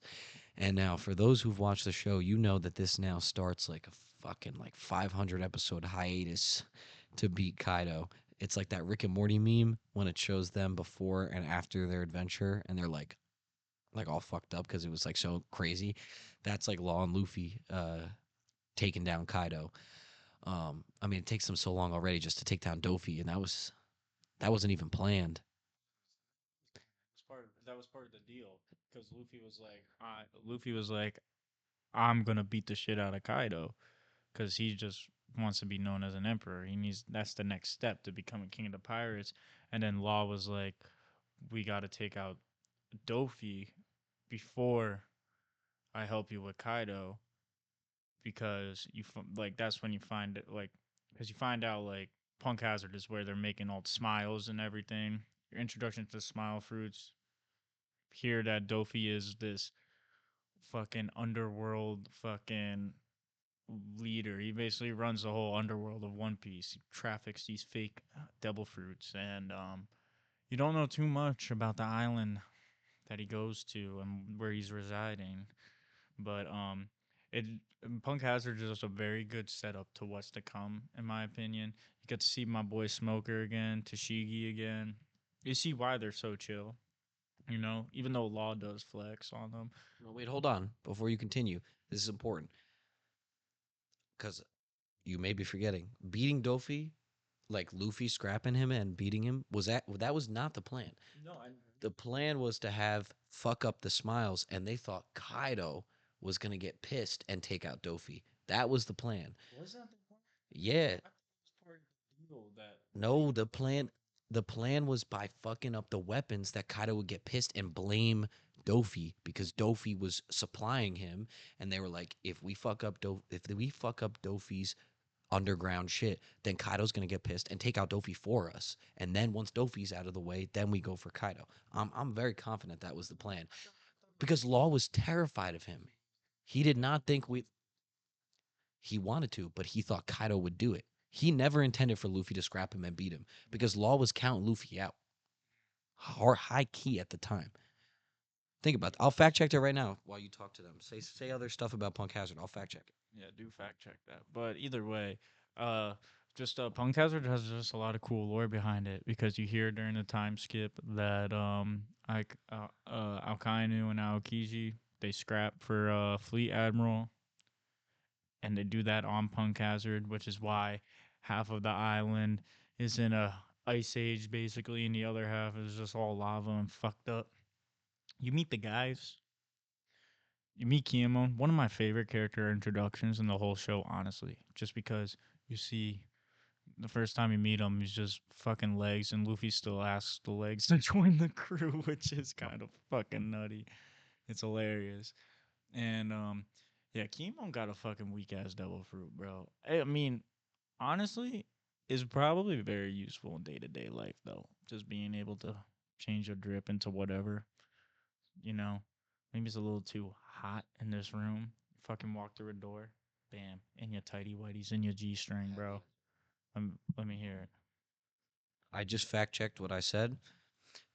This is what the internet has to say. The original plan between Law and Luffy was not for Luffy to personally defeat Doflamingo. Law's plan.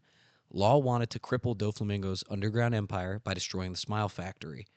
Without the Smile Supply, Kaido would turn his rage on Doflamingo, eventually leading to Kaido killing him. In short, Law didn't want to fight Doflamingo directly because he was terrified of him because of his trauma. He wanted Kaido to do the dirty work. But then what ended up happening is Luffy ends up scrapping Doflamingo and beating him. But that wasn't expected. Yeah, I don't remember that to be honest, bro. I honestly don't remember that part. But what I do remember though is the motherfucking children. That shit's fucked up, bro.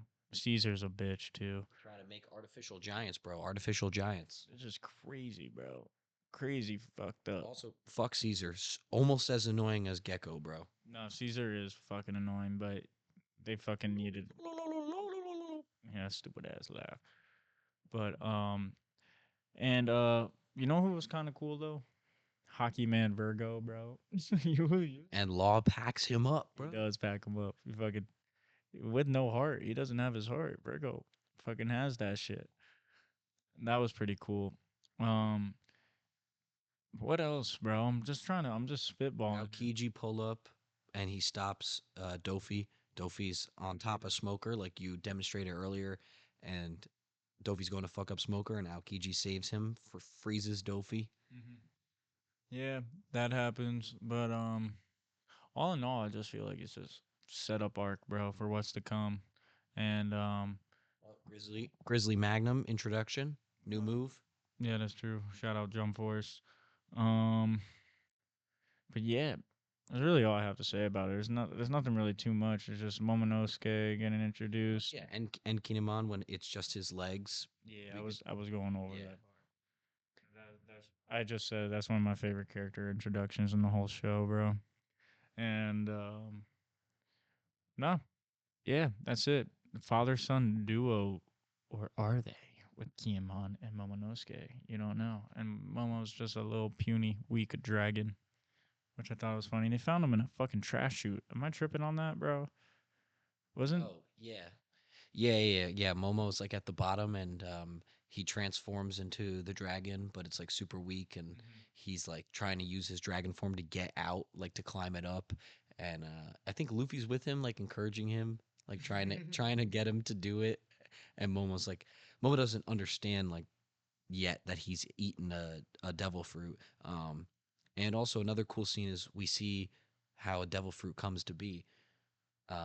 After Caesar has this like artificial creation that ate a devil fruit and it gets defeated, and then a normal apple turns into a devil fruit. So that's like a showcasing of how when a devil fruit user is obliterated, how like a nearby fruit can transform. So that was cool.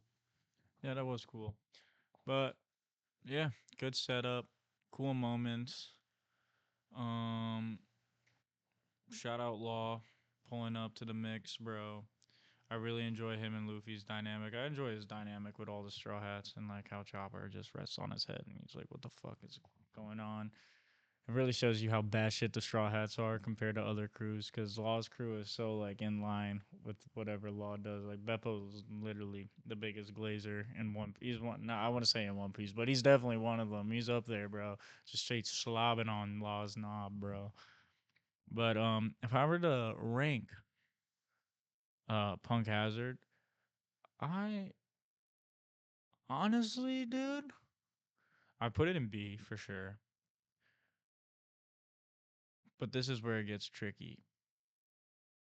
Is it below Thriller Bark or above it?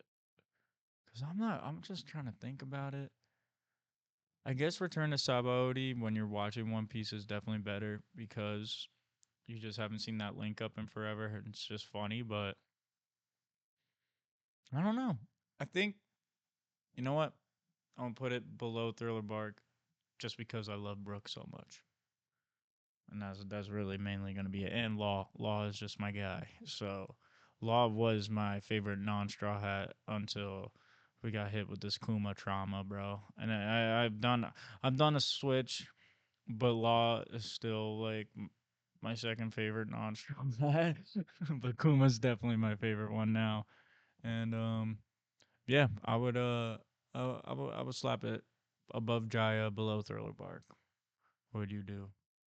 So I actually think that Punk Hazard is an A. Um, going off our tier list alone, I would start off by saying I do think that it's better than Loketown. Um, I think I like it. I think you like Drum Island more than I do. Which I understand. You also like Chopper more than I do. Not that I have a dislike for Chopper, but I know you definitely you yeah, you have a big like love for Chopper, Tony Chopper. Like for me, if I was making it on my own, I would probably put it all the way, like I'd probably put it above Amazon Lily because if I compare the two, I do really like Boa and I like the Luffy being an Amazon Lily, but I think Punk Hazard ends up having more to offer, mostly because of all the pull ups. Like when you think about Dofi, Aokiji, Smoker, um, and unfortunately Caesar's introduction, but then also Kinemon and Momonosuke, like just naming all of those big players that are now present, it just feels a lot cooler. I feel like maybe I'm just a bigger fan of setup arcs. Like I feel like I give them more hype because I love when everything is starting to connect again and you start getting all these pieces. Um, so I'm going like lore heavy, story heavy, um, and Punk Hazard to me was a very very cool arc. So that's why actually I think that it's an A. So now we got to find some place in between there to place it. Well, I'm putting 10 toes on this. It is not better than Drum Island. I was being generous. I feel like putting it under Return to Sabaody. I would put it above Return to Sabaody in that case, but there's no way it's better than Drum Island because the more I think about it, bro, I might even have to put, if this was my own tier list, I might put Drum Island in A tier just because it's such rich character writing for all of our Straw Hats and it's just such a well crafted arc. Not even with my chopper glaze. And I glaze Law a lot too, bro. This dude knows I am a Law glazer, bro. Uh, but no, I'm not. I don't think. I don't really think it deserves the A tier. I think it's very cool. I don't think you really think it's better than Baratier, bro. You really think? I listen. This is Punk Hazard. You're about to see me on the Dressrosa Glaze because that's an arc that I really care about, and I don't care as much about Punk Hazard. I'm fine putting it between Return and Drum. Like I'll take that. I'm good with that because that's a little bit higher than where you were trying to place it. And because I'm not like a Punk Hazard glazer by any means, I'm totally fine accepting the drop. Like this is one of those ones I can say I'm good with just slotting it in and calling it a day. Yeah, I mean, and at the end of the day, bro, it's not a bad arc. It's just like what in the grand scheme of One Piece, more It's just like it's not a bad arc, but in the grand scheme of One Piece, bro, other arcs have more to offer, and yeah, that's really it. I'm not saying it's a bad arc. I'm not saying it's better than Drum Island either. That would be crazy. I don't know. Maybe I'm the Glazer. Chat. Chat, chat, chat, chat, chat, chat, chat. W or L placement, chat. Hell yeah. But yeah, so what's next? We got our Big D. The Big D is up next. All right, dude. Are you gonna tweak? Are you gonna geek? Fuck. He's a tweaker, guys. This is like giving a fiend a crack pipe right now. That's what I'm about to do. Are you sure you want to do this? You're about to relapse. He's chugging. Fuck. He's ready. He's getting his vocal cords all fucking moisted up. Pause. you ready to use your throat and speak about Dressrosa, the Big D? Alrighty.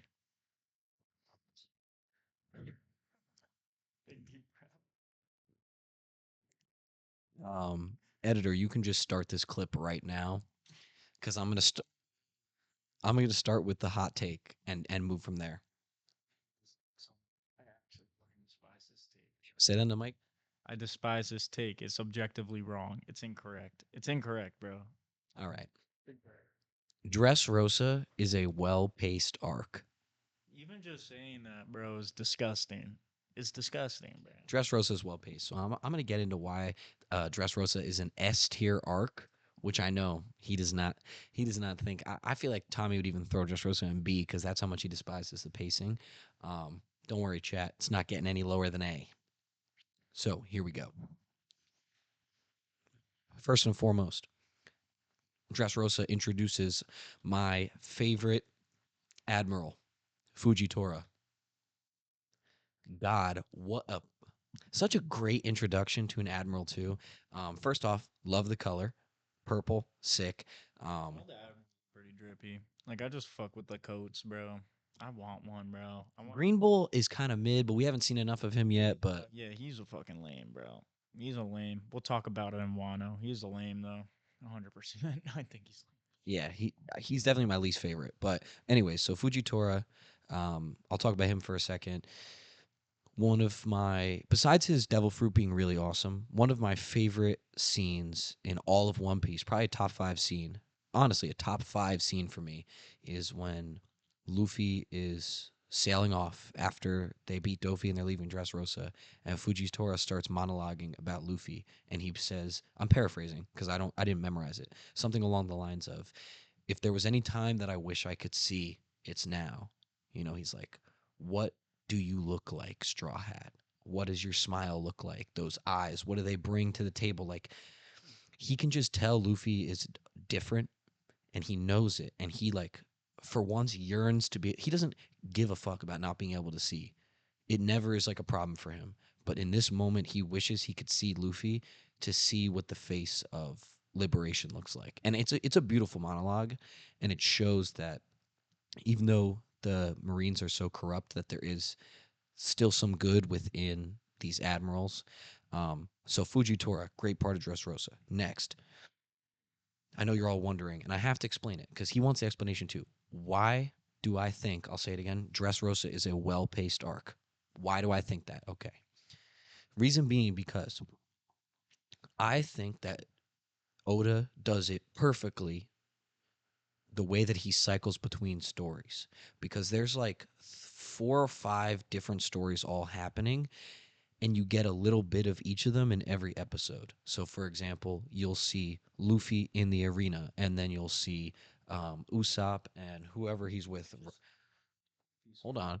He's with Robin and the Totana, and or you see Frankie and Zoro and whatever they're up to, or you see Fujitora and whatever he's up to, or you see the toys, or you see Sugar, or whatever it is. There's like all of these like different mini arcs because the Straw Hats are all separated, and you see like maybe like 5 minutes of each of where they're at, and I think it keeps things fresh because you get 5 minutes of one story and then you jump to 5 minutes.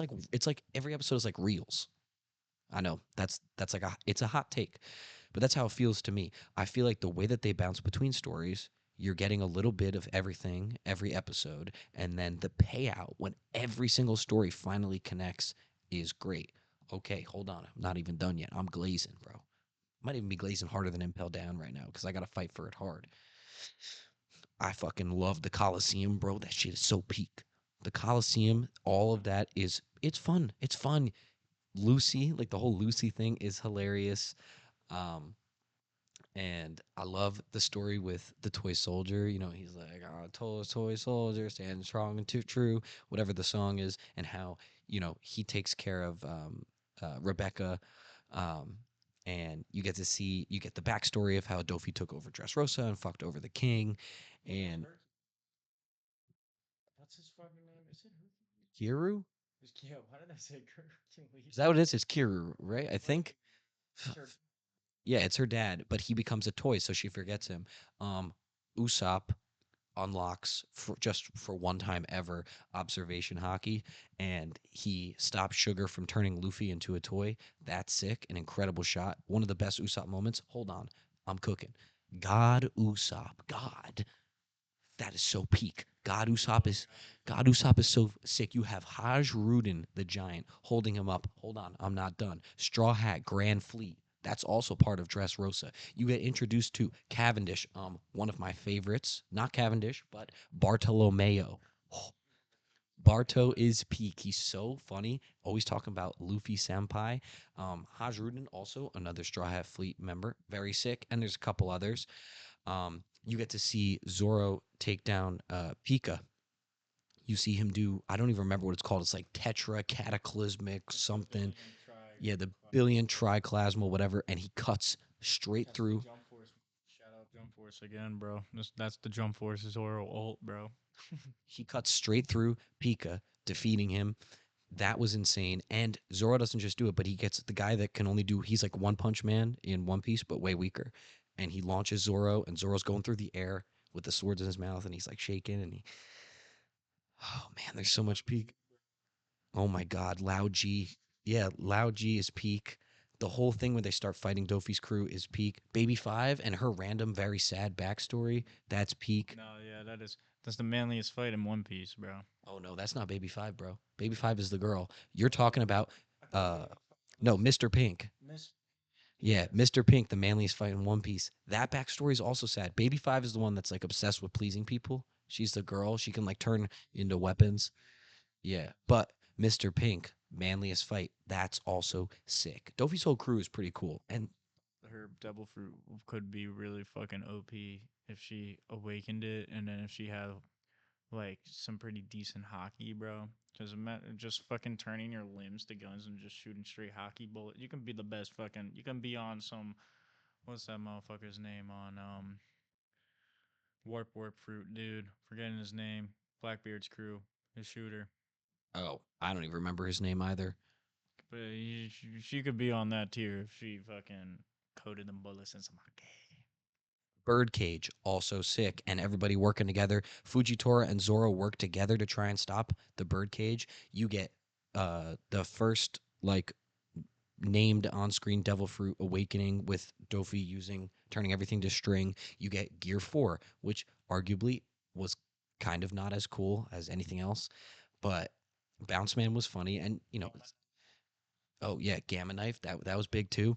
I mean, you see Luffy fuck up Dofi. You see, what's the spring guys? Yeah, Bellamy. You see Bellamy, and okay, this is an incredible scene when Bellamy is bouncing around against all the walls. He thinks in his head, before Luffy socks him again, he says in his head, Luffy's the only man that's ever truly had his respect. And that was such a big one. You can watch that scene. He does say that. And when Dofi goes to do the step and Luffy puts his foot out and their feet are like touching, and then the Conqueror's hockey is like going nuts, and you see that you say in your head, holy shit, Luffy and Dofi might actually be on par for this fight. And Dofi was set up to be such an insane villain, so Luffy taking him down was awesome.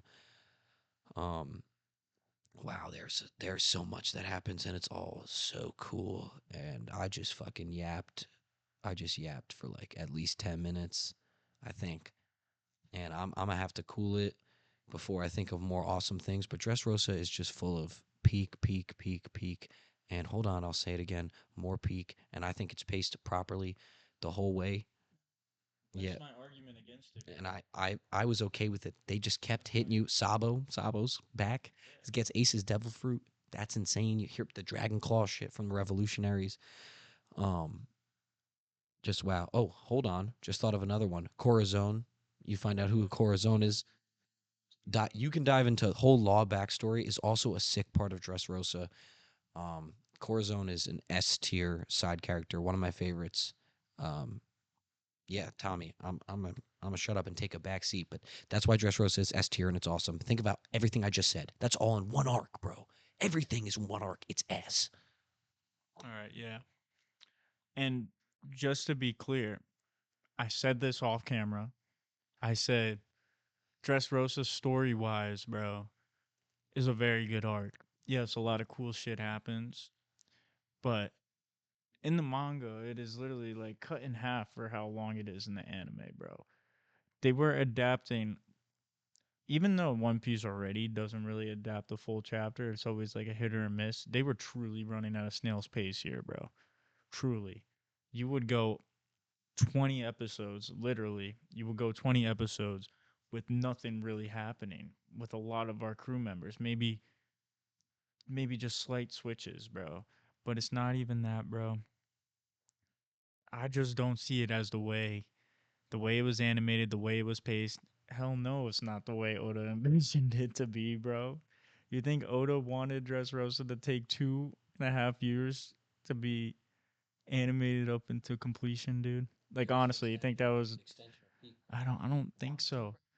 Yeah, but Wano had some great, great, great, great subs, and it was animated well too, bro. Dressrosa, we're talking. We didn't put Fishman higher, counting the remake because it was paced better. Because that Fishman is probably the remake is definitely better than objectively so. And I'm not saying Dressrosa is a bad arc either. I think a lot of cool shit happens in Dressrosa, but I literally took me over half a year to watch this arc because I was just getting so sick of this pacing. Yeah, that's insane. I'll say so. Like I watched Dressrosa in like 3 weeks, maybe less. I remember I had to rewatch a couple episodes to remember what the fuck was going on in Dressrosa. That's how long I stopped watching it for because I almost had to read the manga because it was going so slow. And I know and I actually do have the Dressrosa manga. Guess how many volumes Dressrosa is, bro? Guess how many volumes it is in the manga, bro? Just three. Just 3 volumes, dude. Fucking Marine Ford is 2 volumes, bro. Dressrosa being 3 isn't like, dude. And half of that is them getting to Dressrosa and getting introduced to everything. Now, yes, there are a lot of good moments, and I'm not undermining that. Law is literally one of my favorite characters in the show. But what I gotta say my piece onto why I'm not putting it in S tier. There's no way it's an S tier. That's what I'm saying. If we're talking about One Piece anime tier list, if this was a manga tier list, it might be different. You know, it might be different. But there's no way in hell this is an S tier arc due to the fact that it's paced like shit. But yes, you got a lot of cool moments. Corazon, whole law backstory up until that point, it was neck and neck with who had the sadder backstory. It was a legitimate argument between Law and Robin. Another thing, we don't really know Brooks' backstory. All we know is that he sailed with the homies 80 years ago and met up with fucking Labubu, Laboon.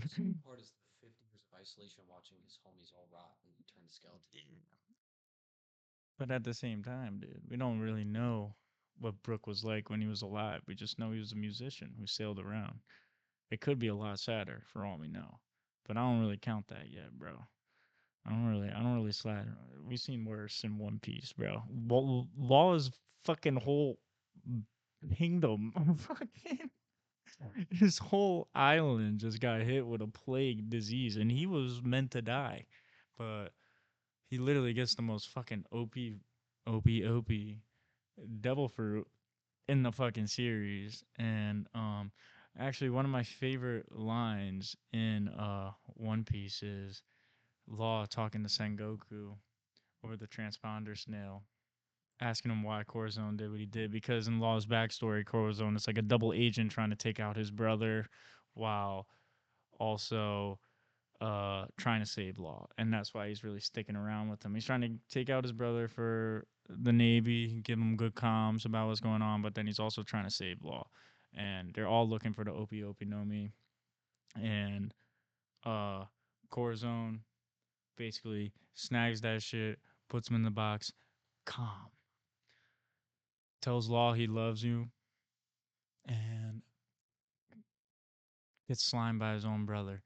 Makes you like Dofi is one of the most heinous villains in One Piece. One of my favorite ones too, actually, because his backstory is fucking awesome. Because you never hear about celestial dragons, uh, actually like volunteering to just go down to the surface world and rejecting their nobility, which in turn causes them to be hated and get fucking spat on and strung up.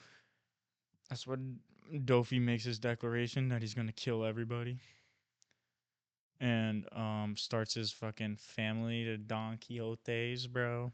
Such a cool name, by the way, bro.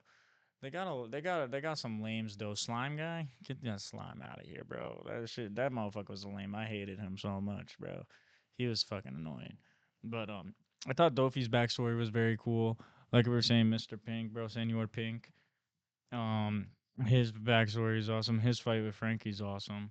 Um, and what the fuck does Sanji get up to in this arc again, bro? I'm trying to think, dude.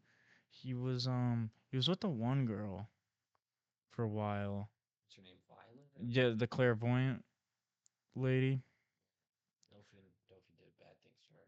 Yeah, yeah, that was. And we got uh, like we said, the toy soldier. What the fuck was his name again? I think it's Kiro. Yeah, editor will know, but his whole backstory stuff. Oh, I think you're kind of treading in the right direction with that one, but no, but like structurally, structurally awful. Taste wise, Kyros. His name is Kiros, the toy soldier that he ends up getting turned back. He was like the hero of Dressrosa. And Dofi fucking forced him to slaughter a bunch of people, bro, with the string. Fucked up. It's fucked up. But dude, all I have to say is one I was about to say one piece. Dressrosa, a lot of really, really good story moments. Some of the worst pacing I've ever seen in anime in general, bro. Naruto doesn't even go that bad. Honestly, bro, Waco Mundo, for my motherfuckers that watch Bleach, is better paced than Dressrosa. And that says something, bro. That fucking says something, dude. Waco Mundo is one of like the most boring arcs until you see my boy Ichigo go fucking stupid. But like, dude, I'm just not gonna stand for this uh, Dressrosa being an S tier BS because it is definitely not better than Water 7. 100%, bro. It is not better than Water 7. Yes, it's cool seeing Sabo and all of them. This the Straw Hat Fleet getting formed. Yes, it's good. It would have been good if it was 100 episodes less, bro. It would. Yeah, then I would argue, yeah, put that shit. Put that. Yeah, they could have done that. Yo, rage baiting. I hate this. I hate this. I'm putting it A. I do think it's better than Arlong Park because it does have that juice. It has that meat. It has good shit, bro. And people are gonna argue too and say Water 7 is badly paced. It's not that good paced either, bro. This is just old school One Piece at this point. It's not what it is now. It has evolved because they're making that bread. They're making serious cash now. So it has to be pretty. There's just too much screen shakes, bro. And too much screen shakes, too much PNG fucking moving around. I'm putting that shit. I would put it in A because at the end of the day, the story is good. It's a very rich story. It's a great setup for what's to come as well with taking down Kaido because now they fucking knocked on the door at Punk Hazard And at Dressrosa, they basically destroy the foundation, the Kaido's whole smile business, and how he kind of holds a lot of power over people, especially in the land of friggin' Wano. So yeah, I'll put it an A in between those two. It's not better than Water 7. 100% it's not. Well, we all know I think it's better than Water 7, but given that I don't think Tommy and I will, it's just that's just a natural disagreement. And because my opinion on Impel Down was rewarded with Impel Down being the currently top rated arc, I will concede and allow Dressrosa to fall below Water 7 on our tier list. However, for everyone watching, I will reiterate I do think Dressrosa is an S tier arc. If I were to place it in S tier, I would probably place it between Enies Lobby and Sabaody. That's where I would put it. But I'm dropping down because that's how this works. We're amicable. We're building this list together, not separately. So I'm pulling up the list and I will place it where it needs to go. Yeah, bro. I mean, bro, I sound like a big Dressrosa hater. I'm not, dude. Dressrosa has made it into A tier between Arlong Park and Water 7. I just hate how the anime handles Dressrosa. That's it. That's really it. Because it takes a lot for me. Like even now, I don't read the manga for One Piece, so it will really take a lot for me to read the manga when the anime has countless episodes still ahead of it, bro. And yeah, that's really it. I don't hate Dressrosa. I actually do. I like the story a lot in Dressrosa. I think it is rich. I think it has a lot going for it. God Usopp, like yeah, God Usopp is beautiful. That's the last time we see our boy do shit, bro. So it's like, you know, it does hurt that it just when the One Piece comes out, I bet my mind will be changed because they will shrink that shit down. They will condense it into a good enough size that it will be enjoyable to watch. But that will probably be in like 2030 or some shit. Who knows? I wonder how the live action is gonna do Bounce Man though. It's gonna look goofy. But this is when you start to see the Gear 5 theories, bro. If y'all seen that motherfucking YouTube video? I know y'all seen that YouTube video. Luffy basically hockey man Virgo style going fucking Super Saiyan in his Gear 5, bro. That's what motherfuckers thought it was gonna be. But yeah, I don't hate Dressrosa. I'm saying that one more time. I don't hate it. I like it. It pisses me off.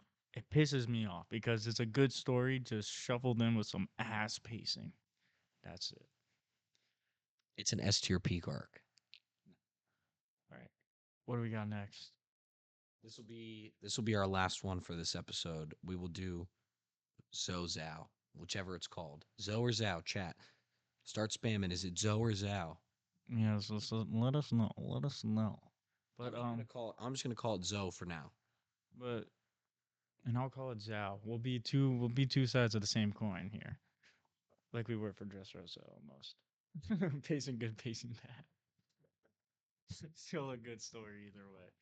But nah, just with Zhao, I feel like this is like a good intermission arc, you know, because you know the goal is Kaido, but they get a little caught up. They get a little caught up in Zhao. They meet the Minks. There's dispute going on within the political hierarchy of the Minks, with Cat Viper being up during the day, or is it the other way around? I don't remember. It's been years. One of them's up during the day, the other one's asleep during the night.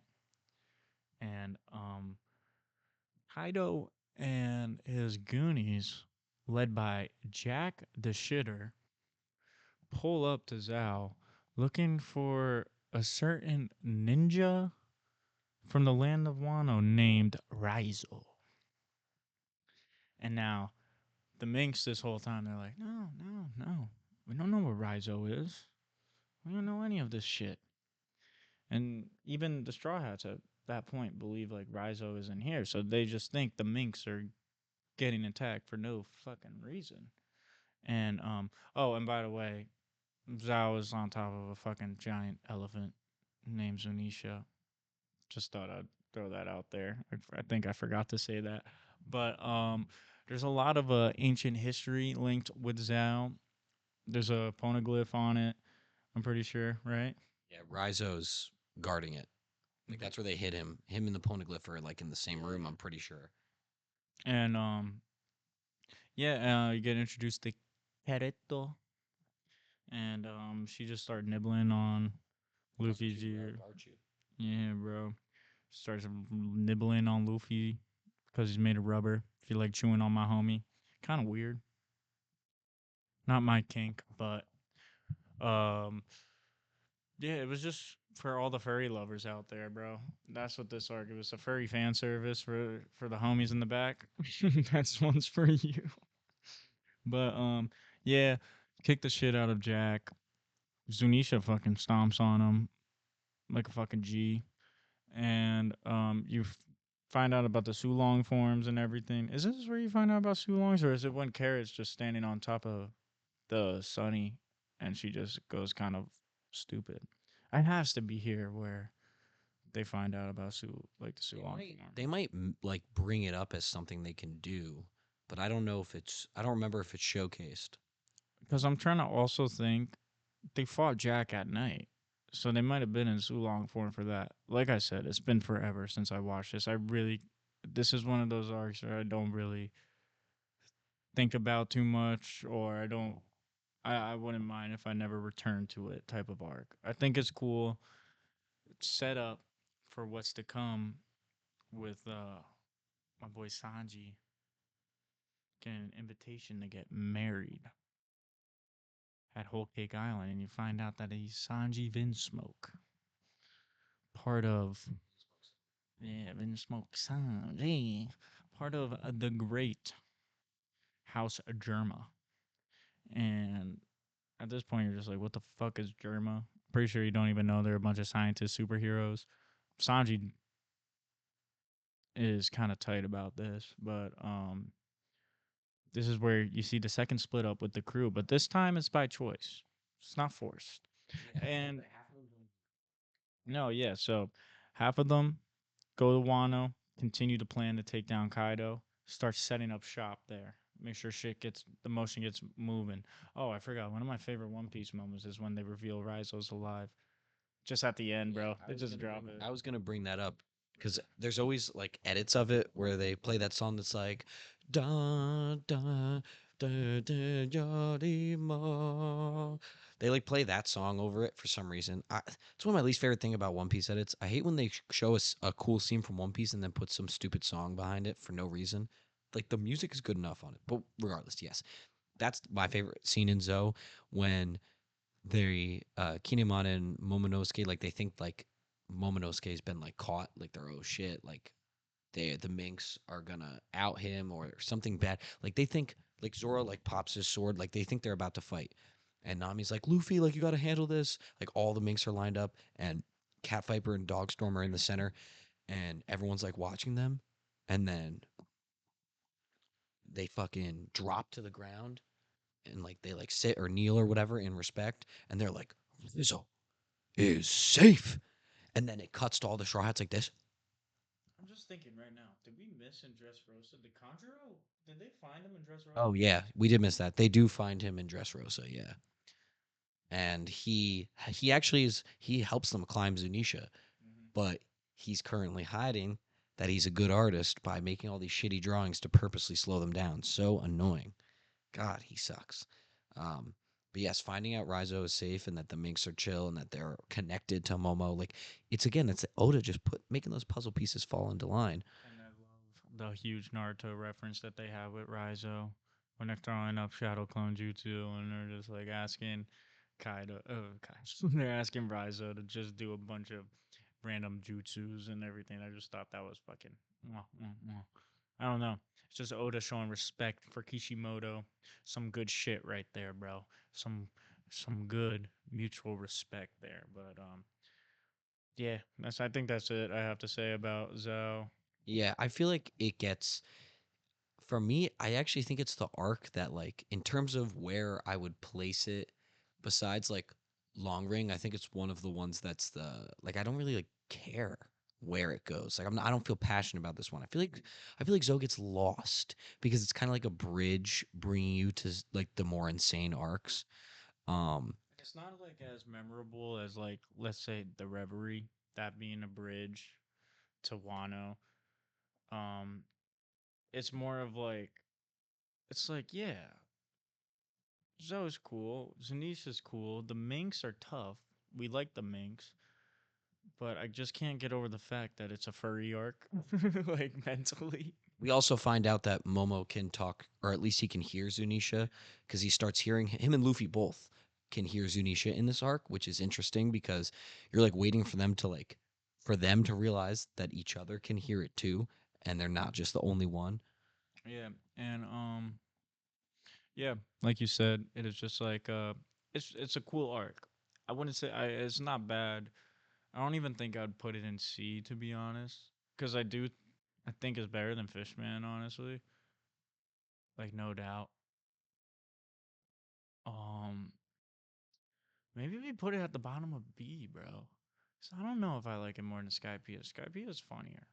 Skypiea is such a funny arc when you look back on it, and I like Skypiea more, yeah, but I also like I kind of like Little Garden more too. you know what? I'll slide with that, bro. We can put it under Little Garden, but above Fishman, 100%. Because I'm saying in my head, honestly though, like I'm just saying this now. We can always talk about it later, but part of me feels like Little Garden should be at the bottom of B, not at the top of C. We did also agree that we will go through this at the end, and then we will argue our changes at that last Yeah. ending. So I say we just leave it for now. We'll slide it behind Little We'll Garden. slide it. We'll slide it. Here. Slide it on Little Garden. Right in front of Fishman. No Zhao hate. It's just like yeah, Average, bro. yeah. It's all right. It's not Fishman boring or anything really. It's just like a huh. But yeah. Um, these are this is all we're going through, right? Yes. Let's see what we got left real quick, just for next time. This will probably be the last episode, the next episode, which beefy. That's gonna be a beefy one, even though I think this is the least amount of arcs we're gonna go through in an episode, but it's gonna be beefy. It's gonna be really beefy, and I'm happy we got through this part of One Piece because this is definitely the part I remember the least because it was just so stretched out when I watched it. So I'm happy. I felt like my knowledge wasn't all the way there. You literally had to tell me something that I was objectively wrong with, which is kind of bad for a One Piece tier list. About the Dofi thing. Yeah, Yeah. but nah, yeah, I'm pretty happy with this so far. How you feeling? Any S tiers today? No S tiers today, and I think that makes sense. I think for yeah, it makes sense for the cookery that's about to take place. Yeah, I'm pretty satisfied. I like how the list looks. Let me pull it up again. It's kind of what you'd expect from a good story, where the middle road of good, because technically C is the middle, but this is the middle road of good. Is I need to see my mouse. Is B, which has the most, and then A and C respectively have the same, and then S, and then obviously any good story is gonna have a shitter along the way. Yeah, but you also, if we're not counting D, because obviously that's gonna be the one with the least amount of arcs in it, we're doing a pretty good job scaling that S tier. I think we're doing a pretty good job scaling that S tier. We're only giving it to the best of the best. The only yeah, even if let's say I made it by myself, the only difference probably would be Dressrosa would be in the S with so it wouldn't even be too much different Yeah. No, I think it's good. unless I really blew Arlong Park and put it up there too. Oops, who said that? Hmm. But no, I wouldn't do that. I don't think. I think the Lego set is S tier though. So let me run through this tier list for you guys. S tier: Impel Down, Marineford, Anislabi, Sabaody, and Alabasta. Hasn't changed. A tier: some new additions. Post Anislabi, Water 7, Dressrosa, Arlong Park. Post-war, Amazon Lily, and Baratier. B: Lokedown, Drum Island, Punk Hazard, Return to Sabaody, Thriller Bark, Jaya, Romance Dawn, Skypea. C tier: Little Garden, Zoe or Zao, Fishman Island, Syrup Village, Reverse Mountain, Whiskey Peak, Orange Town, and then D: Long Ring Long Land. We are nearly done, guys. For those of you that have stuck around for the hours and hours, it might be 5, maybe 6 hours now of footage. Thank you for your service. Yes, I've seen him. That's what it's like. Welcome to Internet Safe Space. Yes, I've seen that. I have. The clip was like, send this to someone who served, and then that's literally what he says. Thank you. Thank you. It's like those it's like Miles Yeah, kind of. when he's like, thank you for the roses. Got to go back to my own universe. Yeah. Yeah. This is a special one for multiple reasons. To start, this is the last episode in the series, if you've been keeping up. Just fucking hit. You did, right in the face. Ranking One Piece arcs. This is the finale. We got 4 arcs left. Let's take a look real quick. It's like 8 hours of One Piece being discussed here. This is fucking awesome. Whole Cake, Reverie, Wano, and Egghead. Egghead's going to have a little bit of an asterisk because although I know how it ends, Tommy's only gotten to the summoning of the 5 elders. As of today, he just watched that episode because it came out 2 days ago. Crazy. Who would have thought we would have been here, bro? Who would have thought? I'll save my Egghead takes for when we're there. Maybe I'll drop in some predictions, and you guys can tell me if I'm stupid or not. Because I'm guessing half the people who watch this probably read the manga, so Probably, yeah. And if we were doing a manga arcs tier list, there'd be another one on here that he doesn't know about. we should do updated tier. We have to update it at some point after I do read the manga though, because I am reading the manga at some point this year. Within the next 12 months, I will read it. I will be caught up completely in One Piece. This time taken away from him because this timeline has been extended multiple times. So I'm at this point, I don't believe him until he does it. Shout out Jack, because when I talked to him about this, he fully agreed with me. Neither of us have faith in you That I'll ever read that you'll ever read it. Yeah. Bro, I just love, bro, I love this show so much, and just the fact that I have the manga to lean on if I really want to keep reading it. Like, that's what, like, gives me a little comfort, because just catching up to the anime itself hurt my soul, bro. The multiple times that I did it. I used to have a really weird phase when I'd watch One Piece where I'll catch up, and then I won't watch it for almost like a year, and then I'd fucking binge it within like a month, and then I'll catch up again. I'll be like, wow. But I cut all that shit out once I saw Zoro do the Ashura form in Wano and slice Kaido. Kaido. I said Kaido. When she sliced Kaido. That's when I've been watching 100% weekly ever since that moment. I didn't let it wave or nothing. But it's been a painful journey because I just fucking love this show so much. But I always had that little comfort.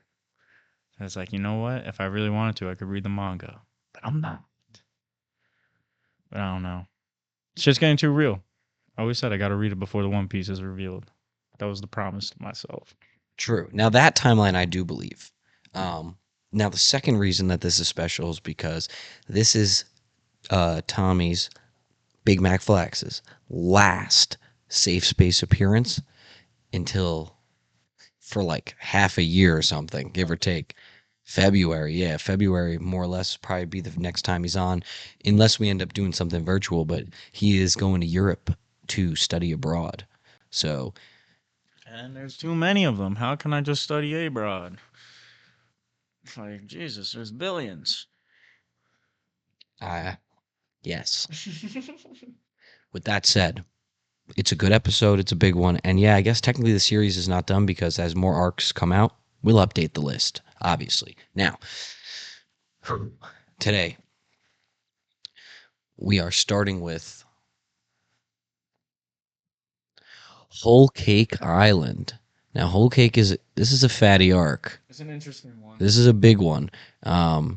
It was. I'll start by saying it was unexpected, I guess, because getting Big Mom involved, we didn't think was going to happen with Law's original plan. You know, it was always Dofi and Kaido. You know, we're going to take down Kaido, King of the Beasts. And then there's this Big Mom sidestep where suddenly another Yonko is involved now. Whoa.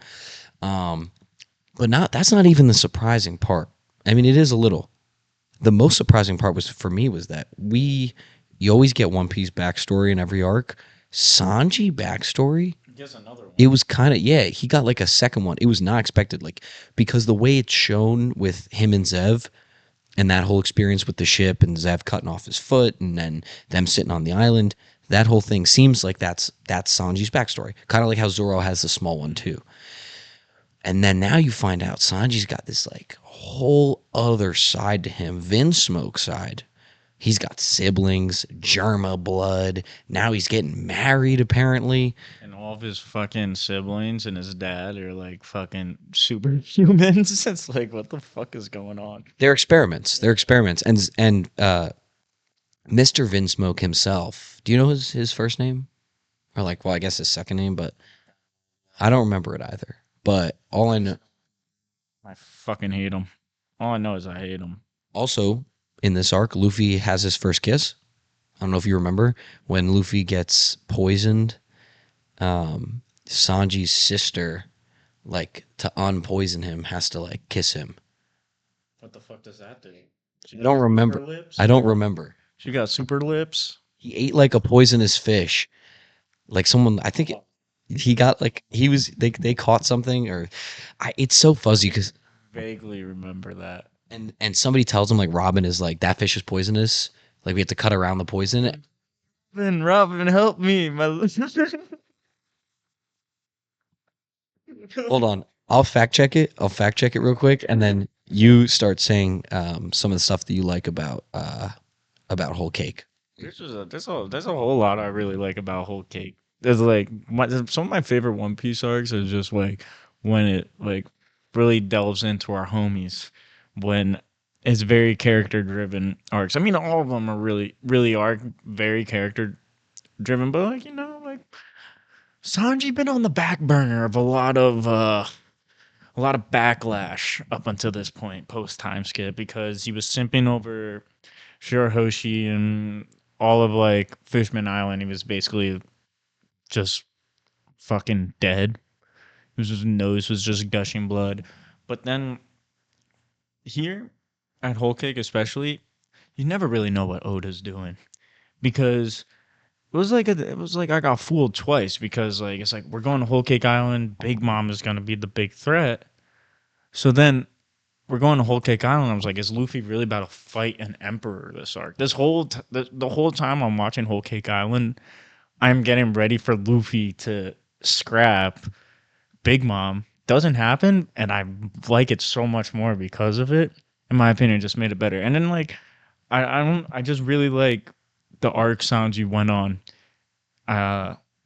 In this the arc Sanji went on in this arc. It was a tongue twister, but like having him push aside the crew almost like an Usopp way, where he just doesn't want to get his friends involved. It's more like I think it's more like Robin. Yeah. Why did I say Usopp? I think it's the only reason I said Usopp because they fought. But Luffy didn't even swing on Sanji because Luffy just kind of knew. Luffy is very emotionally intelligent, which is something that's so awesome about him. Like he's dumb as bricks, but his battle IQ and then his emotional intelligence to just read people right away is fucking valedictorian right there, bro. But no, it was a very painful and good arc to watch. Like just seeing Sanji struggle and then do realize at the end after what's her name? Charlotte, right? Was it Charlotte, the three-eyed? The one he was supposed to marry? Charlotte is Big Mom's name. Charlotte Linlin. It's Pudding is the Pudding. Yes. That's the one he's supposed to marry, and like, you know, you kind of see where Sanji gets the soft spot for women for in this arc, really, like with his mom being the only person who really cares about them, and then Reishu, right? That's his sister's name, isn't it, Reishu? Yeah, Think so, bro. yeah, right. Um, Seeing her being like the only sibling who also cares for Sanji, it just starts to all like kind of make sense. It's like, yeah, I can see why my boy Sanji is the way he is. We'll just leave it at that.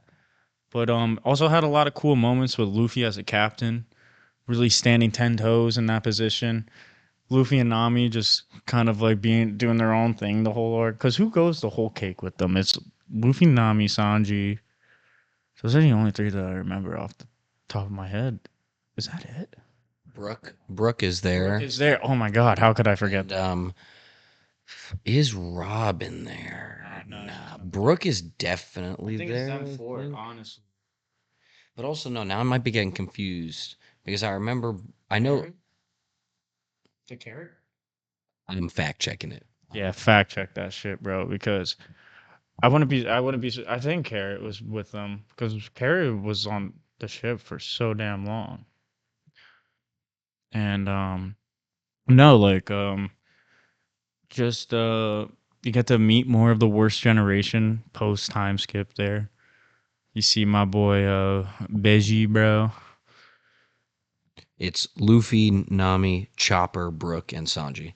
Oh, Chopper was there. Forgot. Fucking forgot.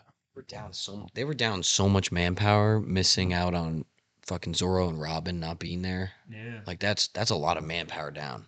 But remember what Luffy said to Nami, bro. He was like, "Don't tell Zoro about this, because Zoro will fucking murder Sanji if he found out what he did to his captain." But fuck, bro. No, this arc is just very heavy in the emotion. It is paced badly too. Well, I'll just get that out of the way. It's a badly paced arc, just because that's the One Piece anime style.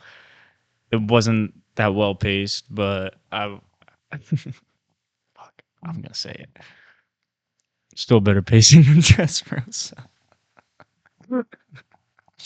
I don't know. Maybe that's just my contrarian take, bro. Maybe I'm just a deep down Dressrosa hater, bro. Maybe that is what it is, bro.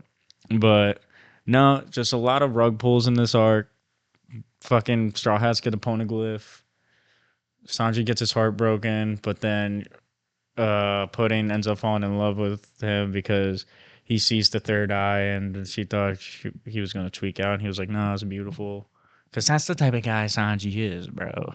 Just a fucking he knows what's up, and yeah, no, it's just a very cool twist on the arc where it was like we're gonna get Big Mom mad, showing them the picture of the nun or whoever, then as she ended up eating her caretaker and put her in a complete trip. No, they didn't show her the picture. They broke it in front of her, right? That was the whole thing. Yeah, the picture was set up at like the big the banquet, feast. Yeah, at the banquet because she's like I don't know. I guess she's not like fully over it, but like she would set up the picture.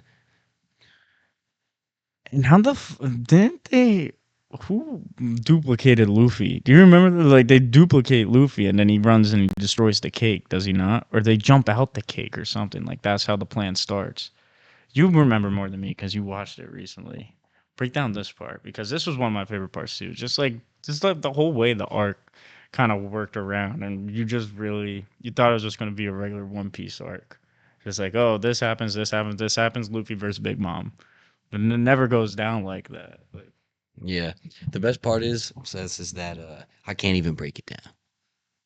Whole cake is probably besides Zoe is probably my like least fact knowing arc. I know a lot of big stuff about it and I remember a lot, but I actually don't don't remember how the plan goes. We'll fact check it in a second. But before I do that, I'll say my favorite scene. there's the one moment that everybody loves, and the one character from Whole Cake that we were just waiting to see again. It's not even what I'm referencing right now. That's my second favorite. My favorite scene in Whole Cake is Jinbei standing 10 toes down. Mm-hmm. When Jinbei goes up to Big Mom and says, "Hey, I have to leave your crew," and she says to him, "Hey, you can do that, but there's a cost." Game or life? No, it's just like game or life. Yeah, it's something. It's something. No, I think it's stay, like stay on the crew, or you can leave, but give me a portion of your life. It's something like that. But it's dependent on how scared you are of Big Mom, right? It's basically if you have even an ounce of fear, then she can Yeah. take. She can only take life from you if you feel fear, and so she says it, and she says, "I choose life," and then she goes to suck life out of Jinbei, and he just stands there like this, And everybody was shocked. and everyone's looking around and they're like, "What the?" They're like, "He's not scared of her," and Jinbei looks at Big Mom and he's like, "I I'm gonna something like I'm gonna join the crew of this man that I admire, and if I'm gonna join the crew of the man who's gonna become the king of the pirates. You think that I would be scared of a mere emperor?" Mere, he says, a mere emperor. He made her so small, saying, "You are nothing compared to Luffy. How can I fear a mere emperor?" And he means it. He fully means it. He said, "I can't," he says to her, "I cannot join the crew of the future king of the pirates if I'm afraid of an emperor, because you're nothing in comparison. Nothing." So it's coming back to me now. The whole crash of the wedding was because like Sanji overhears Pudding bashing him. Remember? Yeah. And he's all upset. Yeah, because he cooks her a nice meal and he's like bringing it over. It's the meal to Luffy after Luffy fucking fought off like literally 50,000 fucking people, bro, starving. That was, dude. That's what I'm saying, bro. Whole kid character writing of our homies, bro, and how they introduce some new cool homies for the most part is just like it's kind of up there in terms of quality with the One Piece arcs, in my opinion. But also, like yeah, so it was like Sanji crying, getting him mad, goes back, gives Luffy the food. They link back up, and then they come up with this plan with because they find out Beji fucking Al Capone is on the fucking island, bro. That's one of the best One Piece scenes too, bro. When they're sitting in his house, bro. Because think about this, bro. The house fruit. What the fuck is that, bro? Oda had to be on some type of acid or something when he was writing this shit, bro. Who comes up with the house fruit, bro? And he's basically just like a Gundam, bro. He's just like a Gundam, like a living, breathing Gundam. It's so weird. A Titan. Titans are flesh mechas, bro. If you ever think about it like that. Kind of. It's a weird way to put it. They have a sit down, bro. They literally fully have a sit down. Like straight out of The Sopranos, Luffy and Beji sit down. Are you veggie? Are you veggie to voice of the baby? If you have Big Mom's fucking daughter, that's why they were there, dude. It's all coming back to me, bro. Big Mom's daughter that they meet on Water 7. What's her name? Oh. No, they meet her in Thriller Bark.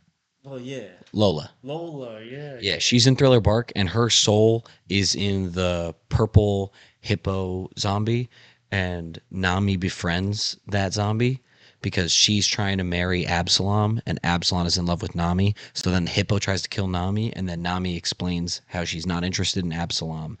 And then they become friends. Yeah, then they become friends, and then afterwards, Nami realizes that Lola's shadow was the one that was in the purple hippo. Not Lola herself.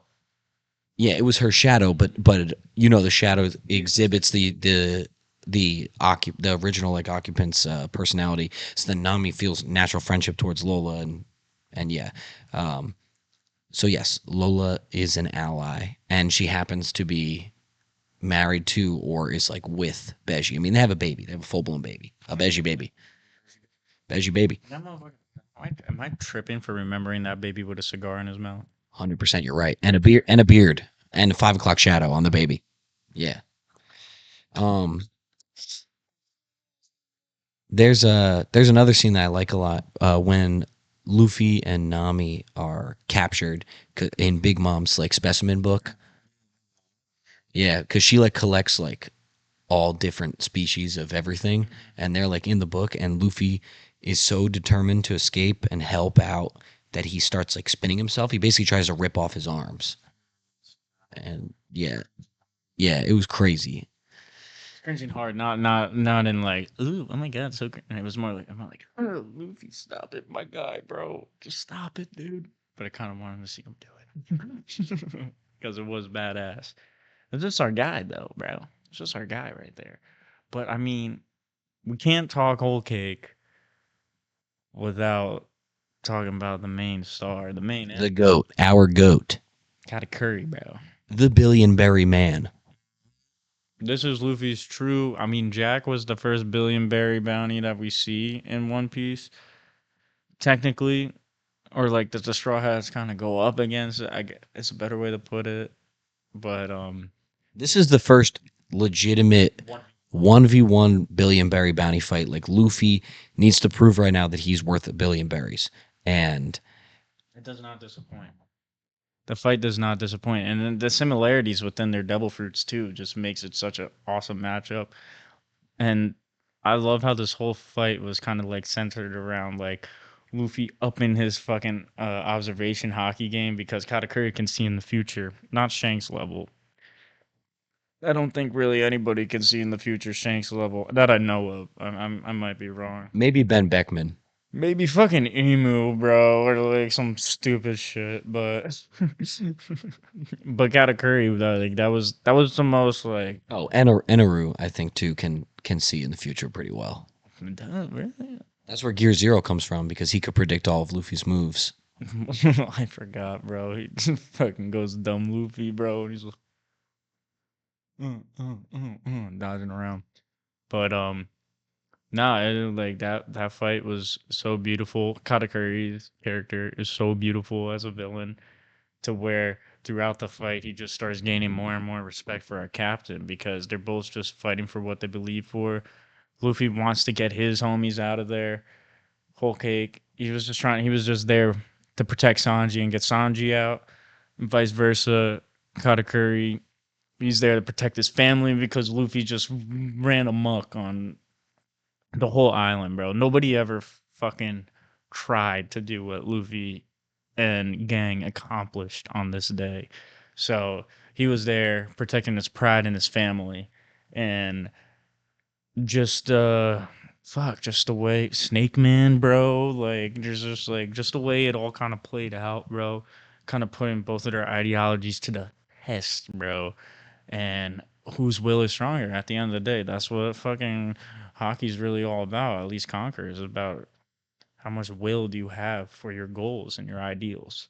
And I thought it was just a very beautiful fight and great hockey mastery because your hockey doesn't grow unless you're fighting another strong hockey user, which is confirmed. So, yeah, it was great seeing Luffy progress through the battle and also seeing Katakuri gain, well, and Luffy, they both gain respect for each other throughout this fight. And yeah, no, just a beautiful, beautiful fight, man. Just love this fight. I love his devil fruit, and Yes, that's all I can really think of. I know. I see you slowing down. Yeah, it's like the gears are. Well, you can't forget about the best moment of the fight, which is when uh Katakuri's sister is not that one, a different one. But yes, she's part of it. Actually, well, I'll say a couple things. All right. First thing I'll say is one of the coldest Luffy moments is when he pulls Katakuri and his mirror sister into the mirror world, and Luffy goes, "Yeah, At the same time. yeah," and he basically says, "Yeah," without saying anything. He says a lot, basically saying, "I'm trapping myself in here. Neither of us are leaving this world until one of us is down." I'm not trapped in here. You're trapped in me, son. That's what it was, bro. Yeah. I'm just, bro. That's my goat. And their fits are nice in this arc, bro. Luffy always got the jorts on, but at least he put on a little suit jacket. He did a little something. Collar shirt action. And then they have this whole fucking fight in the mirror world. Katakuri's fit. I'm sorry to cut you off, but Katakuri's fit, bro. His character design is immaculate. Character side is incredible. It's definitely incredible. It's a totally valid cutoff because it's incredible. That's like how I would dress in Elden Ring, bro. That's how I want my Elden Ring fucking character to be dripped out, bro. Like crazy ass scarf, bro. Fucking spiked up hair, bro. Crazy ass fucking accessories, bro. Katakuri got that shit, bro. I kind of sound a little suspect, so I'll let you keep going with the Katakuri outfit glaze, bro. I'm done. He just likes him a lot. But now I'll say finally my favorite moment of the fight. His little sister, who she like admires him and thinks if I help him out, he's gonna give me all this praise and say like you're the best, thank you, whatever. So she does, I don't know if it's a devil fruit or if she's using a weapon, but she puts a numbing thing into Luffy's leg, which makes him trip up. So Katakuri gets a fucking terrible blow on him. And Katakuri says in his head, he's like, huh, that's surprising. This whole fight, Luffy's been staying at 10 toes down. How is it that I got the jump on him? And then he realizes because he hears her laughing and he says, holy shit. And then he starts tweaking on her, yelling at her about how like, why would you get involved? That's fucked up. And then he literally takes his fucking massive spear and right through himself, stabs himself to even the playing field. And I'll never forget the scene when the blood is flying out of him and it goes slow-mo and lands on his sister's cheek. And she like goes in horror and she's like, what the fuck is wrong with you, you fucking weirdo? It's another reason why everyone loves Katakuri. He is a GOAT. He's my top prospect. Not saying top realistic prospect, but he's the person I want to join this. I want him to join the Straw Hats, bro. So bad. It won't happen. I think he would lead Whole Cake into the fleet, but he's got to get Perispero out of the way because Perispero's eldest. So technically, with Big Mom gone, he's in charge. Fucking bodied on one. He fights Carrot, and she does beat him, but it doesn't mean he's dead. Like Big Mom is actually gone. Perispero might very well be on Whole Cake running it. If it's not him, Perispero's so lame. lick. Fiddly. Yeah, he sucks. He's. Oda knew what he was doing, designing him. Big Mom's fucking children. Let's just get this out of the way, bro. Half of Big Mom's children suck, and Big Mom is kind of fucking crazy. It's obvious that she is fucking crazy, but what was Oda cooking when he came up with their character? Like straight up, like you got a fucking 6-year-old lady who had kids from when she was 18 to 60, 42 years in a row, just pumping out multiple kids a year, but forcing dudes to get her pregnant and then fucking kicking them to the curb right after. It was some of the craziest shit ever, bro. It was one of the funkiest plots for like forming a pirate crew in One Piece, in my opinion. It's just Do you fuck with Oven? what's up, and was that the little chef dude, bro? No. That's what is it? It's like Strusen or something. He's been with Big Mom forever. He's like her right hand man.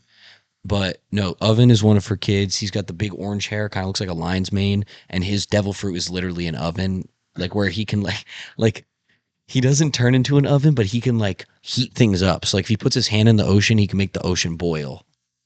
Like the oven fruit. I don't know if that's the fruit, but he just like basically grabs something and he just heats stuff up. He heats stuff up.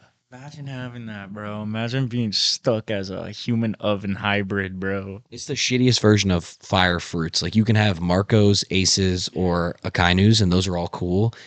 Then you have Oven, bro, and he's Oil shit, bro. he can boil anything. Oils. Anything he wants, he can turn the temp up. When he awakens, he burns the fucking rotisserie in his oven, bro. We got a good 60 to 90 seconds just talking about Oven. There's that one. We didn't even talk about Brooke, bro. Oh yeah, you can talk about Brooke, but I want to talk about one more of her kids. The guy that looks like he's made a nut. I think he has like the cream fruit. So Cool. It's so cool. He has the cream fruit, and he just looks like a cream monster. And he literally makes like a wave of cream at one point. I'm pretty sure. It's like my D&D character, bro. Let me try and pull it up. You start talking about Brooke. All right, I was dissing the oven fruit, but I think cream fruit, bro. Actually, bro, that like it might cook, bro. If you got hockey, you can kind of cook on the cream fruit, bro. But shit, I mean, we're talking about Brooke. One, this dude laid with an emperor, bro. We're just gonna act like that didn't happen, bro. Oh my god, I do remember.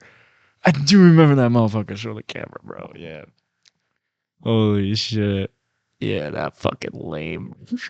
He's so lame. That's what I'm saying, bro. At least the what the fuck are they called? Toby Ropo were fucking cool, bro. And like all them motherfuckers, like Kaido's whole crew was kind of sick, bro. But then like Don Quixote family, that's crazy, bro. Don't show that to the cam, bro. They'll get fucking censored, bro. This shit will get age restricted. Yeah, bro. Look at the little goo man, bro. I can call him a goo man. That's fine, bro. Can't censor that. The cream fruit. It's literally cream. That's so funny, bro. And then I'm pretty sure him and Oven like combine, and he like coats everything in cream, and then Oven starts boiling it, like heating it up. Holy shit, I'm like so confident that that's like a link I up. fucking doubt you, bro. You fact checked me hard last time, so I'm not gonna question no more fact checks from you. So I didn't say it before, but yes, the thing I said about Sanji's sister doing mouth to mouth to suck the poison out of Luffy, that is canon. Did happen. So if you really think about it, Luffy got his meat jerked before he got kissed, bro. Because on Amazon Lily, they fucking stretched my boy's peen, bro. Uncle. But he was kind of chill with it. He was like, "Yeah, what? You mean these, bro? These the jewels, son. This is the One Piece, bro." But fuck, I gotta stop talking about Luffy's penis. Talk about. Oh yeah. Talk about for this arc. We did talk about it for about half an hour. Oh my god, yeah, we fucking did. Holy shit. I mean, yeah, I mean this arc just has a lot of stuff in it, bro. And we didn't I know, we didn't argue about this arc beforehand, bro. It wasn't like no Dressrosa, Marineford, Impel Down thing. Like we just slid right into this stuff. So Brooke obviously Brooke obviously has his fucking A1 fucking straw hat moment, bro. Going toe to toe with Big Mom and stealing the fucking poneglyph after laying in bed with her, bro. Gangsta, bro. That's Soul King, bro. That is one of my like. Brooke needs to fight fucking more heavy hitters in One Piece because he is. I love all the straw hats, but he's up there, bro. Like he is just so fucking awesome, bro.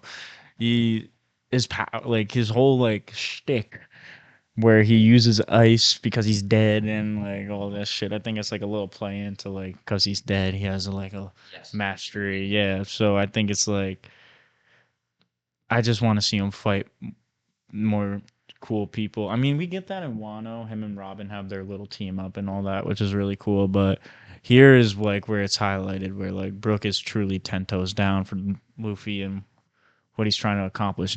Does this whole poneglyph shit on his own, bro. Nobody was fucking. Nobody really knew Big Mom had a poneglyph on the island. Like Brook finds this out, does his own little espionage mission, bro, and comes out successful, bro. Squares off against Big Mom. Beautiful. Beautiful. He definitely soared up my rankings at that point, bro. Because this was like prime, like Usopp just had his moment in Dressrosa, so I'm still high on that Usopp wave. And then the whole cake, we get our Brook moment, and I'm like, fuck, bro. Like, I can't wait to see what these motherfuckers do next. And now we're in Egghead. Usopp ain't do shit. At least Brook's kind of cooking an Egghead, bro. He's kind of cooking an Egghead. And Brook cooked in Wano, too, bro. But that's for Wano. Fuck, where do you want to put this, bro? I've been yapping so much. Yeah, this is the longest we've talked about an arc so far. Yeah, it is a big one. There's a lot that happens. It's one of the biggest arcs so far. And there's a lot to break down. I mean, we didn't even talk about the Cracker fight and Tank Man and all the possessed woods. Yeah, Tank Man is lame. I agree. And we're not going to talk about it. but I just wanted to mention it just so people know we didn't forget. Holy shit. Let me think. No, it is an A. I'm trying to figure out where an A I want it to be. I mean, probably. It's just because of the pacing. Again, same with Dressrosa. I love the story for both of these arcs, but I just can't justify putting them in S for how long the arcs are when they don't really need to be this long. I know it's like, gonna catch up to the manga. I don't care, bro. I don't care. Do what One Piece just did. Do that 6 month break so we can get some cookery episodes that we're getting now in Egghead. Even though it does suck. I hate seeing to be continued, but like we squeeze in a little more content in that shit or make it cinematic. This is when One Piece did start getting like really nice and you like cinematically pleasing, I would say, with the animation because like you get the whole one Sanji kicking Luffy in the face is animated beautifully. As much as I hate watching that scene, it was a beautifully animated scene. And yeah, Snake Man, the whole Snake Man power up is that's like the best. No, Tommy. What? We can't keep talking about the whole game. Yeah. All right, bro. It's definitely. I would put it above Dressrosa. I don't think I'd put it above Water 7 though. I wouldn't put it above Dressrosa personally. I'll put it between Dressrosa and Arlong Park. I don't know, dude. Even though my Arlong Park glazed gene wants me to put it below Arlong Park, to be honest. But that's because I think Arlong Park is perfect. That's kind of how I look at a lot of these arcs. Is like I think if you're an S tier, you should be perfect. That's why I think Arlong Park should be there. I will put it. I will put it under Dressrosa, just because we see Gear 4 for the first and like Awakened Devil Fruits and all that shit. Like I was just going off the Luffy fight, bro, because that's what it really comes down to. Luffy versus Doffy is more entertaining when you're watching it the first time because it's Gear 4. Yes, you do get two Gear 4 transformations, like variations within this arc, but I think just the whole like Doffy was built up for way longer, so it was more pleasing to see his shit get rocked than it was Katakuri. Because at the end of the day, yeah, I like Doffy's backstory. I was like, oh, all right, I get it, but he's still a bitch. Katakuri, I'm like, this is a man. This is a homie, bro. He was just born on the wrong side of the sea. So yeah, I'm with that. All right, let's get it up there. 40 minutes later. Even though I just basically said I like Katakuri way more than Doffy, but I'm still I just like seeing Doffy get his shit rocked. I still one of the few changes I'm going to fight for when we get to the end and we start flipping shit around is I'm going to fight for Arlong Park to be an S. That's gonna be my biggest crazy fight because It's a losing battle, dude. the way that I think about an arc that goes in S, if you put something in S, it's because you think it's perfect, I don't think so. and I do. So we'll see what happens. I love Dressrosa and I glaze it, and I think it's perfect, but in a different way. Arlong Park, I genuinely would never change a single thing about it. It's not paced poorly. There's nothing wrong with the story. It's just beauty. But we don't need to talk about that now. What we need to talk about is the Reverie, which that should not take us anywhere near as long because it's super short, super short. Just the first time I caught up in One Piece, I got to the Reverie, bro. Why don't you talk about it? Well, I mean, like, what is it? Like, the Reverie is like basically you get all the leaders from all the islands, and like we get to see everybody that we haven't really seen in a while. We see Cobra, we see Vivi, Shirahoshi, Neptune, Totanas. Yeah, I fuck with the Totanas. Carlos is there. Fuck Charlie. Well, he gets packed, bro. He gets packed, bro. Like a fucking accordion. Nah, and by Neptune's Goonies, bro. By Neptune's sons, bro. It was just fucking lit, bro. Don't remember their names, but I fuck with them way. I fucked with them way more after seeing that, bro. Fishman was boring, so I didn't really give a fuck about any of them. Besides Shirahoshi being revealed as ancient weapon, but that was really it. Like I was like, all right, cool. But nah, I just think Reverie is just a really cool arc. Get to see a lot of people that we've run into over the years. See them all kind of share their stories with Luffy. It's like, oh, you know Luffy too? Remember all that shit? And then they're all like kind of talking about him and all that shit. It was a fun arc to see. Um, oh yeah, fucking Sabo and that bitch, fucking. I just love anything like when it comes to One Piece. I love anything that kind of like dives into the world building. I know I talk about characters a lot within these arcs, but the world building is like why this show is as good as it is, alongside the characters. And like this arc is just purely based on world building and kind of just like itching us closer to that final saga that we're in right now. Ah, But yeah, that's really all I have to fucking say about it. I think it's I think it's just a fun arc to watch. I'm feeling a B tier right away, but I'll let you talk about it. Sure. This is Emu reveal, right? Is this when she looks at the Wano poster with the giant straw hat? I'm pretty sure like everything Emu related outside of the stuff in Egghead happens now. Like I'm I'm pretty confident Reverie is when Sabo gets like kind of when does that happen? Is that That's post Wano. shit? That's post one of that pack up. I don't know if Emu's even addressed then in the Reverie. She said that, and I thought a crinkle in my brain. Let's see, hold on. Yeah, look, it says Emu's first appearance is in an episode titled "The Holy Land of Marijwa," and it's the giant straw hat shit. Yeah. Um, And then he's holding yeah, the Wano poster. Yeah, he's got the Wano poster. Man, well, don't look at that, please. Sorry, we're showing new manga panels, so don't look at my phone, please.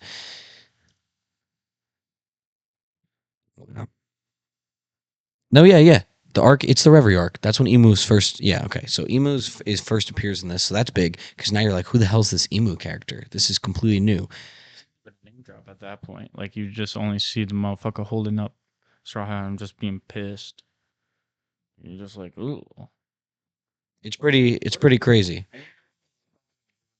He just causing terror at whole. I mean, it definitely is, but you don't realize the significance to it yet. You don't even you. One of the things with the whole like gum gum fruit reveal is like you just had literally no idea the whole time, just because it's like, yeah, I mean, like, I guess it is kind of weird that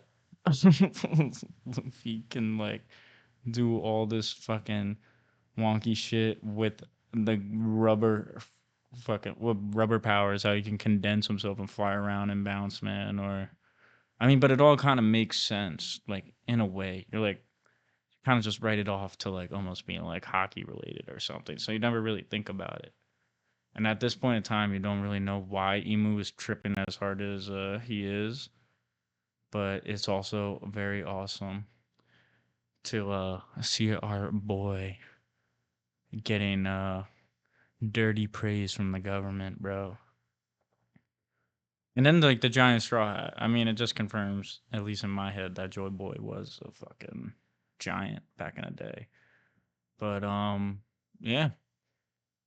What else you thinking about this arc? Like I'm kind of like this one is so quick, bro, and it's literally just like a straight setup and world building, just letting our homies like a quick reminder of who's in the story, like almost. That's what it feels like. But it's a happy reunion. Is this when we first do we is this when Wapple and Vivi get together? Or that's all after Wano? Okay. It gets confusing because you get scenes from the Reverie after the Reverie arc. So it's like it confuses me because I'm looking stuff up now just to remind myself. And like think about it. Sabo goes to Marijwa during the Reverie, but then you said like you said, we don't see him interact with Emu until after Wano. But technically that happened before Wano. You know what I mean? Like timeline wise, because that happened during siding with each other. Like they both were happening at the same time. Yes, exactly. But the Reverie arc happens before Wano, but you don't find out what Sabo was doing there until after. It said you the Sabo thing and what happens to Lucia. Anyways, yeah, Reverie arc was it was nothing special. It was an arc, and it was not bad. It was good, and there was a lot of world building, and I liked all the character interactions, obviously. So I'm fine with a B tier as well. Putting it above Drum Island. I low key, yeah, like when we're switching this around, I'm putting Drum Island in A. I'd put it right under it, over Punk Hazard for sure. I think that's a fair spot to slap this dude at. What are you thinking? I don't remember. Did you say below or above Punk Hazard? My bad. Above. I definitely enjoyed the Punk Hazard more than this, though. I can say, I mean, dude, It's just because it's so short. Like, not that much happened. Like, it's cool stuff, but it was not like anything huge. I mean, it's just cool seeing all like these characters Luffy is and like the Straw Hats affected throughout the story. Like, kind of. Same thing happens in Punk Hazard, though. That is true, but there's fighting. But fucking, fine. Yeah, let's do it. Let's do it. We're slotting it in. I was able to get Tommy to agree. No, I think it's justifiable though. Oh, 100%. 100% is justifiable. Throw that right here. Tiers are most stacked here. Makes sense. So we got Reverie right below Punk Hazard, but above Return too.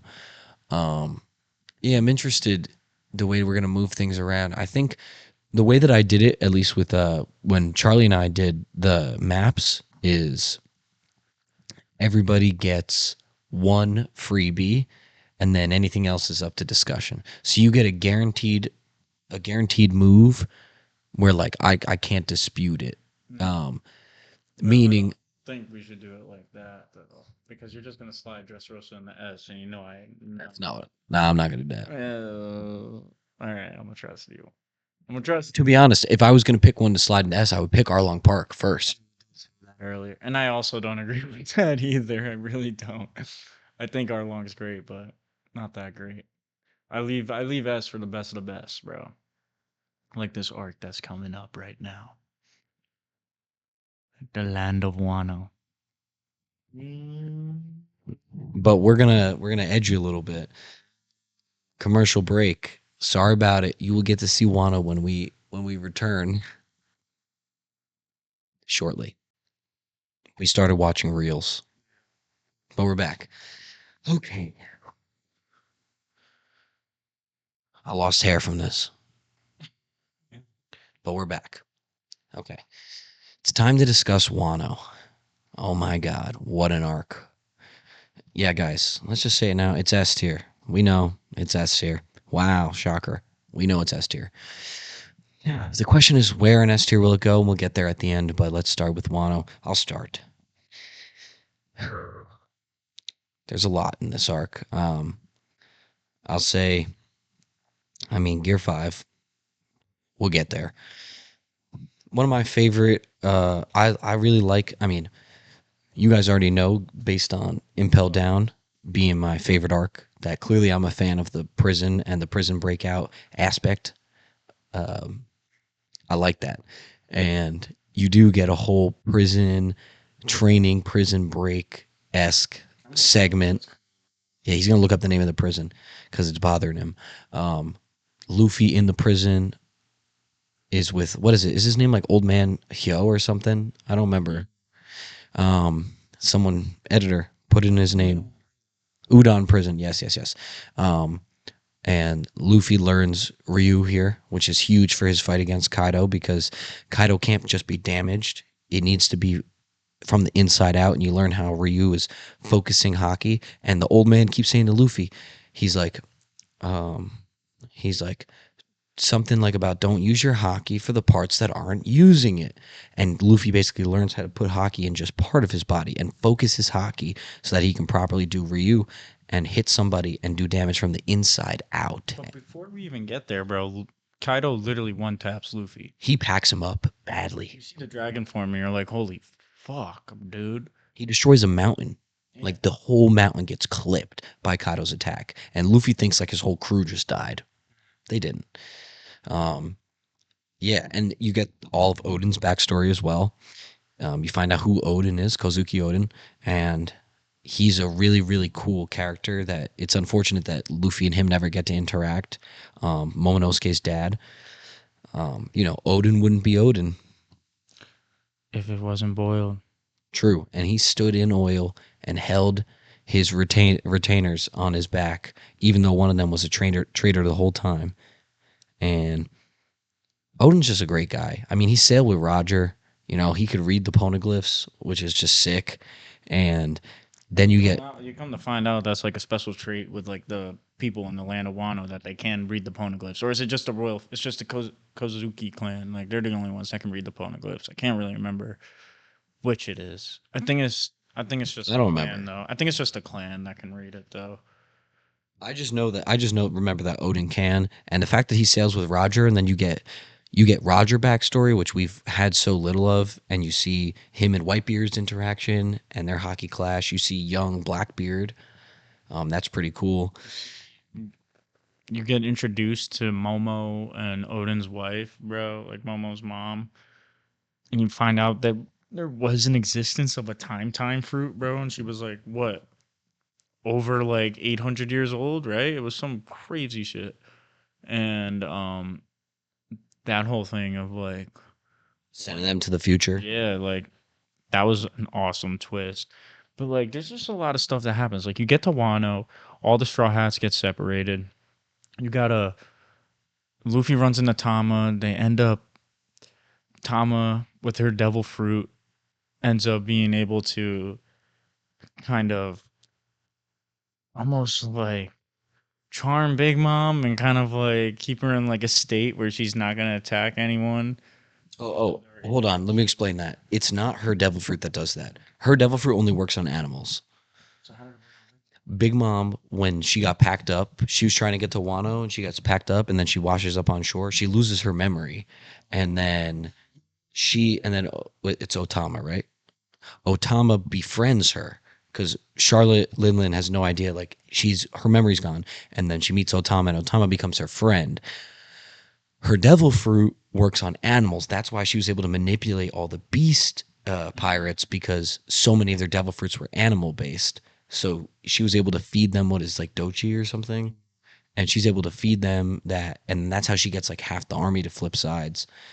She also feeds Luffy the rice, the only food she has. No, and he ate the whole thing, and then he got pissed, and then he was like, "Fuck Kaido, bro. This is fucked up." But we're talking about all this. We're not talking about your favorite character in the series, Zoro, bro. This was Zoro's fucking arc, bro. Zoro getting framed to being this crazed killer when it, spoiler alert, was killer. Kind of weird how that works.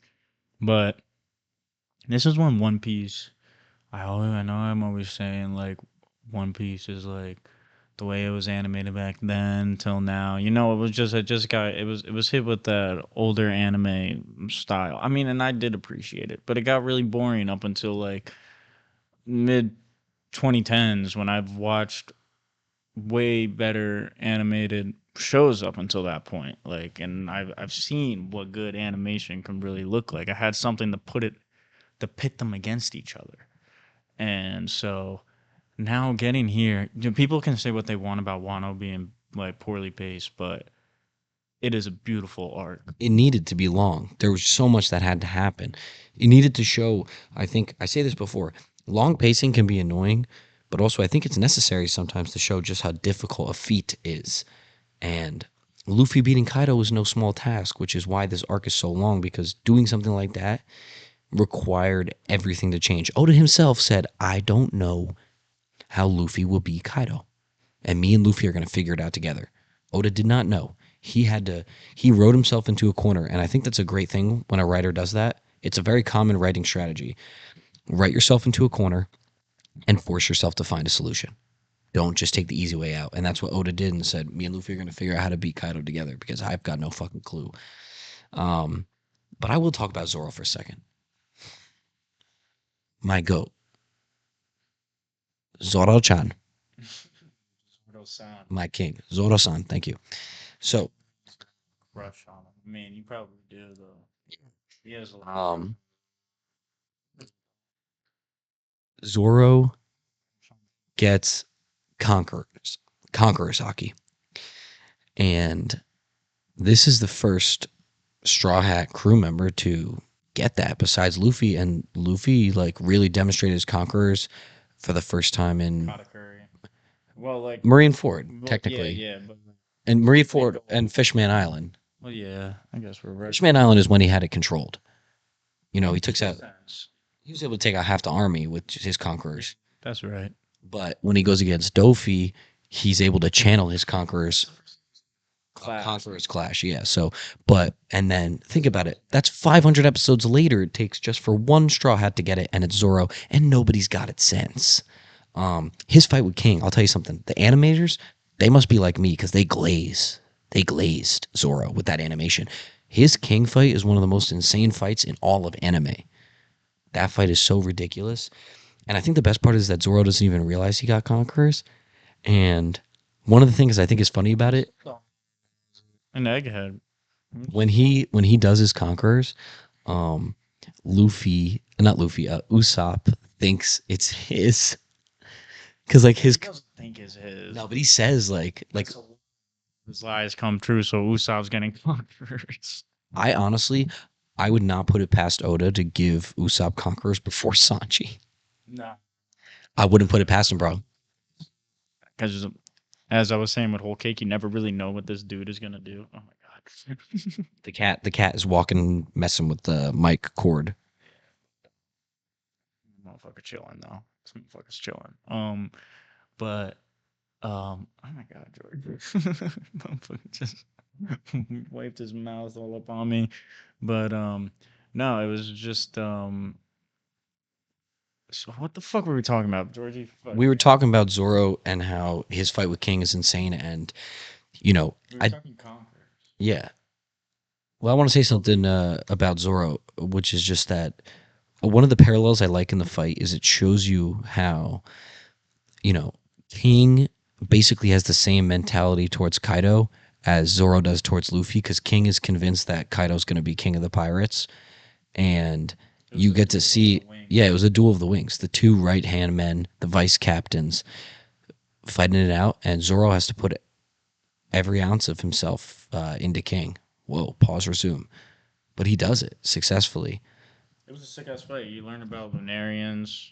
There was some pull of some type of OP race in One Piece. And you learn about Lunarians and that whole thing. You learn about King Kaido basically did the same thing that Luffy did for Zoro and free him from imprisonment and showed him a new way and a purpose. Well, I mean, Zoro had the purpose of being the strongest swordsman. There's the cat again. Yeah. And I mean, we could talk about Queen. My hot take is that I don't really know if it's a hot take, but I just don't think the scaling between King and Queen is like as big as people think. I think it's just how the anime did both of those respective fights of Sanji finishing Queen off, and then same thing with Zoro. Like, I don't think they were like. I think that's what kind of pushes it. I know King is stronger because he's of Lunarian fucking blood, and that just right away makes him OP as fuck. But like Queen was part of the gang with Sanji's dad and Vegapunk. Like they had their own little science group and all that shit. And so like he's decked the fuck out. Like he is like top tier brains in all of One Piece, most intelligent people, 100%. But bro, one of the reasons why I think that the King and Queen discrepancy is a lot bigger than you think is because fucking Chopper packs up Queen, bro. No, but he grabs him and he's body slamming Queen, bro. I don't think he's doing that to King, bro. I don't think Chopper is touching King. It's not doing that to King necessarily, but it's like I don't think he's even gets to touch him. crazy in my opinion, bro. I do not think Chopper could fucking lay a finger on King. I think he can hold him off the same way he did Queen. He wasn't doing any crazy damage to Queen. He was just buying time because Zoro was getting drugged up and all that shit, and Sanji was making his way back up to that floor with Zoro. That type of stalling, I'm not sure if Chopper could stall King like that. I think King's slicing him to bits like pretty quickly. No, yeah, and I agree. I don't think he's stalling him for as long as he did Queen, but I don't think it's. I think the animators, they just made it seem like King is like exponentially stronger than Queen, which I think is cap. I don't think he is, but that's just my take. And Why don't you talk about Sanji and his fight against Page One and how he suits up in the Germa suit and then accidentally activates his Germa genes. So that whole thing was crazy though because he fucking breaks all of his bones and everything. and then he goes like this, Yeah. and he like puts himself back together. We're definitely like skipping over so much shit in Wano because we're already on Onigashima, and I feel like we barely talked about like the stuff that like makes it like really hit. Like the whole like backstory with the island of like once Kaido takes it over, he's using these smile fruits that were developed all the way in Punk Hazard and that Dofi was pushing to him for the underworld. They're all kind of flooding. They were giving all the bad apples to the land of Wano. And then like Otama's dad basically like really truly kicks off the revolution for the people, at least. You know what I'm saying? Because everybody thinks the Akaza 9 are dead, you know? Yeah, what the fuck is his name? Yasui. Yes, bro. He went out like a fucking G, bro. And he's fucking boys with Zoro. Mm-hmm. And yeah, like there's way too much to talk about with Wano. We will be here for Yasui got fucking years. publicly executed in front of his daughter. Yeah, I know, it's crazy. I was gonna make a joke, but I'm not going to. I'm gonna just keep it to my mental. But I just think just like the pure build up to like because you already have like Kaido, you've heard of him, you've seen him fucking try to kill himself and just keep failing. This dude can't even defeat himself, and you're just like just you're getting introduced to all these new and old characters. Like you run into Hawkins, like when Luffy and Zoro meet up, they scrap Hawkins. You see X Drake, and you see Me Kid and Killer, and you got Law. Who the fuck was the music guy? His name's like a Boo maybe or something. Yes. It's like Apu. Yeah, no, it is. It is Apu. He gets his ass kicked though. Who kicks his ass again? Was it Zoro? Zoro slices him. Probably because they're also fighting Hawkins and Hawkins. I don't remember who he makes a doll of. Killer takes on Hawkins. Oh yeah. So then they have to figure out how to like get past him without killing. Yeah. Yeah. Bro, but then it's also like you get into like just like the whole like you find out the whole backstory. Like we glazed over it, but we really get our first like true like visualization of what it was like for the Roger Pirates to be sailing. I mean, I know it was the latter half of their journey, but it was like you finally get to see Roger in his prime and Whitebeard in his prime. You see them fight. You see Odin switch crews to Roger's crew to help him read the poneglyphs, and it's just like, God, there's so much good shit in this arc. It is so well animated. Once we get to Roof Piece, that pull up of the Akaza 9 all back in action is like black and white, bro, and you just see them kind of ripping through everything and caught in a big old scene. I man, I really love Wano for what it does for One Piece and how it was just like for me, I just hold it to such a high regard, and it is my personal favorite arc. And I literally just think it's because I waited years to see something like this happen. See Luffy fucking take down, like we all have. But people will have different takes. At least for me, it's just the culmination of my journey through One Piece, and finally getting to this moment where you can, as Sanji and Zoro say, if we win this fight, we'll get a glimpse of what it would be like as Luffy as king. And I truly felt that in Wano.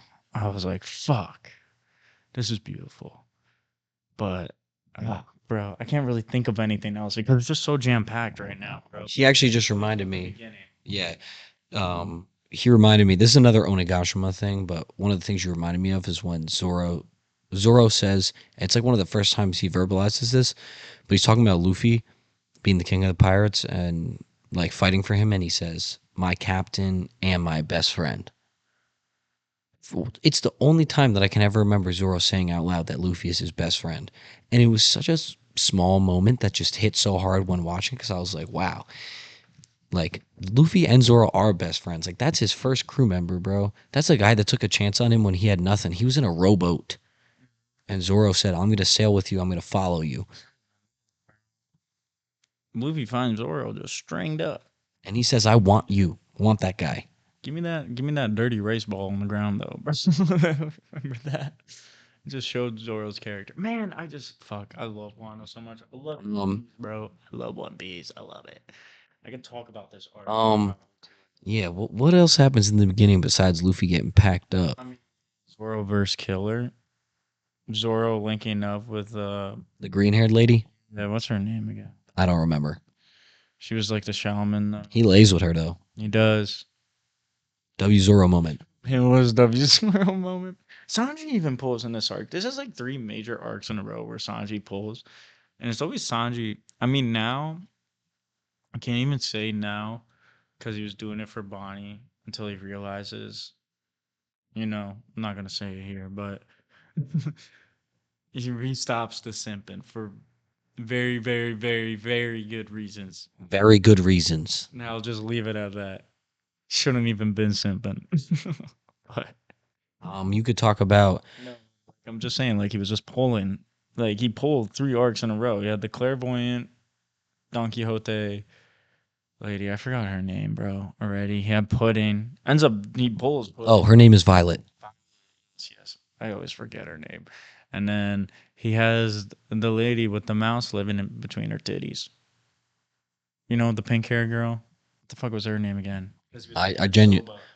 I don't remember. Soba Mask or some shit, right? Like, oh my God, Soba Mask. Holy shit, I forgot about that. Yeah. And then Usopp is running that stand for the fake cream.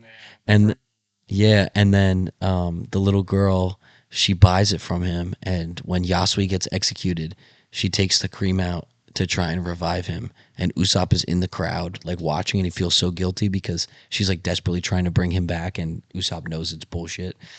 Fuck Usopp for that. Ain't right. Oh, I just remembered something I can talk about. Yes. This is gonna go on for 20 more minutes of us just like being like, oh fuck, yeah. Wano's jam packed. We haven't even talked about Yamato. You could talk about Yamato, bro.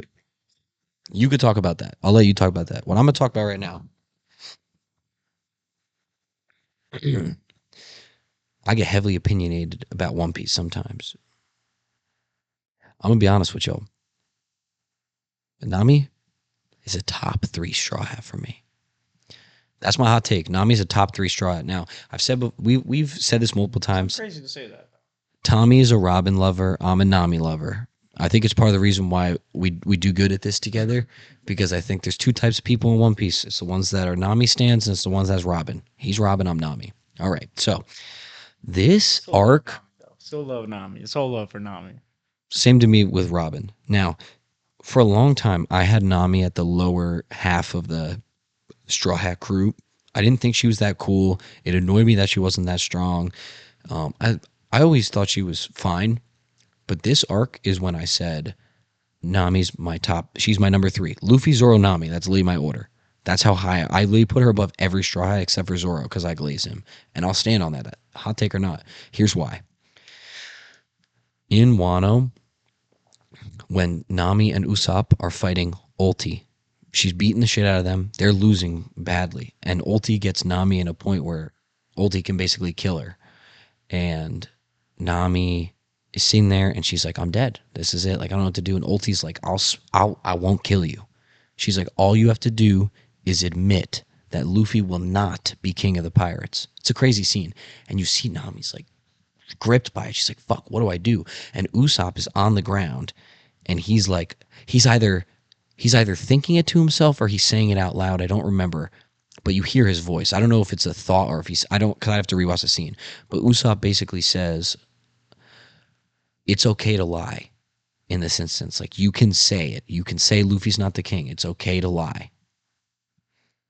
I'm gonna be honest with you, that dropped him so fast for me because I was like, bro, I get it. I know you're scared. I know it's life or death. I know you could lie, but the fact that you're folding and saying you're not going to stand 10 toes for your captain. When he did it before in Alabasta. When he did it before, that's what annoyed me more. He did it he did it And he was weaker. in a weaker, less experienced, shittier version of Usopp State. He was standing 10 toes down for Luffy. And then in Wano, he let it go. And I didn't like that. And then Nami, I'm like, fuck. Like, I remember watching the scene saying, oh, Nami's going to she's going to say he's not the king and it's going to piss me off. She's going to drop too. And Nami looks Ulti in the eyes and says, Luffy is the man who's going to be king of the pirates. And she screams it because she's basically like saying, like, I'm killing myself. Nami in that moment said, I'd rather die than say Luffy won't be king.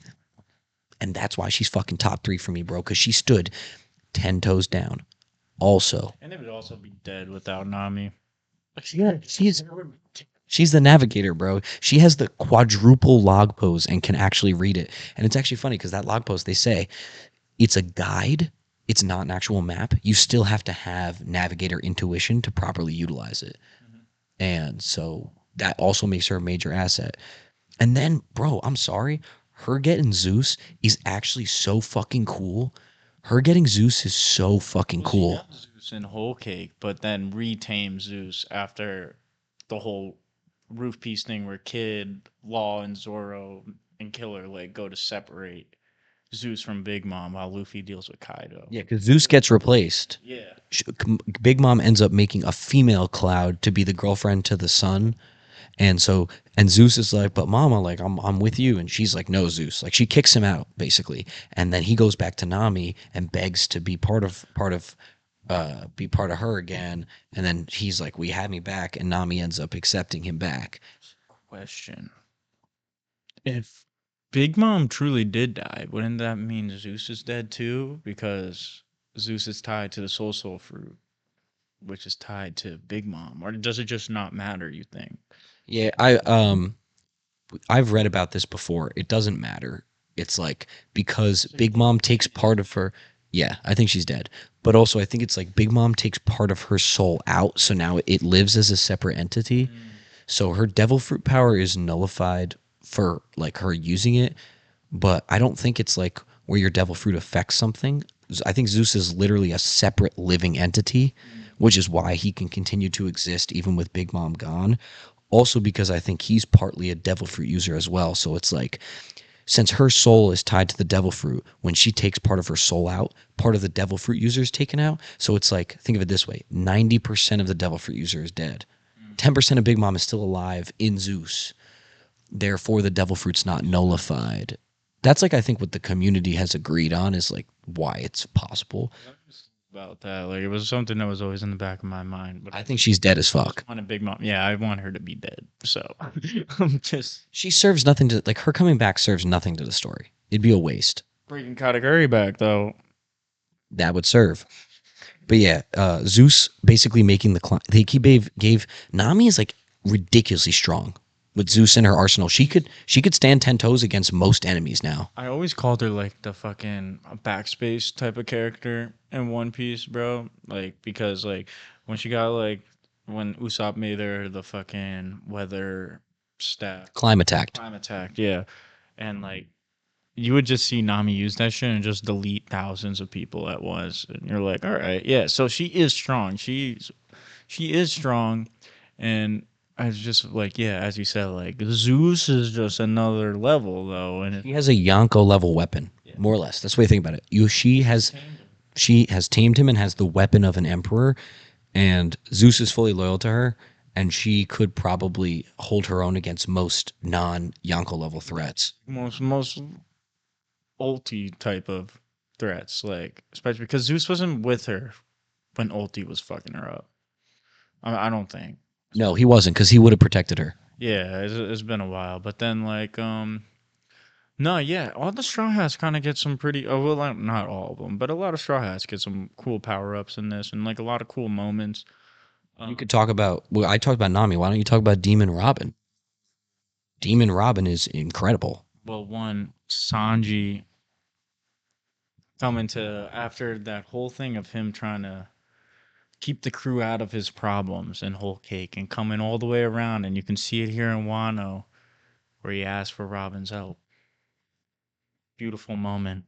Brooke was there too, I think, somewhere nearby. No, he was. Brooke and Robin were there, but then Robin stole the show. I don't know. It wasn't confirmed if it was a Devil Fruit Awakening or what the fuck happened with that demon form. I'm assuming it is, though, because this was when we really saw a lot of awakenings be utilized, like Laws, Kids, Luffy's, and like you just see a lot of awakenings go down, and so I'm assuming it is, but it was. I feel like it would have been confirmed 100% if it was an awakening. Maybe it was just like a gear forward to a non-awakened devil fruit, almost. If you get what I'm saying. The clutch was diabolical. Mhm. When she fights, I think the enemy's name is Black Maria, Yeah, the spider lady. spider, yeah. When Robin fucks her up, I mean, it just Robin jumped on my list too. Like I kind of like Robin more than Frankie now, to be honest. See, that's so hard for me, bro, because Frankie also has one of my favorite moments in Wano when this motherfucker literally rides a motorcycle on Big Mom's face, bro. Nami's shitting her pants, bro, and Frankie looks at Nami while he's charging up his fucking beam, and he's like, Nami. He's like, I know you're scared, but don't you want our captain to be king of the pirates, bro? And then so like you kind of got like your quote unquote. I'm not saying they are, just in the eyes of everybody in the One Piece sphere, like living in that world, like the Straw Hat fodder almost, like those lower tier Straw Hats. You had Frankie, Nami, Usopp, Chopper, all on that main floor. Sanji and Zoro are nowhere to be found. Robin is one of the other heavy hitters, and she's not really Finds around. himself in that weird middle ground. Brooke is in that middle ground. I'm like, he's not He- like heavy hitter level, but he's not weak fire either. He's not weak Yeah, at all. He's not in the same class as I think the Usopp or only- Chopper. And you can't really even say Chopper's that fodder anymore because, like we were talking about before, he was able to stand 10 toes and kind of throw Queen off for a bit. Zuma, zuma, zuma, zuma, zuma, zuma, zuma. I completely forgot about that shit, bro. That shit awesome, bro. Him and Luffy sumo wrestle in Udon, bro. There's so much, bro. There's literally so much you can talk about with Wano. This is probably like I feel like this is how like a schizophrenic would break down Wano, bro. Like how we're just like going back and forth, back and forth. Onigashima is besides the prison. Onigashima is like the best part. Obviously, It's just so good. and then Roof Piece. Yeah, are we at the point where we think we should start talking about Roof? Should we transition to Roof Piece? I don't think there's much left besides Jinbei's fight with Who's Who, and then Who's Who reveals that He was going after. he was going after the gum gum fruit, and Shanks beat him to it, and he was salty. He was salty about it. Yeah, and he was part of the whole government. And then you also find out within Onigashima, I think this is the last thing we should really talk about, is how the CP0 is introduced to being on the island. The world government doesn't want something to go down on the land of Wano. They don't want Luffy to fight. They don't want Luffy to fight Kaido. I don't think we really knew that up to that point, though. And then we also know that Drake is like a double agent for the government. We forgot about another scene. This is just what happens. This actually is a really important scene, though. When they're outside in the rain, and that's when what's his face? Is it Rizzo that's the traitor? No, Rizzo's chill. No. Who's the traitor? Fucking drawing dude. The drawing dude. When you find out he's a traitor, and then everything looks like it's fucked, and then Isn't that his name? yeah, because Kinemon is also chill. Look it up. Basically, I think it's Kanjuro has Momonosuke, and he's like revealed to be a villain or whatever, and then Luffy, Kid, and Law all pull up. I'm pretty sure they all pull up at the same time. Yeah, Luffy, Kid, and Law pull up. Remember on the boats, and then Momonosuke ends up getting taken away, right? Because Kanjuro flies off with him, and while he's getting taken away, he like yells down to Luffy saying like, "I'll be okay, don't worry about me." And it's like when Luffy realizes like, holy shit, like Momo's like growing up. Like he knows Momo's terrified, and he's like, I'm a fucking pull up that scene, bro. Hold on. Take that. But yeah, whose fruit was that, bro? It was like her fruit, like it's like the age fruit, right? Isn't that what she had? Who? The one who turns Momo. No. Oh well, that. But Bonnie's is like a little different. The female retainer? Yeah, yeah. Like she don't know because which she's one it able is. to like put them. She's I. Is Bonnie's actually called the age fruit? I guess it is, bro. Because she does like constantly manipulate her age, but it's also like fuck. I don't know, but you know what I'm saying. She ages Momonosuke up to like what, 20 years old, 18 years old? Do we know the exact age Momo gets boosted up to? No. Yeah, but he's just basically an adult now and just brings out his epic big dragon form.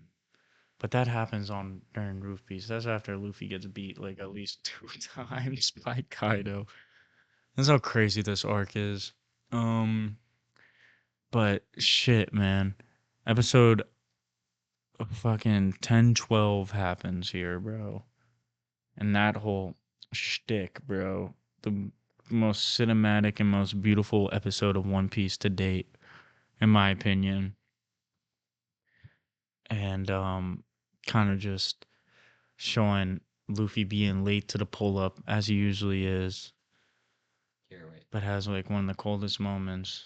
Ad time, bro. I'm showing them the. I'm gonna show you guys the scene that I'm talking about when not Rizo, when Kanjuro reveals himself, and then everything looks like it's fucked, and then Luffy, Law, and Kid all pull up at the same time. The one they Is this when they're having the competition to like see who can fuck up more shit better? Yeah, they all pull up together, and it's just so crazy because you think everything is just fucked, and then they pull up, and you know everything's gonna be okay. Look at how nice this is animated too, bro.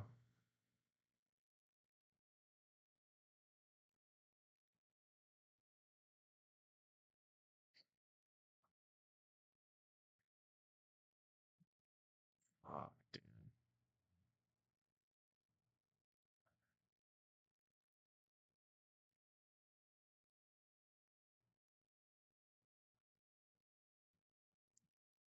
Shock Willie, bro. Jump force move. But yeah, like Beautiful. yeah, everything explodes. Beautiful. But yeah, they pull up, and that scene is pretty cool. There's so much good shit in Wano, bro. I love that whole dynamic between Lockheed and Luffy on them trying not to be pussies and trying to like one up each other. I think it's awesome. Scene's right here too. Yeah, that's a good scene right there, bro. It used to be my pretty sure that's my Twitter profile picture. Is a Luffy fucking trying to dodge it. It's the panel. Yeah. Yeah, this one is fucking awesome.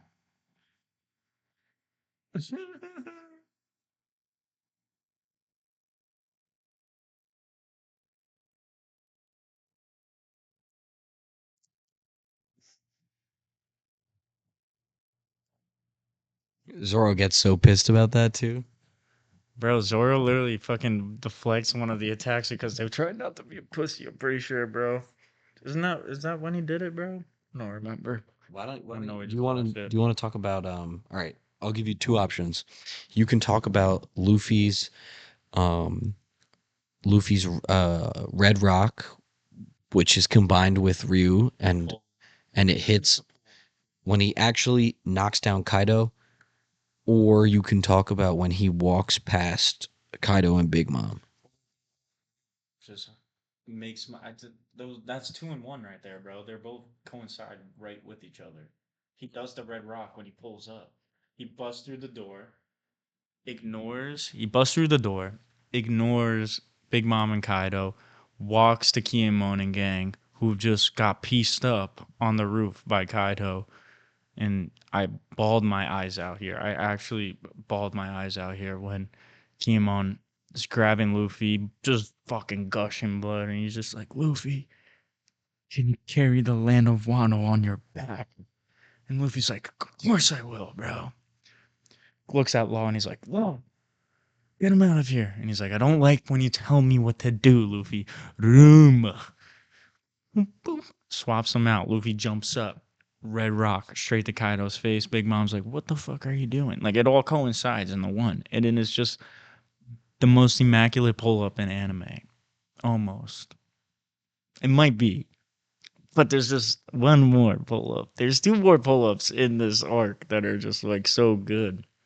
Because then the other one is when Luffy gets defeated one of the other times when he's 1v1 in Kaido. Right after Momo gets 8. He gets defeated a lot. 3 times. He gets defeated. It might even be 4. Well, if we count the one at the beginning, I'm thinking on the roof. He goes into the ocean that one time. He gets, yeah, maybe it is. I think it's only 2 on the roof then.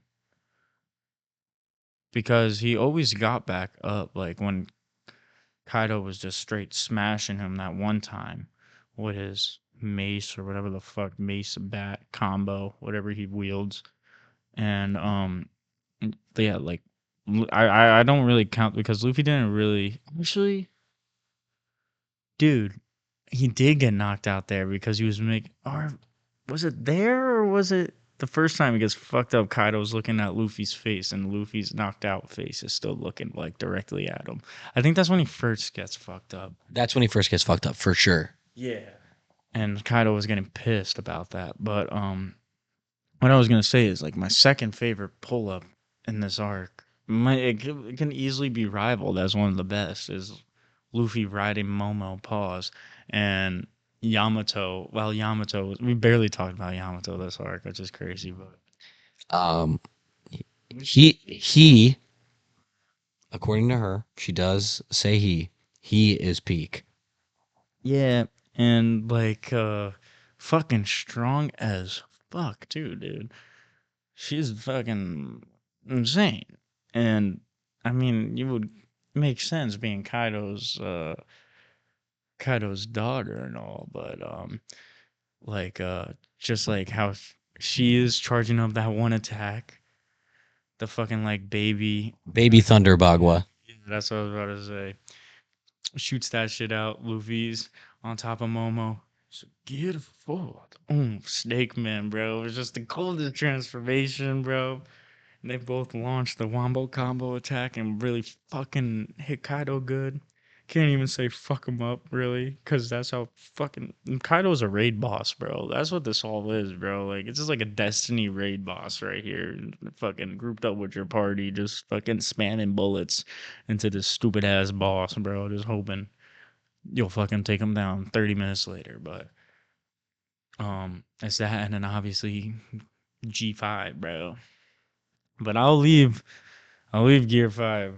You can introduce Gear 5 for the audience, but those are just some of my favorite moments. I really like how when like as the fight goes on, Luffy starts to understand Kaido more and better control of his haki.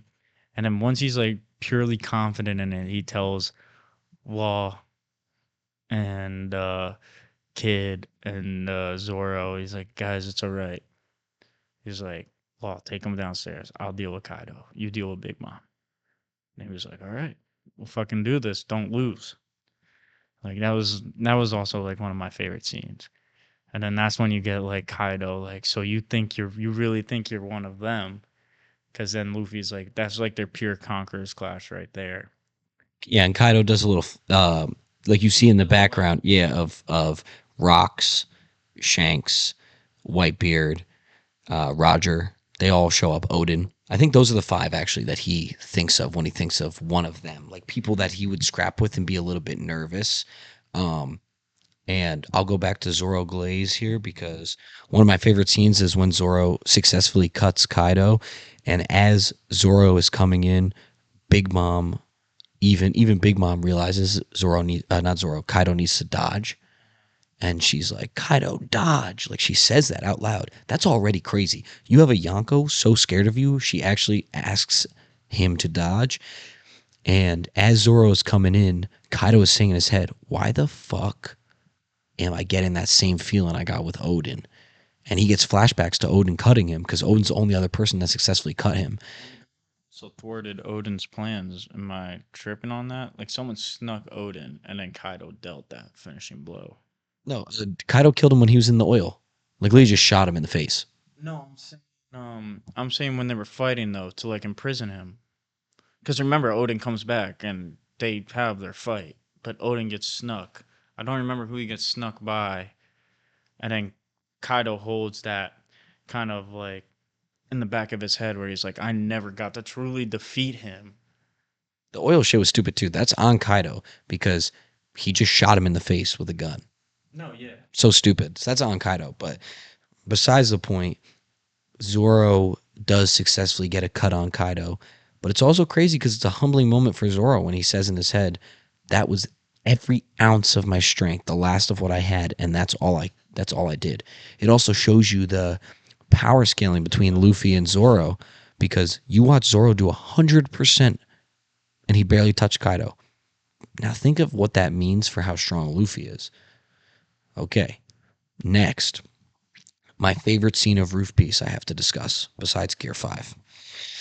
It might be episode 1018, is when Luffy punches Kaido and uses a Ryu attack. So it's different from the Red Rock. He does the punch where he literally doesn't actually make contact with Kaido's body.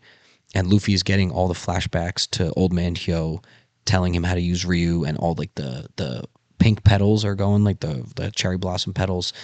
And he does the punch and fucks Kaido up with that punch. And one of my favorite scenes in Wano. It's the small things. It's Law. He's like on the ground and he looks up and Law says out loud, he's not even touching him. And I said to Tommy before, it's the first time in the series that Law for real recognizes that Luffy is that guy. Like, it's one of the few times Law acknowledges that Luffy is just stronger than him because he sees the damage Luffy could do to Kaido and realizes, like, Luffy could win. That scene is really cool. It's one of my favorites. And we're about to get into Gear 5. Can we cut a commercial before Gear 5? Yeah, we will. Because, like, look at this. Is this from Wano? Just from Wano, yeah. Been talking about Wano for 45 minutes, guys. So fucking stacked up this arc is. I mean, it needs to be discussed, though, bro. You know what I'm saying? It does. I'm pulling up something for the audience. Shit, though. Because we didn't really talk about Otama and Yamato's connection to Ace, really. And how Ace was there and how Ace was like, I will fucking help you guys, like, free the land of Wano. Like, I will be back. But then he dies before he can keep that promise. Yeah, bro. This is not it. I'm getting annoyed. One Piece, Ryu, Kaido. It was post. Post production, dude. I found it. I found it, guys.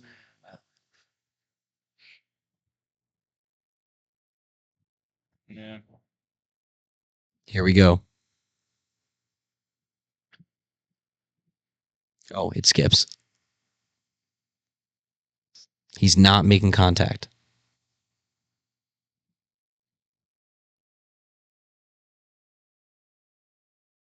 Yeah, bro. I was in love with One Piece during this. Look at this, bro. Fuck. Allow the unused hawk in your body to flow to your fist. He's not touching him, bro.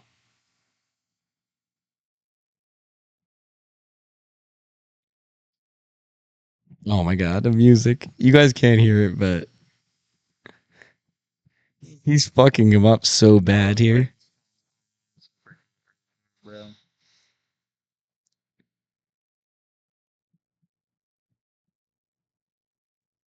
Okay, that's Law. He didn't even touch him. Just like I said, that's what Law says. He knows he got packed up. Beautiful. I'm pretty sure the name of the episode is Luffy, the man who will become the king of the pirates. I feel like that's the name of the episode. It's either that one or when he walks past them and talks to Kinemon. That also might be the title of that episode. I don't remember. Anyways, we're about to go into Gear 5. Yes, we can do a brief commercial break before that because we just did another 47 minutes of content. Goodbye. Well, not goodbye, but see you after. Wano, Wano, Wano. Long as you may be. We can briefly, we're not even going to discuss, but we'll just honorable mentions. Marco pull up is cool. Zoro gets Emma. He cuts off the side of the cliff with Emma, which is cool. It sucks the power out of him, so he realizes he's got to get stronger. All of that is cool. From the blade he got in Thriller Bark from fuck what's that guy's name, bro? Fuck, I'm forgetting. But I don't remember his name. Yeah. But we're not even going to discuss it. But honorable mention. It's getting late, so it's 12:20 a.m. Gear 5. Gear 5 was, think about it, you haven't had another gear since Gear 4, which was in Dressrosa. So that's like 400, 500 episodes ago. And Luffy fucking dies.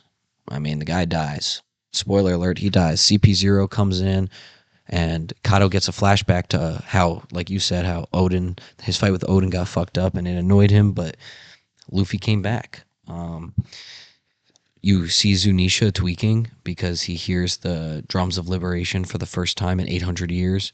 And the drums of liberation is one of my favorite parts of Gear 5. I love that beat. When Luffy's heart, I always love the animation for Luffy's heart starting up and going to the flow. And you see dead Luffy and his hair starts going white and he smiles. Yeah.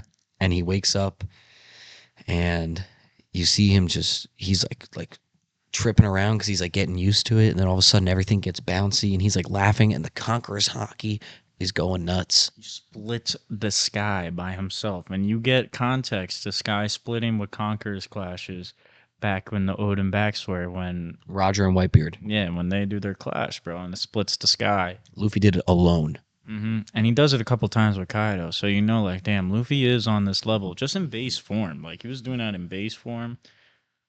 Now he's just doing it by himself in Gear 5, which is beautiful to see. Luffy just jumps in power so heavily with the Toon Force being activated. Everything just changes.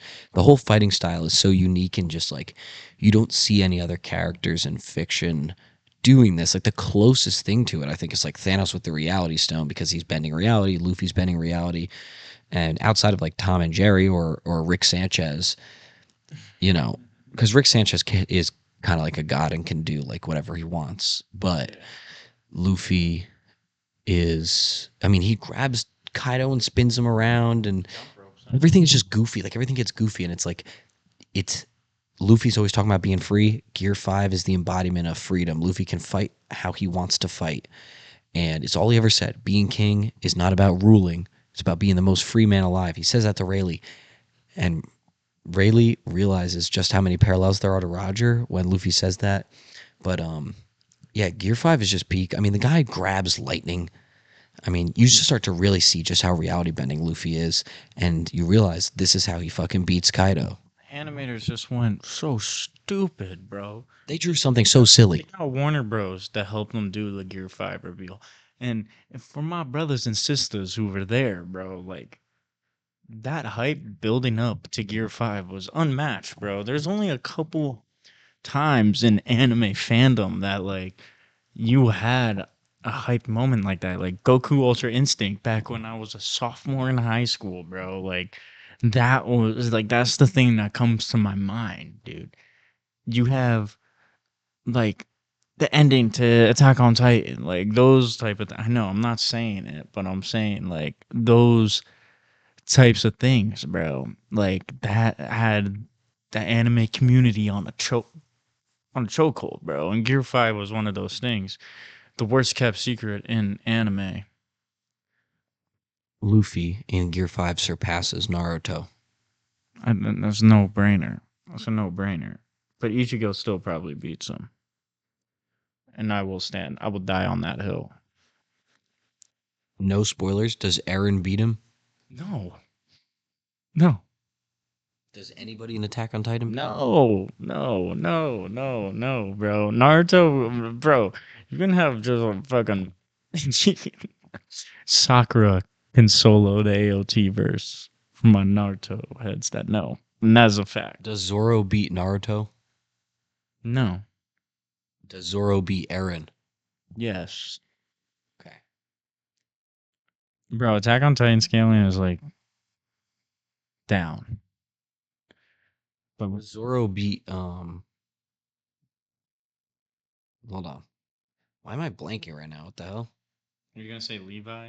No. Because he doesn't beat anybody. I mean, he beats everybody in Attack on Titan. No. JJK.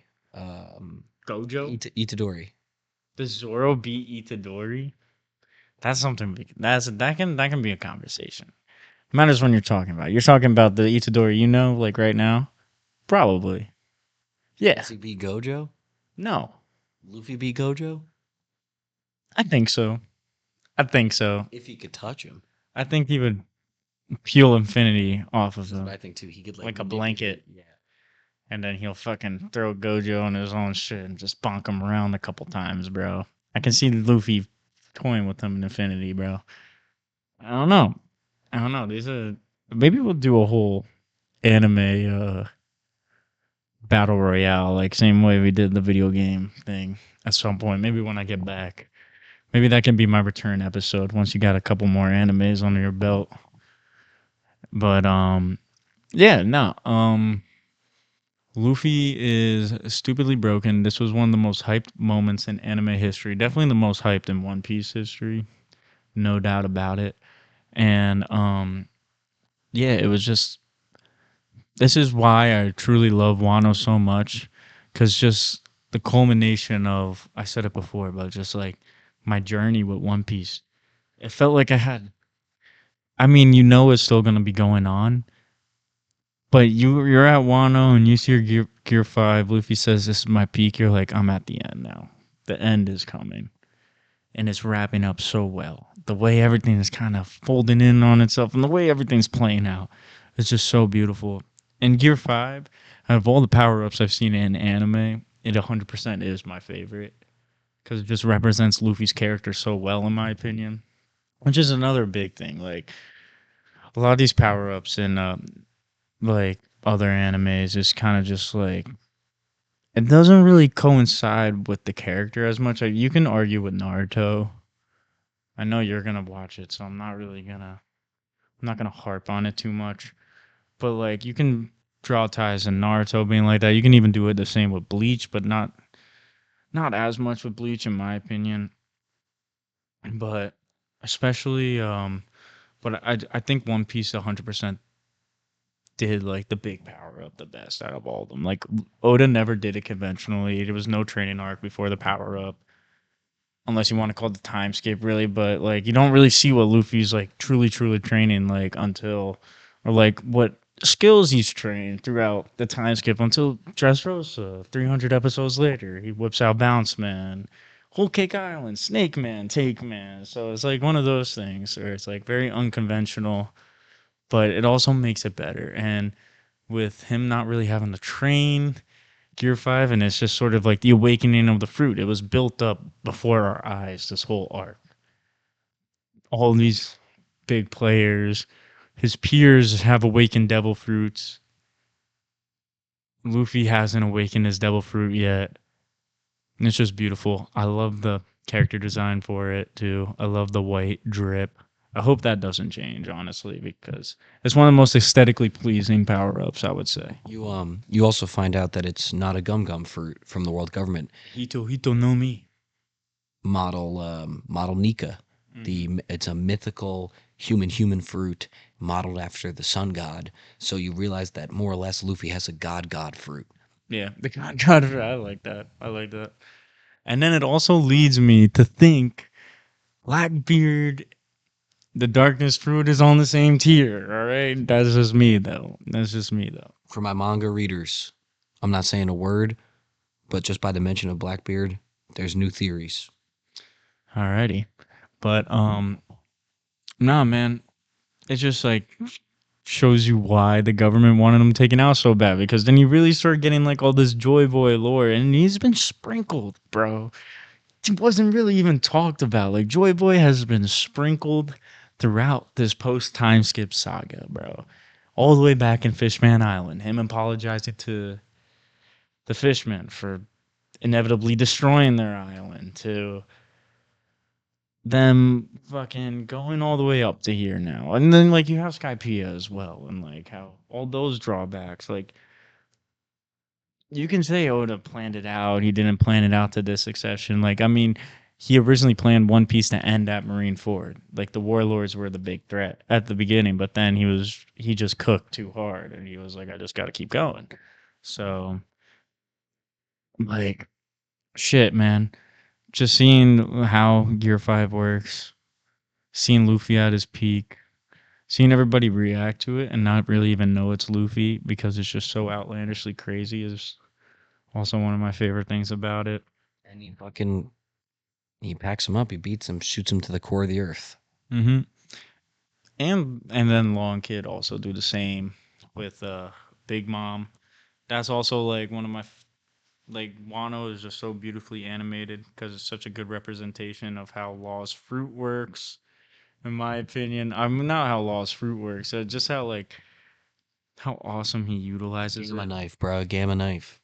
Nah, he did. What was it? Shock Willie that he does? Isn't that like the big move? It's like awakened move where he like brings the sword all the way out and shoots it all the way down. Yeah, the sword, and then Vegapunk does not Vegapunk.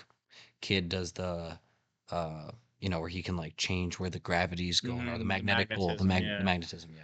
And so like they do their own wombo combo, which I also really like that fight because Law was there dealing sneaky crits while Kid was the one just like using his like full force strength to kind of like push Big Mom back. Like it was a very good combo between the two. I am a Law stan though, so I will in the back of my mind say that Law carried, but he really didn't. It was just great teamwork. It's like you don't really see that in anime where like Well, also, kid sucks. he does suck, but I think it's also a product of us not really knowing too much about him. You know, we rode with Law for this point, 400 episodes, dude. Like truly rode with them, and then like Law also came in, took Luffy out of Marineford. Like there's a Law did a lot of stuff for Luffy in the story. I support the theory that I think Kid is a Vegapunk I think that one is interesting. because he has the whole punk energy already, and then also he has the number 7 on his. It's either 7 or 6 on his weapon, and all of the Vegapunk clones are have numbers. And the theory goes that Kid represents ambition, like overzealous ambition, which is why you see him always shooting for like insane heights he could never reach. Um, and that he was like the clone that got away, like something like that. Yeah, but then it's also the only contradiction to that theory. I think is that Vegapunk didn't develop the clones till like at least 4 years ago in One Piece timeline. You know. The part of the theory is that the world government made him do ambition first because they didn't want him to have that. They didn't want him to have ambition, so he wouldn't go against them. So they made him develop the separate ambition clone first. Interesting. I do think it's an interesting theory. And Oda doesn't throw numbers out there for no reason, I feel like. So, Shoutout 56. yeah, Luffy always rocks 56, right? Who knows? But I don't know. Maybe we that. I mean, is this when we call it? I mean, we went to they got defeated. yeah, they get 3 billion berry bounties. Yeah. All of them undeserved. Kid. Zoro is on the precipice of 2 billion, I'm pretty sure, right? And then Jinbei has a bigger bounty than Sanji. So Sanji's a 4th placer right now.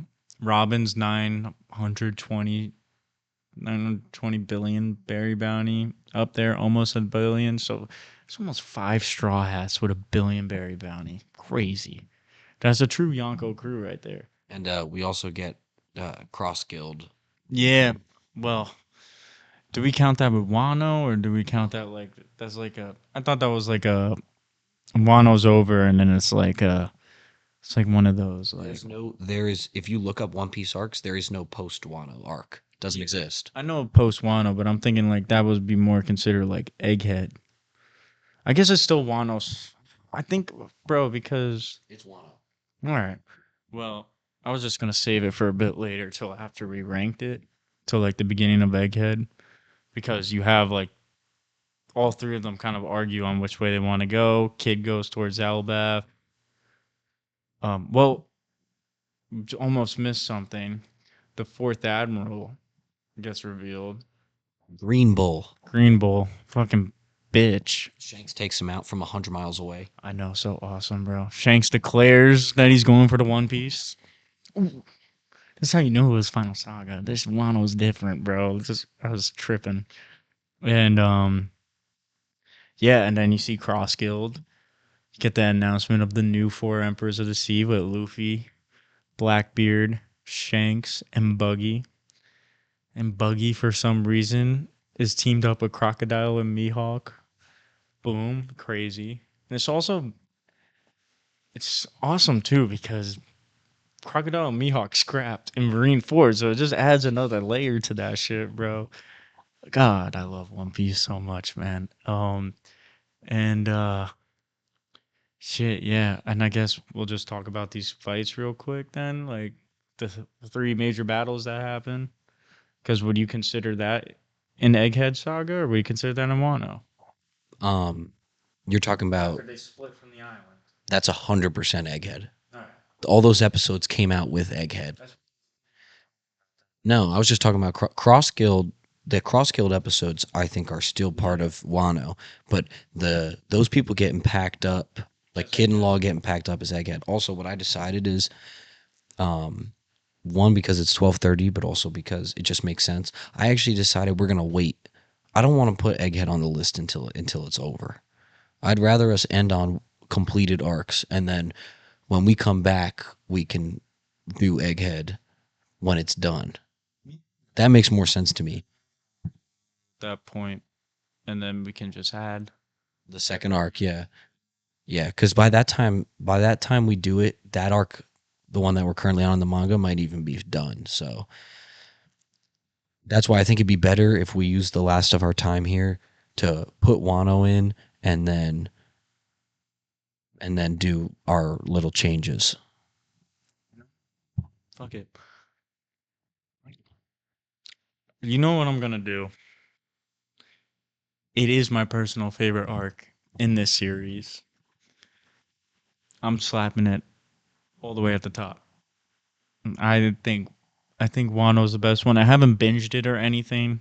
I've watched it concurrently, so it's just like I've just watched it in chunks up until I was just watching it weekly for however long I've been watching One Piece weekly up to this point. So it's just like, yeah, I was slapped because honestly, it has to be better than Impel Down Marine 4, dude. And I love both of those arcs. I love all the arcs in S tier. I love all the arcs in S, A, B, C is okay. But it's like, yeah, no, I just think it has to be at the top. Just too much happens. It is such a nice little bow tie to a saga and to Luffy becoming emperor and the kickoff to the final saga. I just think it's a beautiful way for how Oda did it. And just the tie-ins from all the, like, this thing was hyped up from technically Punk Hazard, you know? Well, like, Fishman Island, but, like, more so Punk Hazard when you run into Momo and Kiyomon. And you know Wano's a thing at that point. You know they're going to Wano. So, yeah, I'm slapping it at the top of S. Say what you will about the pacing. Oh, it's so long. Which I'm low-key contradicting myself because of Dressrosa and Whole Cake, but now the anime is beautiful. You know, you don't really have the screen shakes as much. You have nice fluid animation. We were literally talking about it before with the new episode. There's barely a still frame in it anymore, bro. Yeah, the pacing can be kind of like iffy at points, but it's still like fluid and fun to watch. Like One Piece has aged well, is what I'm trying to say, like a wine or a whiskey. So I'm slapping it at the top of the list. So this is where I'm at. Um, Annoying as it may be, I do actually agree with you.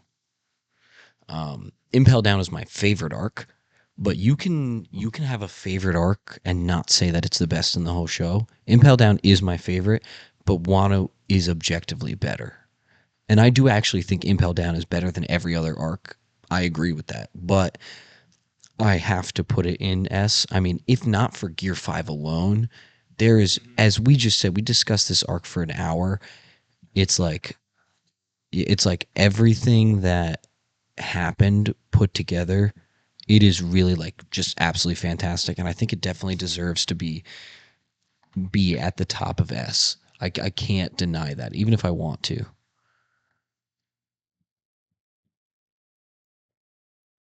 I guess we could do like an egghead spitball real quick though.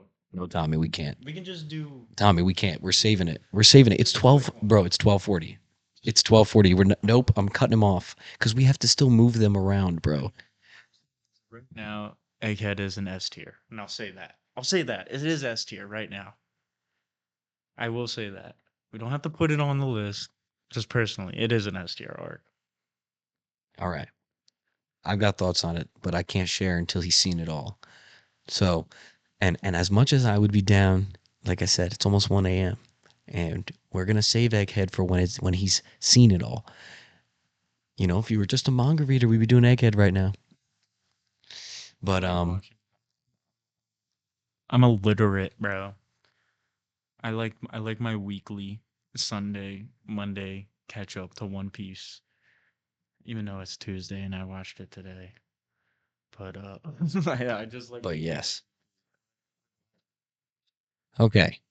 So now we're at the end, and what we have to do now is it won't be even these won't be final, but now that we're going before we're going to have a long break before we do this again, we get to move some things around how we see fit. So yeah, I mean this is First. yeah. Yeah, so the way that we discussed this beforehand was that we would say we would each get to say an arc that we feel very strongly should be in a tier above where it is now. Um so mine personally is Arlong Park. I think that Arlong Park is S, not A. And reason being because, yeah, I may glaze it, but I think that Arlong Park is perfect.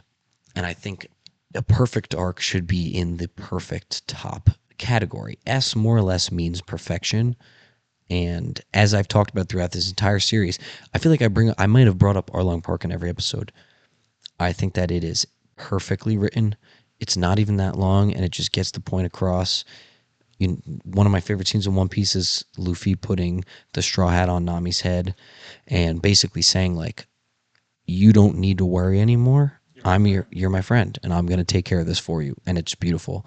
And I think that Arlong Park deserves to be in S tier with the other goats. I think it wouldn't stick out up there. It is the true stepping stone, though. It's the true like first One Piece arc. If you get what I'm saying, I agree with you.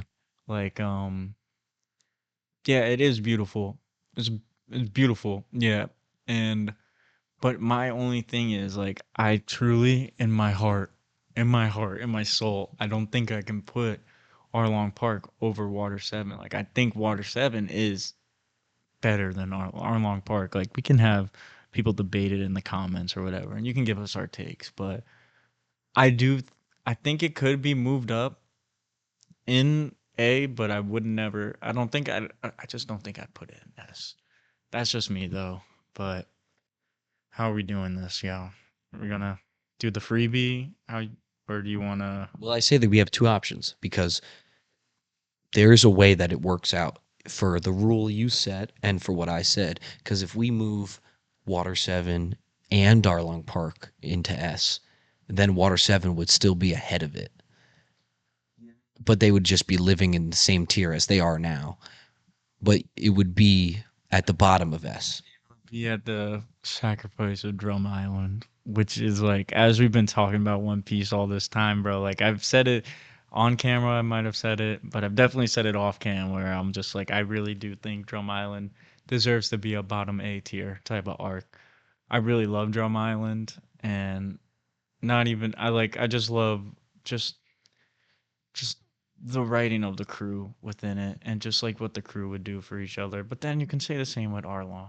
Water 7. So it's just like, let's do it, bro. Let's do Water 7, Arlong, and S. Damn, this is craziness. That I'm going A, this whole tier list, but let's just do Water 7. And because I just think, I just can't, I don't know. I just don't see. I don't see it. I don't see it. I don't see Arlong being better. now I'll tell you this, bro. I would be down to put. I would be down to do 3 moves right now. 3 moves. Little Garden, bottom B. Drum Island, bottom A. Dressrosa, top of A. Yeah, I'm 3 moves. 3 moves. I'm honestly with that. Yeah, that's good. 3 moves. Here we go. Little Garden. Because Little Garden, yeah, as we were saying off cam, it isn't a C tier art. Especially now with what's going down in Egghead. It's definitely not a C tier art. We just got beautiful callbacks, so it's just like, yeah, like that's all I can really say, man. Shout out Drum Island finally making it. We made it out the mud. So the question comes down to I don't know if there's anything else that I feel strongly about needing to move, at least not yet. I'm kind of satisfied with what we have. Me too. One Piece is kind of a perfect anime, so it makes sense that the S tier arcs there'd be so many. It doesn't shock me, and I think later when we do end up doing Egghead, we could start making more tiers, like an A minus and an SS. Like we could start adding those later. But let's run through what we've gotten to for now. So it's E tier, which is the thing. So if we were gonna do it all over again, I said we just would have started with like the double S right after. Yeah, I agree. S I agree. tier. But you know, it is what it is, bro. All right, let's go through our for now. Last thing is like you can definitely categorize that S tier. As good and awesome as those arcs are, there's levels to this shit when it's One Piece. So. No, 100%. You could definitely categorize the S tiers. Because it's so stacked, you could definitely categorize it. I think you could even do an SS and S and S minus. Like you could break it into 3 categories. Anime within its own, bro. It's like its own show. It feels like at some point. But yeah, fuck. Let's do the last rundown. The rundown. We have in S tier, Wano, Impel Down, Marineford, Enies Lobby, Sabaody, Alabasta, Water 7, Arlong Park. In A tier, Dressrosa, Post Enies Lobby, Whole Cake Island, Post War, Amazon Lily, Baratier, Drum Island. In B, Loketown, Punk Hazard, Reverie, Return to Sabaody, Thriller Bark, Jaya, Romance Dawn, Skypiea, Little Garden. In C, Zozao, Fishman Island, Sierra Village, Reverse Mountain, Whiskey Peak, Orangetown. And then in D, Long Ring Longland. Now let me tell you something. I said at the beginning of this that this was the end of the series, but it's not. This is basically going to be now an ongoing series until One Piece ends, where we're going to periodically come back with more episodes. And but for today, for this long one, this is where we're going to end. We will be back to discuss Egghead. For my manga readers, we will discuss the arc after. Next episode, when this comes out, I probably will be a manga reader too. There's a chance. Not a high chance. There's a chance. I would say there's like a 50-50. Give it a coin toss. And I will be caught up. But yeah, no. The series has been a lot of fun to do. I don't really get to nerd out on One Piece like this too often. Like, this is one of the only dudes in our circle that really watches One Piece like that, and it was just a lot of fun doing this. I really enjoyed it. No matter what shitty takes we might have or how bad I remember some of these arcs, it was still a lot of fun just to recount them and go through the journey again, you know? And yeah, I appreciate y'all sticking around and watching this. If you're in the end, shout out you. You're a real one. But yeah, fuck, man. It's been good. It's been easy. The host with the most, Yes, sir. you know. Don't worry, guys. He will be back. Just a little break, but we did it for now. Anyways, I'm Congrats to us, bro. yes. Congrats to us. This is 8.5 hours of us just talking One Piece over like a month. Like, we did this once a week, basically. I think there was like only 1 week we didn't do it while we were filming all these, which is crazy. Because we would just link up and then we would just record for 2 hours, 3 hours. That is what would happen. Okay. As much as I would love to keep going, we got to close out. So what I'll say is, as always, thank you guys for watching the Internet Safe Space, and we'll see you when we see you. Peace out, ladies and gents, and all.